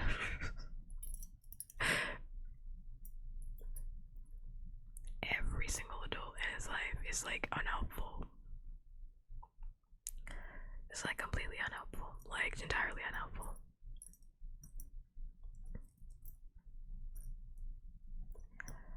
Like, because he should have known to stay away from that area. Because what I'm afraid of, we're not gonna read chapter 3 tonight because I'm hungry. You heard my stomach growl. But I'm afraid for nobody because, like, what the fuck? Who the fuck is the master? Like, clearly it wasn't the man Jack, because the man Jack didn't know how to get inside of that place. Also, the man Jack is like, you know, he's like a man. They said he was a man. So, and that area had existed for over 400 years. So, I just don't think it was the man Jack's. So who the fuck? Who's the master of that area? Like, what? There's snakes down there, like, whispering about a master. And I feel like he just triggered something. He was like, yes, we were waiting for you, nobody Owens. We were waiting for somebody who wasn't scared, nobody Owens. I'm gonna take your body, nobody Owens. I'm like, oh my god, this poor child is about to get possessed.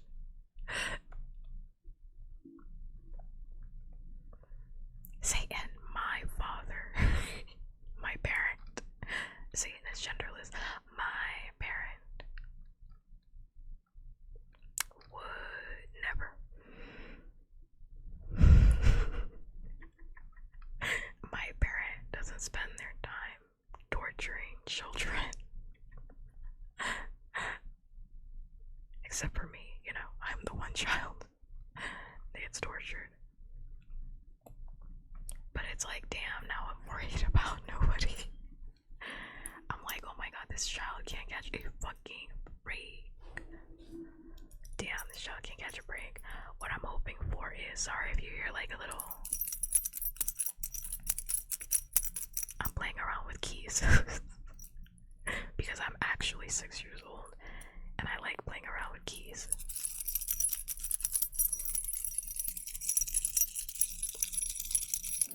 A little jingle jangle. But my ideal ending for the book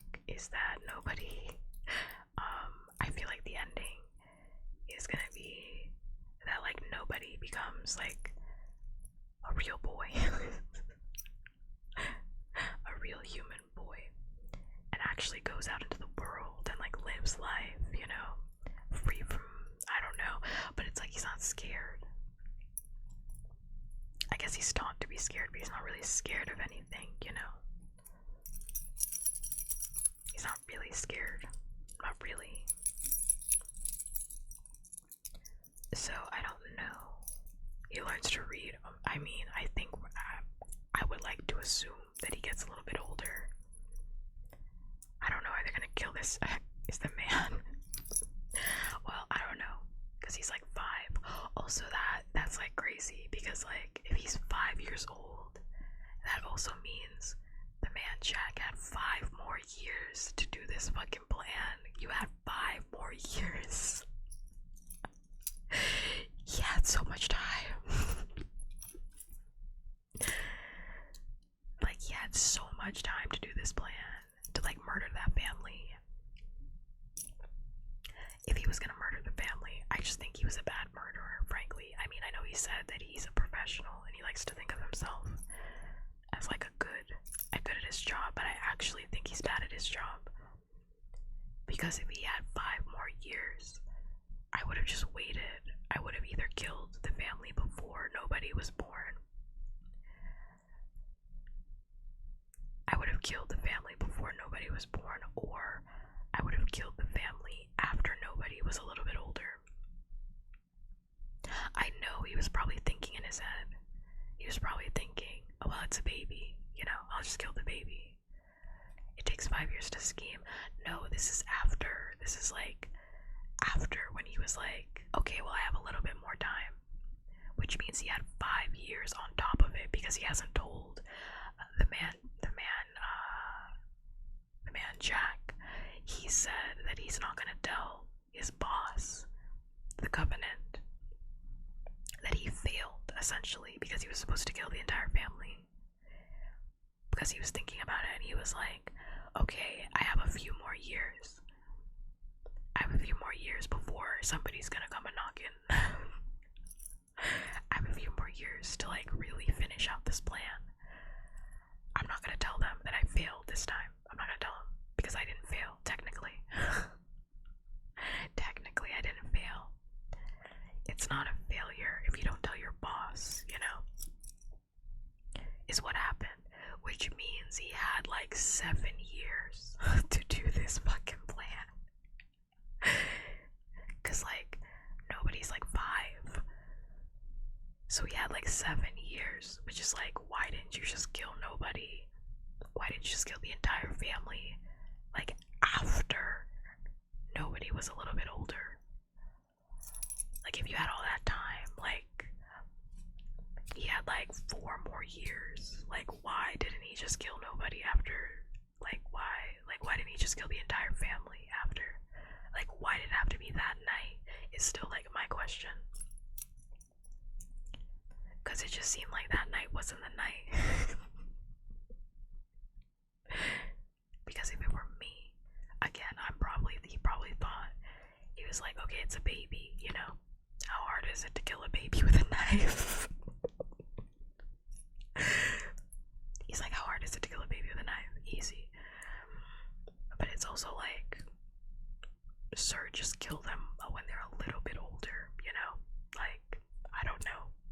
Seems like you kind of flopped at this. I don't know. I don't know. It just seems like he's a bad murderer. He's a terrible murderer. He's terrible at his job. Anyway, enough of me critiquing his murder plan. I'm like critiquing it. I'm like, I would have done this type of murder. Which is true. I would have done a better job, but I also would have never killed a baby, but you know. We don't really know what's going on with this man because this chapter wasn't about him, so I'm really hoping, me personally, I mean, mean, I hate to say it. I really truly hate to say it, but like actually, like I just like, why didn't he kill the family when it was a family of 3? Like, why did you wait until it was a family of 4? You know, that's an extra body. I can't get past that. I can't get past that. Unless I have to assume that like nobody is like extremely popular. I have to assume that, or not popular, but like they need nobody for something, you know. Also, hi Mike. I have to assume that they need nobody for something, you know. Because like, why didn't you just kill them when they were a family of 3? Like, they let that girl grow up. That's just my critique, but we don't know. We didn't get an update on the man this chapter. So far, though, I really like the book. Neil Gaiman, terrible person, but so good at writing a little book. I have to give it to him. He's so good at writing a book. I hate when that happens. The worst people write the best books, I tell you. Worst people write the best books. Wait. Wait a minute.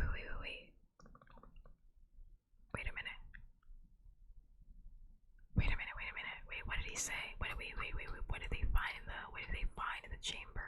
They found. Wait, in the chamber, what did they find? They found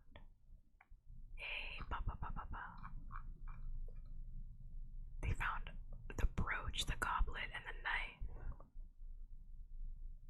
The knife. The knife. The knife. There was no description of the knife, was there? What if it's the same knife? What if it's the exact same knife? Like the knife that killed his parents and his family. Like, what if it's the same knife? No, but it was in the tomb. Unless the tomb is from the Covenant. That's where my mind is going, because I'm like, what if the knife is the same knife? That's why they had to kill him with the knife, because I'm like, a knife is a very terrible murder weapon, to be honest. It's a terrible murder weapon. You're gonna get caught so easily with a knife, you know? So like, why did they kill him with a knife? Unless the knife was very specific. How are the illustrations? Are they really that unsettling? No. I mean, they're like McKean illustrations. Like, I honestly don't really have anything to really compare them to. Like, the Covenant have been around for longer than they think. 400 years, though. Like, you think 400 years? I don't know. 400 years? I don't know. Ritualistic knife? Yeah. Unless the man Jack. Well, no, he's human. He's human. Yeah, the man Jack is human, right? Because Silas was saying that I'm trying to figure out the plot before, like, but I like thinking about it before I know what happens, because I honestly don't know what's gonna happen. But like, Silas was saying that his powers only work on humans. So that's how he got the man Jack to forget that he actually saw the baby. Because he was like, did you actually see a baby or did you see a fox? And he was like, I saw a fox. I actually never saw a baby. I don't even know why I'm here. Because I was thinking, what if the man Jack isn't human? Because how did he kill 3 people without any of them making a sound? But I don't know, maybe he's just, you know, efficient killer. He's an efficient killer. He's not a very good killer, but he is efficient. Yeah, he would have to be human, because that doesn't make any sense otherwise. So yeah, but they didn't say what type of knife it was. That's in the chamber. They didn't say. That's unfortunate. Damn, I'm like, can we go back into the chamber? Let's go back into the chamber. I need more descriptions of the chamber. I need way more descriptions of the chamber. Also, I'm just noticing a theme with Neil Gaiman. He really loves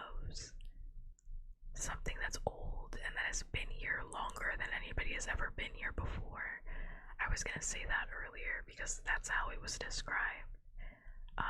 This chamber, they kind of described it in a kind of similar way to the corridor in Coraline. When Pompeius was talking to him and he was like, yeah, it's just been here waiting. And it's like, what was it waiting for? And he said, all I could feel was the waiting. It's like, didn't answer the question, but also answered the question. Like, you know, like he loves describing things like that. And the corridor was described in the same way, where it was like, it felt old. I can't remember Coraline off the top of my head, but to paraphrase, he had said like it felt old, older than the mother, and that it knew that she was there, and that it could feel her, and it was waiting. And it was like, okay, it's waiting. I love that like eeriness, you know. I love that eeriness. I love it, I love it, I love it, I love it. Call me Camila Cabello because I do love it. Alright.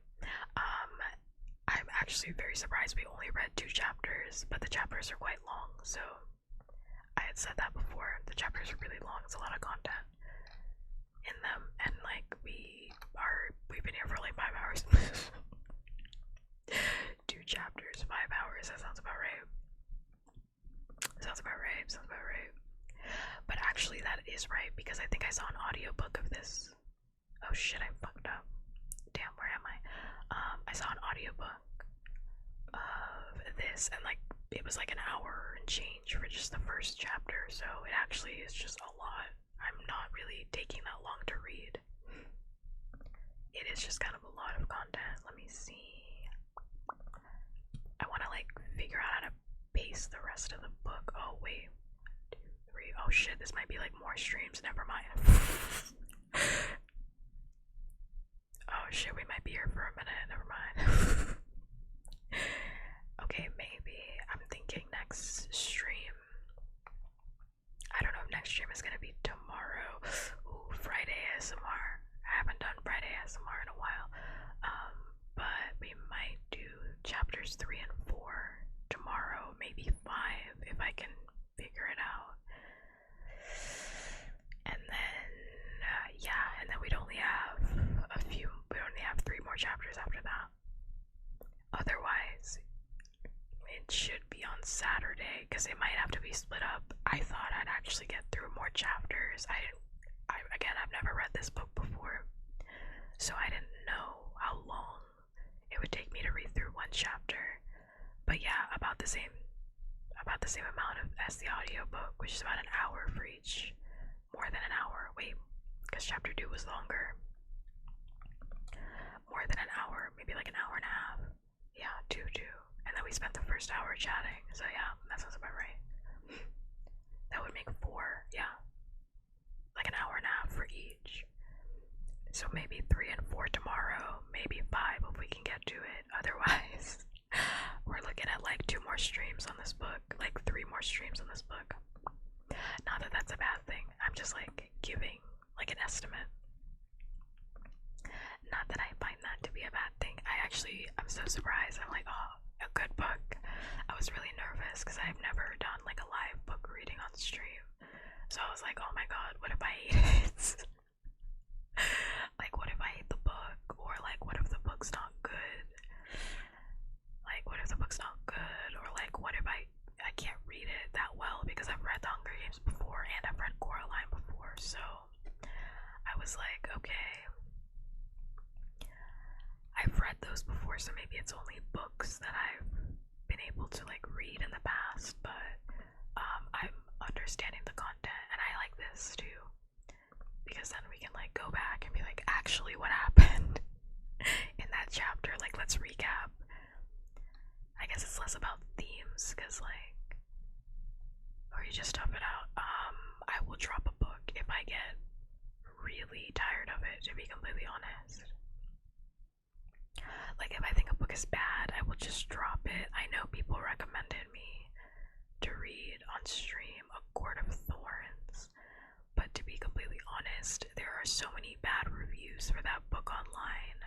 I don't want to read it, like, because I just like, I feel like everybody online hates this fucking book. So like, sometimes I won't even engage with the book if I know its reputation. But most of the time, I give it like 2-3 chapters. Like 2 or 3 chapters before I drop it. But I mean, we're like 2-3 chapters into this, and I'm only more hype. I'm like, okay, let's go. let's go. I only want more of this series because I like nobody. A lot. He's an innocent child. I feel really bad for him. I want to give him some orange juice.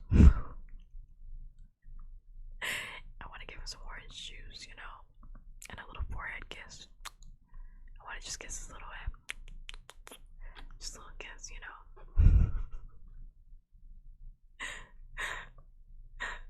Tiny forehead kiss, because he deserves it. But, yeah, like I said, I will be back tomorrow, more ASMR, possibly, because I think I just want to like power through this book, because now I'm like invested. My mind is like running with thoughts and questions. I'm so invested. So I will be back streaming. Promise, big promise. This book is so good. It's gonna make me want to read another Neil Gaiman book, and that's it's not good. It's gonna make me want to read another Neil Gaiman book because he's just actually just that good of a writer. I'm so annoyed. But yes, I will be back tomorrow. More ASMR is gonna be good, great, grand, fantastic. I very, very much appreciate everybody hanging out with me, doing the thing with me as per usual. Because your time is valuable, genuinely, honestly, and truly, and I appreciate anybody that spends even a second with me, because, you know, your time is so valuable, and it genuinely warms my heart that anybody would spend any of their time on this rock with me. It really does. Also, we hit oh my god, why can't I speak? We hit 1.6k tonight, so thank you. My heart is very warmed. I feel like crying. I feel like crying. Yeah, because like 2k is my goal by the end of the year. So if you didn't know, now you know. Tell your friends, follow me so I can hit my goal by the end of the year. I feel like it's getting closer and closer with every single day, and it makes me feel really good. And like I'm doing something kind of sort of right by doing the stuff that I like to do. So that makes me feel really good. I'm gonna rate C Ann, who is doing an ASMR stream as well. They